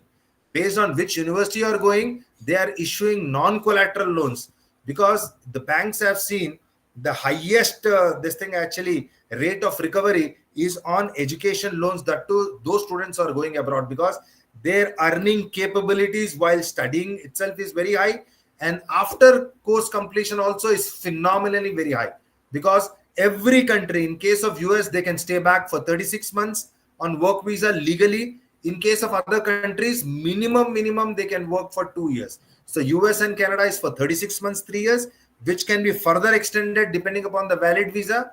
Other countries is minimum 24 months, which can be further extended. So why students are going? It's not they're going, investing their hard-earned money through loans and all, and they're coming back. No. What if they are investing X, they are getting actually huge returns in a record time. That is the reason banks are also have come forward to issue them loans, very flexible loans at a very low rate of interest. So quickly, what you should look while selecting universities, because there in US there are thousands of universities. Unlike in other countries like Canada, there are about 40 odd universities. In UK, there are universities are in couple of hundreds. But in US, there are thousands of universities. But there are certain basic check which you have to do before applying to the university. So these are the most important things one has to go through before selecting the university to apply. That is the accreditation of the department and the university, national and regional accreditation, because if someone has to be accredited, they have to comply to a lot of norms and all. Department ranking of the university, faculty strength, how many of them are PhD holders, and what sort of advanced PhD subjects they have done in, what are their research publications in international journals, are they of your areas of interest, what areas of research they have done, and then the funding availability, the scholarship available at the university, the course curriculum, whether they are offering different combination of core electives, what emerging technologies they are offering in IT, what advanced courses they are offering in core engineering, in the same way life sciences, arts and all, and what is a unique blend of curriculum they are offering, such that the job, how much it is aligned to the job market, and tuition fee, what is the tuition fee, how low it is and all, and followed by the job fairs, how many job that, how many companies come for the job fairs and recruit, and then what is the student to faculty ratio, that is the class size, less class size, more active interaction, infrastructure, what sort of advanced labs they have, whether they have high-end machinery for core engineering, they have high-end servers and softwares as far as the IT is concerned, and what is the eligibility criteria for admissions. Yeah, so one has to check all these things: the last date of filing an application, the scholarship deadline, what are the on-campus and off-campus job opportunities, location of the university, how strategic it is, whether it is in the hub of a lot of companies and all, and what sort of internship opportunities the university provides, and what is the industry connect the university has for your department, what is the acceptance rate of the university with respect to admissions and rejection rate with department wise, and what are the weather conditions, because you should always avoid this thing, extreme weather conditions and all. And then as you have, as a student evaluates the universities, how they select the universities, and this is the university's criteria of screening student application. This is very, very important. Look at this triangle and all. The first and the foremost criteria the universities look at is the GPA. That is your, whether you have studied in GPA system or on a CGPA system or academic percentage system. First, they'll see your academic percentage. And then consistency is nothing but you have maintained the same percentage, or you have backlogs. If you have backlogs, then how many backlogs you have? Have you cleared the backlogs in the very first attempt, or repeatedly you have backlogs? So the consistency is directly proportional to how many backlogs the student has or zero backlogs they have. Then the letter of recommendations you have from taken from the lecturers, professors, and then statement of purpose. What have you mentioned that your reason for studying, and then what are your short-term and long-term objectives, what you have mentioned. The financial capability and affidavit, which you can always raise an education loan, which is non-collateral also. If you have done summer projects and industrial training while your studies, that will also give you a lot of additional advantage. If you are a part of projects which are ongoing projects in the campus or with your professors and all, or any research experience, that will also give you an additional advantage. If you have a work experience, that will also give you an added advantage. And targeted deadlines. So what deadlines you have targeted, because there is a specific scholarship deadlines also available for students. So have you targeted the scholarship deadline or a normal deadline? So what is required here is again TOEFL or IELTS or PT or DET, one of the English proficiency test only. GRE, GMAT, SAT, after COVID and all those things, 90% of the universities have waived it. So only one English proficiency test will take you there to any of these most preferred destinations for international students from India, where over 10 lakh students are going. And this is a slide which I've already covered with respect to the on-campus jobs and all. And similar to US, the Canada and all those things, where the student can work for 3 years work permit, and what all they have to take is only TOEFL or IELTS or Pearson's test of English or Duolingo test of English. That's all. And they here also in this country, they can work for 3 years. Open work permit is there, so you can work there after studies, and while studying also you can work for 20 hours a week. Absolutely, there is no problem. Very similar in the similar way in UK, Ireland, as far as the European countries. These are again the two most preferred destination. The number of students to Ireland has gone up drastically and all those things compared to UK. Again, in this country, the master's program is only for 1 year, and the post-study work visa is for 2 years. And then the students can keep renewing their work visa as and when this thing actually their job permit gets extended and all. So to sum it up and all those things, how to initiate the process of study abroad and all, you can initiate it right in the second year, third year, or the final year. If you are doing a 4 years program, if you are doing a 3 years program, you can initiate it in the second year or third year. If you are a 10+2 student, you can initiate it when you are in the 10th vacation or in the 11th. So with this, I conclude my session. So I'll keep the session open for Q&A for next 5 minutes. And then I recommend students and even the faculty members, whoever are there in this forum, to download our app. It is ISHFI Free Study mobile app. The links are provided in the chat box also. The links of this thing as Android as well as iOS are there. The charges are free. We every day we conduct a lot of actually university webinars.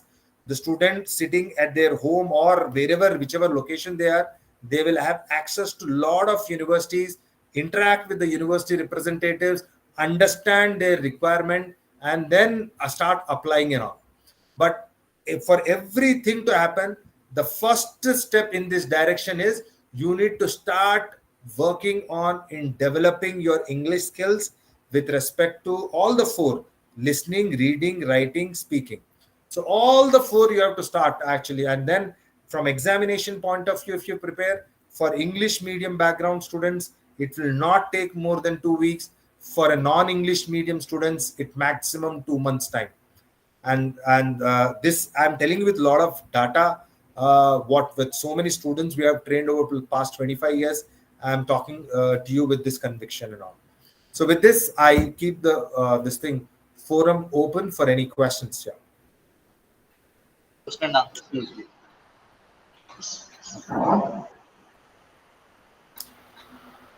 So while anyone is asking question, the others can download the app. They can scan it also. The scanner code is also there. But apart from that, the links are also provided in the chat box.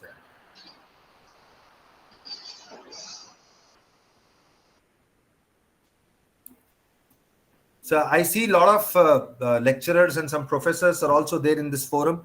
I request you to recommend your respective students also to this thing actually download the app and then access to a lot of this information, authentic info, because the students this thing run pillar to post to get authentic information here. All this information is available in our app, and this is an AI driven app where they can chat with the bot also. We have chat bots also. I will share the bot link also. They can chat with our bot also, which is again based on AI. The shortlisting of universities, all the queries, basically a human interface is not there. Entire thing is done by AI. And then still the student would like to interact with one of our senior counselors,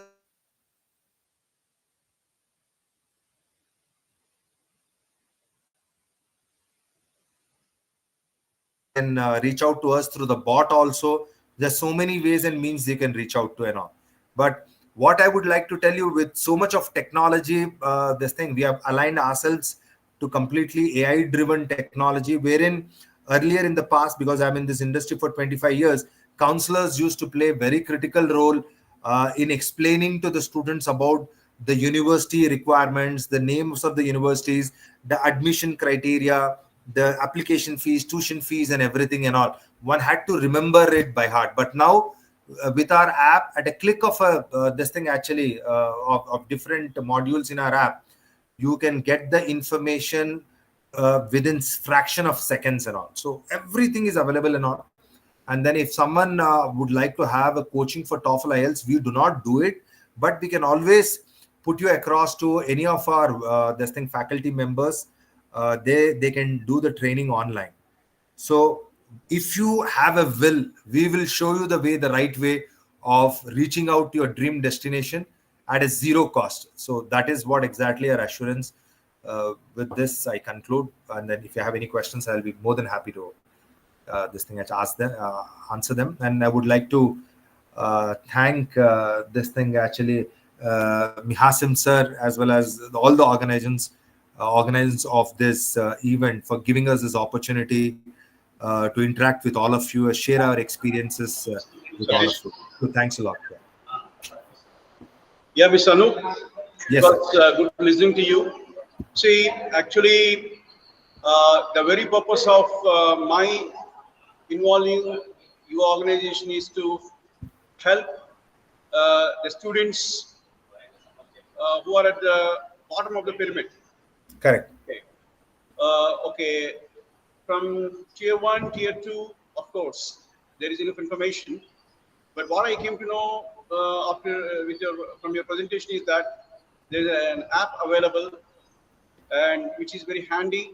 So a person who is in the remotest place can have access to the large data. So data is oxygen, data is soil, and data is oil. And you are providing that wealth of information. So thank you so much. And it was really good to listen to. And you have brought in a lot of statistical data and how our students are faring well overseas. So you have provided everything in a nutshell, which is very much useful, informative, and okay. So just I felt like giving even that age. So if one, when we say this conference is from local to global, so through language we have given enough inputs. So what a person who has language skill and qualification, if one wants to go abroad and make a living or study, there should be a platform, and even that gap has been filled in. So thank you so much, Mr. Anup, and thank Y. Subarao, okay, your boss, okay, for sparing your time. Thank you so much. Thank you so much. Thank you. And audience, so thank you so much for your patient listening. So now, in a few minutes, we'll be starting the valedictory session. The Honorable MLA. Thank you, sir. I'll take your leave. Thank you. Yeah, thank you. Thank you. You can take leave. So, Joint Director sir is ready, and we'll just check in. So we're checking the availability of Honorable MLA Shri Sundar Roshan Kumar Garu. So, an interesting thing. I don't know how many of you know about the MLA of Chintalapudi. He is an NRI. Okay, he worked in USA for about 18 years, and with a passion to serve his local community, he left his job, he left all his riches, and he joined. Okay, he entered politics last year, and he is the new face. Okay, he's very young, just in the right side of 40s. So why I am okay, I we are happy to have such a gentleman. So from local he went global, having achieved certain things. He is back to his native, okay, to serve the local. So I feel he is the right person to talk the local conditions and the global opportunities and the pleasure in giving back to local. So we are going to have such a great personality. Please stay on. So we'll check in, and positively we might begin the session around 4:30. So meanwhile, you can relax, and we'll rejoin the session by 4:30, and we'll try to end it by 5:10. Okay. Thank you so much. Thank you, sir.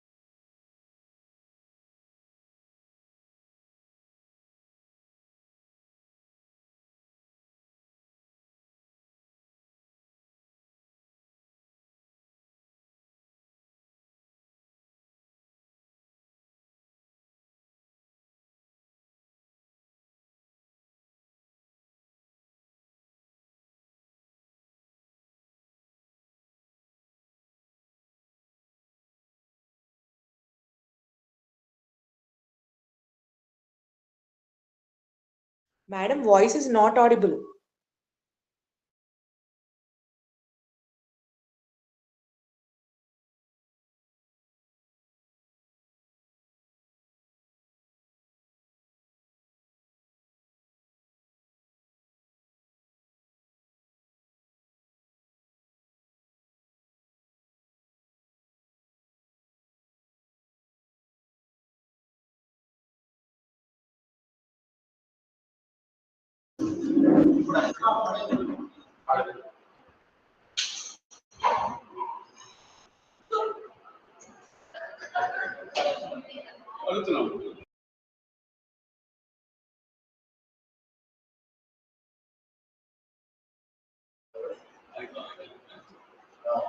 Dear participants, am I audible? Please respond. It's audible. Yeah, thank you.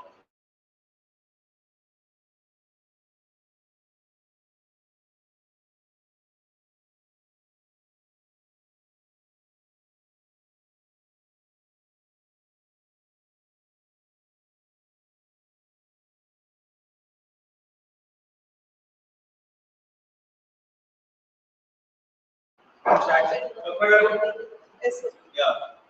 Now I'm confident. Okay, sir.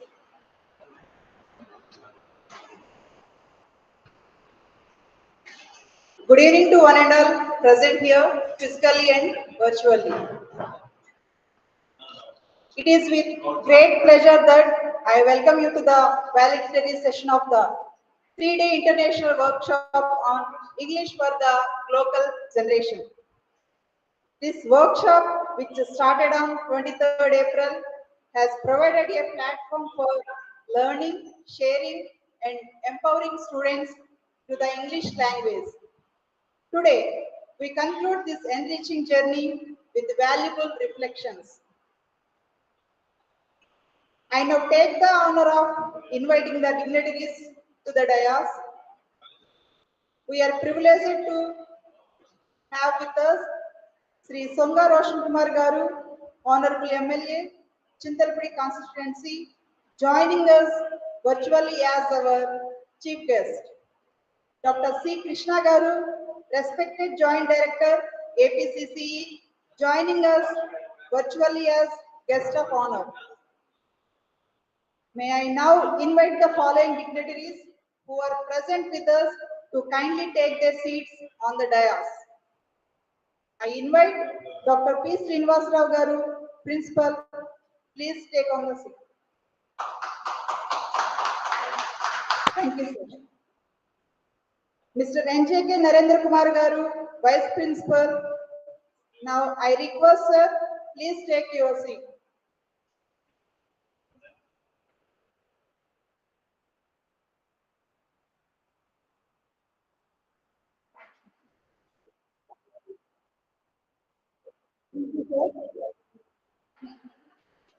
Now, Dr. Syed Hasim Garu, IQAC Director and Convener.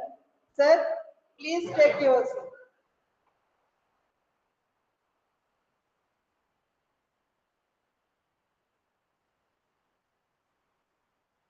Thank you, sir. Mr. Boda Srinivasarao Garu, Organizing Secretary. Sir, please. Thank you, sir. P. Kalpana Garu, Co-Convener, JKC Mentor. It's me. Thank you.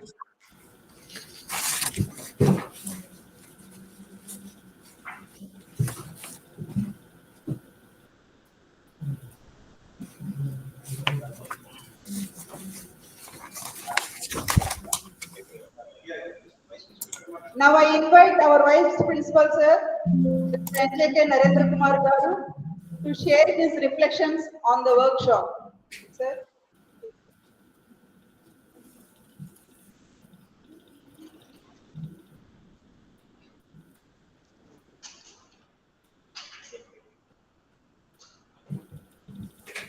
Three-day international workshop on English for the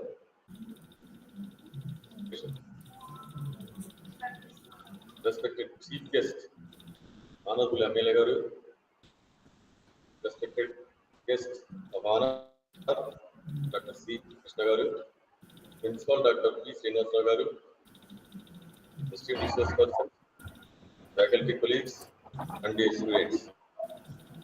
Good evening. It is a proud moment for me to be part of the valedictory session of this 3 days, 3-day international workshop on English for the Glocal Generation. This workshop has been a true celebration of learning, language, and exchange of ideas. Over the past 3 days, we have had the privilege of listening to eminent scholars, trainers, and thinkers from across India and abroad. Their insights on English as a global skill, local relevance, have been truly eye-opening, especially for our students. I sincerely thank our principal, Dr. P. Srinivasarao Garu, for his constant encouragement and guidance. I also appreciate the dedication efforts of the convener, Dr. V. Hasim, the organizing secretary, Mr. Boda Srinivasarao, and the entire team from IQAC, JKC, and the Department of English for the successful execution of this event. For dear students, I hope this workshop has given you confidence, clarity, and motivation. Let this be a stepping stone for you to dream bigger and express yourselves better in English and in life. Let us carry forward this spirit of growth, collaboration, and academic excellence in all that we do. Thank you. Thank you. Thank you, one and all. Thank you, sir. Thank you, sir. May I now request our guest of honor, Dr. C. Krishna Garu, Joint Director, APCCE, to share his message with us virtually. Thank you, Amma. Respected Honorable MLA Garu, Chintalapudi constituency, Sri Sanga Roshan Kumar Garu, Principal Dr. P. Srinivasrao Garu, Distinguished Resource Persons, Convener Dr. Syed Mir Ashim Garu, Organizing Team, Faculty Members, and dear students. Good evening to all. It gives me great pleasure to be part of the valedictory session of this inspiring 3-day international workshop on English for Glocal Generation. I take this opportunity to congratulate the Government Degree College, Chintalapudi, for organizing such a relevant and enriching academic event. The theme of this workshop is both timely and thoughtful. In today's world, English is not just a subject, it is a life skill, a career asset, and a tool for expression and empowerment. By focusing on glocal, a blend of global and local, the organizers have rightly addressed the need for balancing tradition and modernity, identity, and opportunity.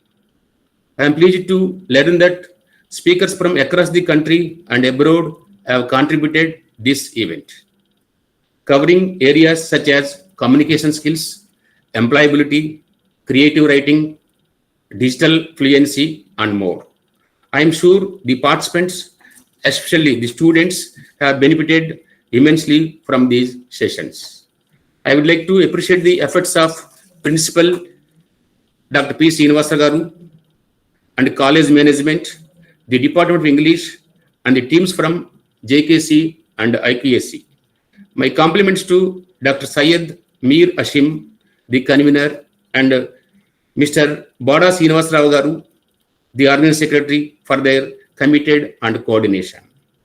To the students, I say this: keep improving your communication, confidence, and curiosity. In every field, today, language matters. Express yourself clearly, contend meaningfully, and grow with purpose.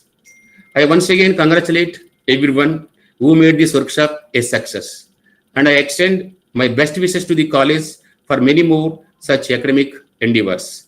Thank you and Jai Hind. Over to GDC Chintalapudi.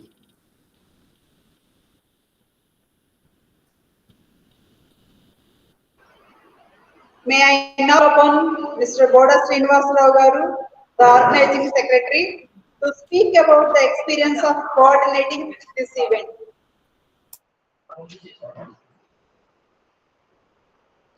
Respected Chief Guest, Honorable MLA Sri Sanga Roshan Kumar Garu, Guest of Honor Dr. C. Krishna Garu, our Principal Dr. P. Srinivasrao Garu, Vice Principal Mr. N.J.K. Narendra Kumar Garu, distinguished resource persons, faculty members, and dear students.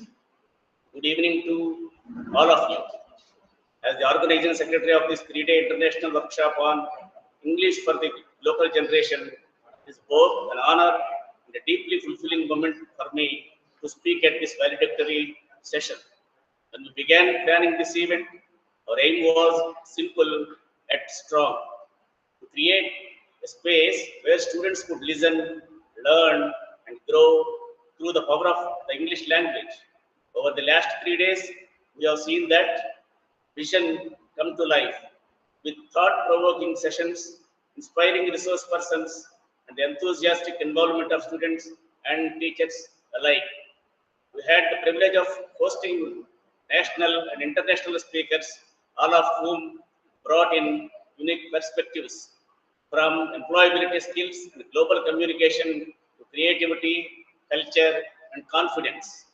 I am sincerely grateful to our principal, sir, Dr. P. Srinivasrao Garu, for placing his trust in us, guiding us at every step. My heartfelt thanks to our convener, Dr. Said Mir Hasim.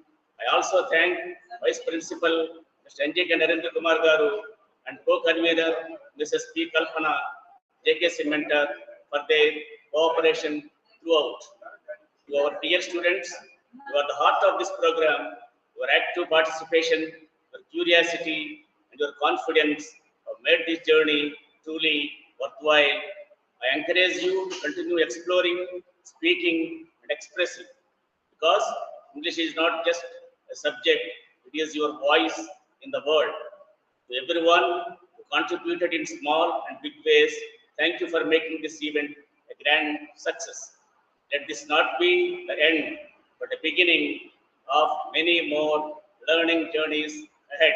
Thank you, one and all.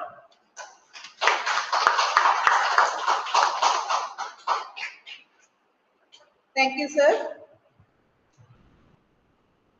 May I now call upon Dr. Syed Mir Hasim Garu, Director of IQAC and convener of this workshop.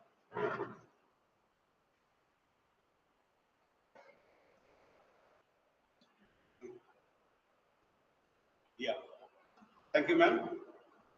So, with due respects to today's chief guest, Sri Songa Roshan Kumar Garu, Honorable MLA, Chintalapudi constituency, and revered Joint Director, Collegiate Education, Dr. C. Krishna Garu, respected Principal, Dr. P. Srinivasrao Garu, Venerable Vice Principal, Mr. N.J.K. Narendra Garu, and our beloved Head Department of English, Sri Boda Srinivasrao Garu, and Madam Kalpana, and all respected members of the staff and students and resource persons across the world and audience. A happy evening to everyone. Great sense of happiness I stand before you all, because when I thought of this, I had my own doubts whether or not I will be able to conduct a program of this magnitude. And I have a few reflections to note here. I took this as a pilot project in my college. I've been here for the last 3 years, and in the last 3 years, we have done many a thing with the excellent guidance of our principal and timely support of vice principal and continuous cooperation of every member of the staff. So this program wouldn't be successful without the collective effort of all of us. Now, the context. I have told you repeatedly that Chintalapudi is a very small town. It is bordering Andhra and Telangana. It has a mixed culture in terms of food habits, okay, all social things. There is a mixed thing, even with regard to language, and the ethos, milieu, everything is a mixed one. And I felt amidst difference, diversity, so there should be something called a binding factor which can unite. And it is the language and English language, and how English language can be, the use of English language rather be inculcated among the students. So we did many a project, but they are of simple ones. And I thought how a big program like this can be planned.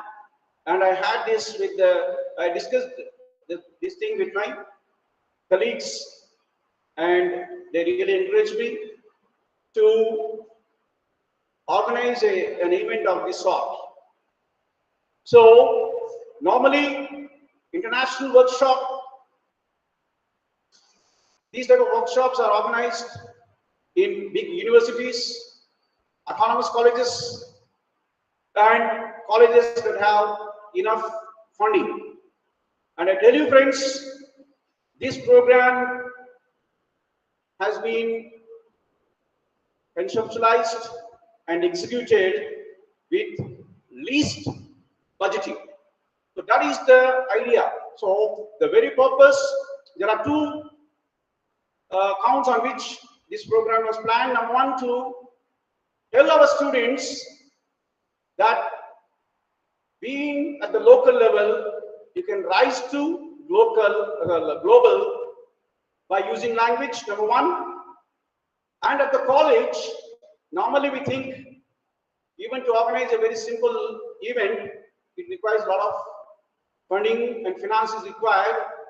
And I took it as a project, and I discussed the same with my principal and everyone, and they encouraged me, and they told me, go ahead and see and tell us what could be the budget.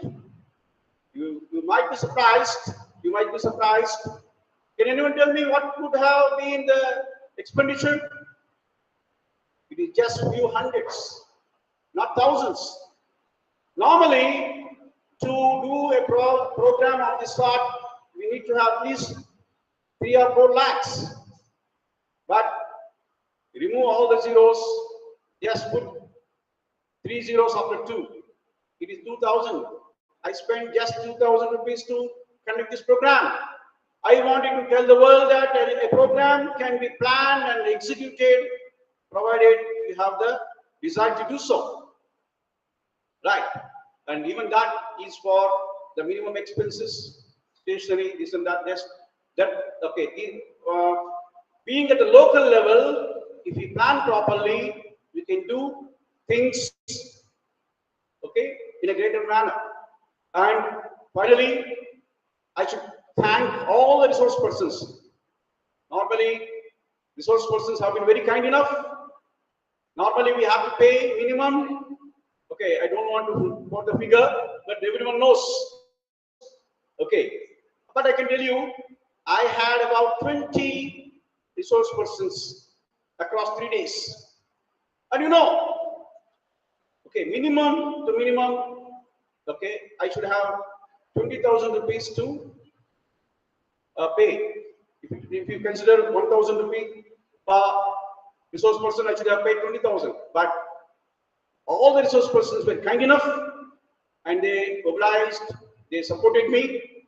And you know, all the resource persons are from across the world. All, okay, the audience must have experienced the scholarship and the knowledge. And the final one, I shouldn't say, I never said, but I'm forced to say, in spite of difficulties, in spite of challenges, in spite of oddities, in spite of hardship, if you are strong internally, you can gain externally. So tough times never last, but tough people do. That's what I wanted to communicate. So కష్టకాలాలు ఎక్కువసేపు ఉండవు, ఎక్కువ కాలం ఉండదు, కానీ కష్టపడ్డవారు చరిత్ర నిలిచిపోతారు. So that's the message. So tough times never last, but tough people do. And I should thank our principal for giving me this opportunity, for believing in me in my capabilities, and I've been here doing many things with the support of our staff. And the final one is, okay, there are some resolutions in the last 3-day deliberations. We have come up with resolutions. Okay, what we felt was, though it was a 3-day event, each theme can be expanded and developed into a full-length program. So we chose about 18 themes. So 18 themes could be developed into 18 big programs. And okay, we'll come up with such projects in future as well. And we love to organize events of this sort with the timely support of Commissioner of College Education and university, affiliating university, Adhikavinana University. You know, see, I'm really happy. You name any organization, and we have samples, we have resource persons, we have guests from across the world. Okay, affiliating university. Okay, Honorable Vice Chancellor, Professor Prasanna Sri ma'am. She was the chief guest for the inaugural session. Now we have Joint Director, Commissioner of College Education, and with Vellore, Gujarat, Odisha, you name any place, okay, Mahila University, Tirupati, okay, and Dravidian University, Kupang, okay, we have, okay, you name any big brand, and we have resource person from that, and from USA, of course, the resource person has sent the details, and we will be uploading that onto the YouTube streaming. So because of the difference in the time zone, we couldn't accommodate him. So he had his own issues. Okay, but then his what do you call, PPTs have been shared, and he will be sending us his video, and we'll be sharing. So that was the only gap we could experience. But for that, we have included everything, and I feel whatever that goes with English, from knowledge to career to skill to going abroad, everything has been covered in this in these 3 days. And thank you so much for giving me this opportunity. And I thank sincerely every member of my staff for believing in me, for supporting me, and for what do you call, for being with me in every effort of mine. Thank you so much. Thank you, ma'am.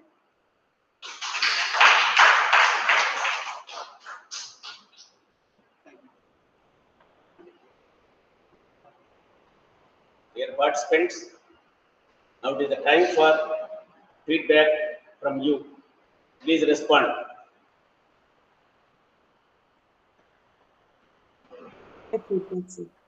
Sir, I would like to give my feedback, sir. Yes, please. Yes, Sadil, madam.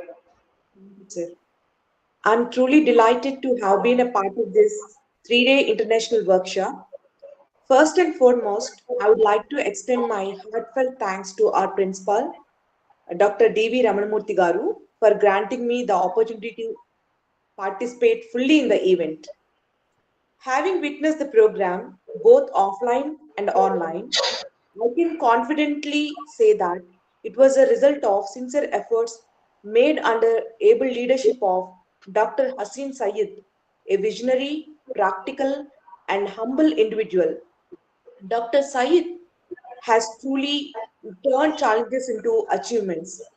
His dedication to empowering students and faculty with essential skills has been inspiring.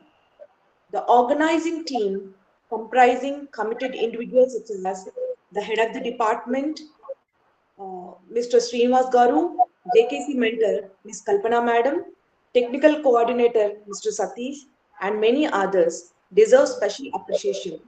Their coordination and hospitality were truly commendable. I extend my sincere thanks to everyone who contributed to the success of this workshop.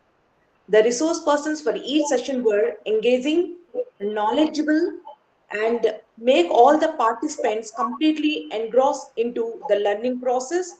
and gained insightful knowledge on the scheduled topics. Thanks are also due to the Director of Collegiate Education, VC of ACNU, Professor S. Prasmashri Madam, J.D. Krishnasur, and today's chief guest, and for their continued support to organize this program and for their valuable messages and encouragement. Thank you so much for the organizing team and all the members once again. Thank you, sir. Swanasri madam. Anyone, any more, please? Sir, good evening, sir. Yes, Revati, please. Yeah, sir, can I go with my feedback, sir? Yes. Yeah, sir. It's my absolute privilege to attend or express my feedback for the 3-day international workshop on English for the Glocal Generation. I would like to extend my sincere gratitude to the organizers for curating such a timely, thought-provoking, and meticulously planned academic event. The workshop successfully brought together a diverse group of scholars, educators, and professionals who shared deep insights into the evolving role of English language in both global and local contexts. In each session offered a unique perspective delivered with clarity, passion, and academic rigor by an outstanding panel of resource persons. Their presentations were not only intellectually stimulating, but also practical, offering fresh ideas and tools that can be directly applied in educational, professional, and many contexts. The discussions around the dynamic interplay of language, identity, and cultural exchange were particularly enriching. What stood out was the inclusivity and global relevance of the themes covered, from English as a language to the use of English in digital communication. The workshop created a platform for meaningful dialogue and collaboration among participants from various countries and backgrounds, reflecting the very essence of local engagement. I also deeply appreciate the smooth organization and thoughtful planning behind the event, from the timely communications and technical arrangements to the interactive question and answer sessions that encourage participant involvement and reflection. At the end, I felt thankful to the organizing committee, coordinators, and everyone involved for making this event such a wonderful and memorable and enriching experience. I am truly inspired and look forward to implementing many of the ideas discussed in these 3 days, as well as participating in future events for this caliber. Thank you so much for Chintalapudi Degree College staff and all the student participants and the resource persons and everyone at large. Thank you so much, sir. Thank you, Revati ma'am. Anyone, please?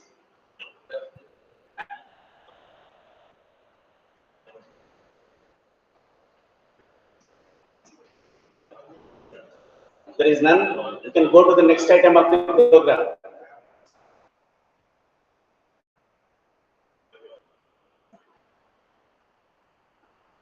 Okay. Now, the certificates distribution.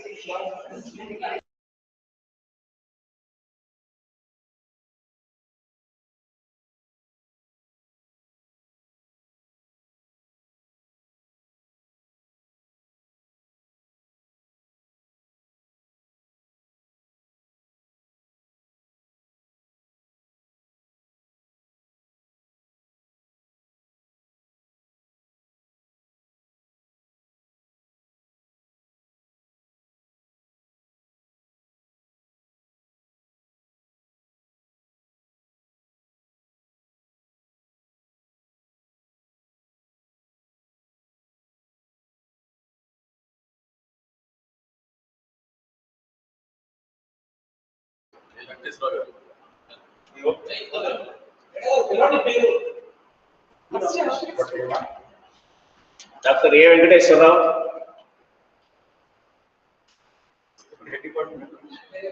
at the Department of Chemistry.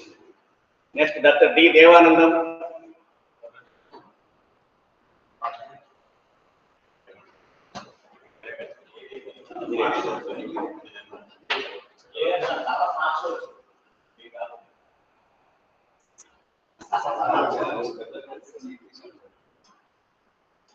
Dr.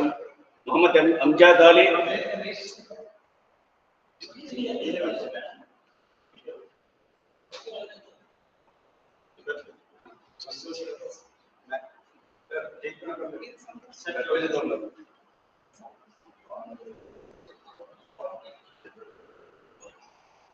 Dr. Santosh Rao garu.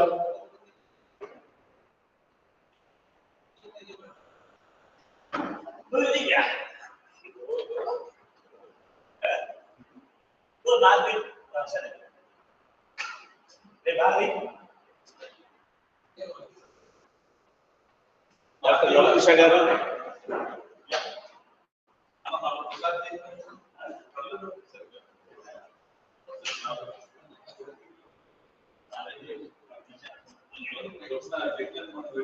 G. Kantamma, student volunteer.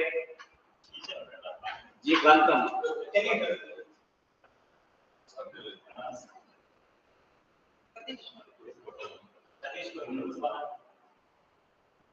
M. Satish, student volunteer. Sadil Kodati. Sir, he has been the key contributor for the technical support. He has been a key contributor to the technical success of this workshop.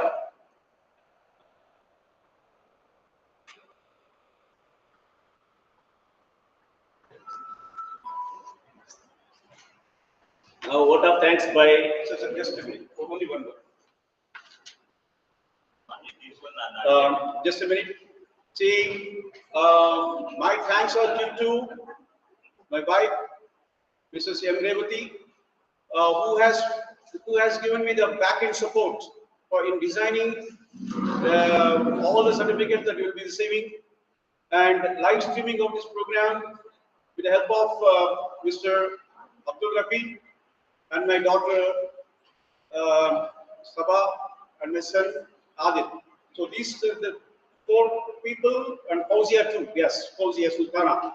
So these people have really given me an excellent technical support, and back-end integration was done by those people. And a program being organized with this magnitude wouldn't be possible with the back-end support of the people I have referred to. Here at the college, I got the motivation and enough encouragement of my staff and senior faculty, and my wife and her crew gave me the technical support. So thank you so much. Thank you so much. Now, vote of thanks by Mrs. P. Kalpana, JKC mentor, the co-convener of the workshop.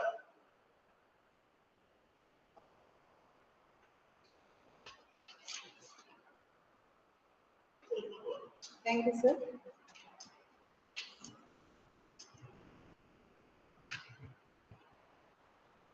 It is my proud privilege to stand before you and deliver the vote of thanks on behalf of Government Degree College, Chintalapudi, at the valedictory section of this remarkable 3-day international workshop on English for the Glocal Generation. First and foremost, I extend our heartfelt thanks to our chief guest, Honorable MLA Sri Songa Roshan Kumar Garu, for his encouraging presence and continued support to our college. Sir, your participation though virtual has inspired our students and faculty alike. Our sincere gratitude to our guest honor, Dr. C. Krishna Garu, Joint Director, APCC, for his thoughtful message and for being a strong pillar of academic growth and policy support for colleges like ours. I express our deep appreciation to our principal, Dr. P. Srinivas Rao Garu, whose vision and leadership have been guiding light for this entire program. A special word of thanks to our convener, Dr. Syed Mir Hasim, Director of IQAC, for planning and execution this workshop with clarity and passion. I also thank Mr. Boda Srinivasrao Garu, Organizing Secretary, for his dedication in ensuring that every session was well planned and smoothly conducted. To our Vice Principal, Mr. NJK Narendra Kumar Garu, Co-Convener, Mrs. P. Kalpana, and all the faculty and staff who supported this effort, thank you for your cooperation and hard work. To the esteemed resource persons from across India who shared their time and expertise, our sincere thanks for enlightening our students. To our student volunteers and enthusiastic participants, your involvement brought life to this workshop. Keep learning, keep growing. Finally, I thank all the unseen hands behind the scenes, technical team, admin staff, and supporters for making this event a success. Thank you all once again. Wishing everyone continued success and meaningful learning in the days to come. Thank you.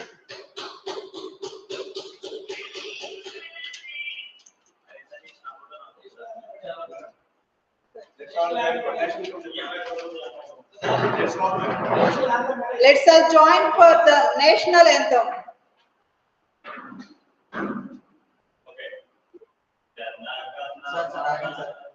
Just a minute.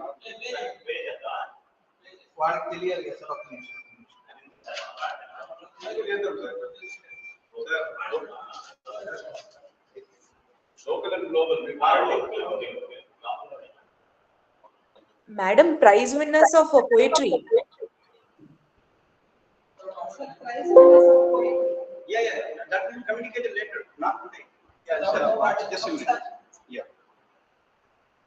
Yeah, see, that has been sent to the authors, okay, who are practitioners in poetry. So they will review and not, okay, that will be announced in course of time. That's what I told you. No, not today, but that will follow, okay. It will take a couple of days because 23 entries we have got. They are being, it is not just reading and giving away.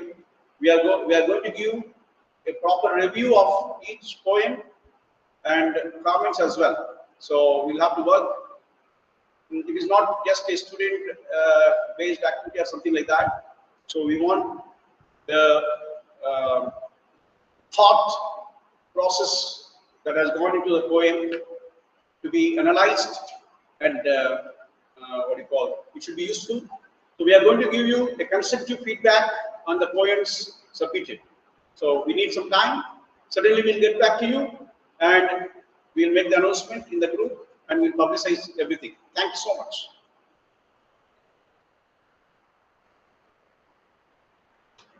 Thank you, sir.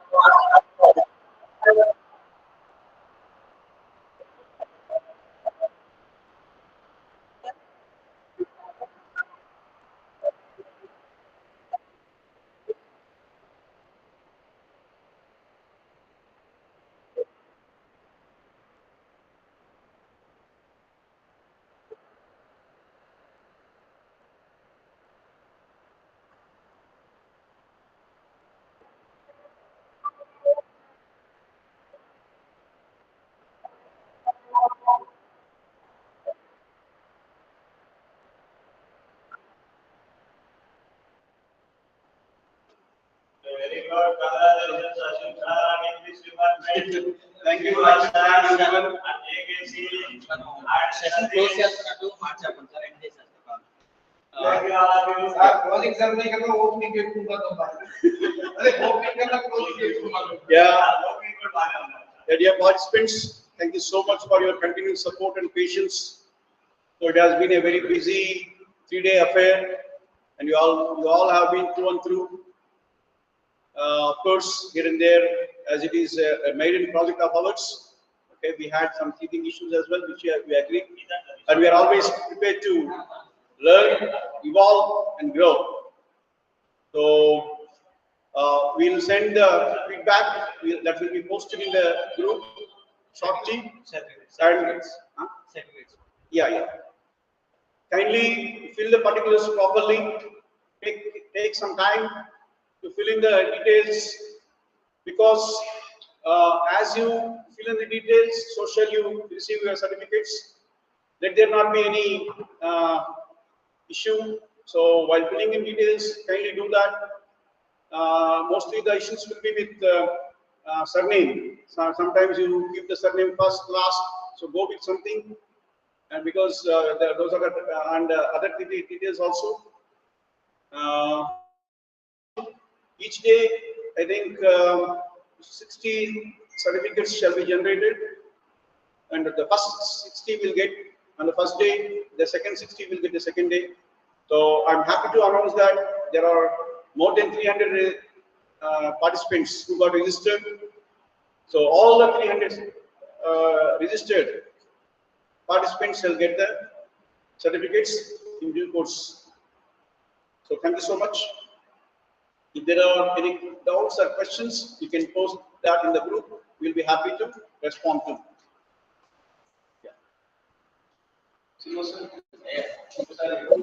Thank you, Hasim and BSR Garu.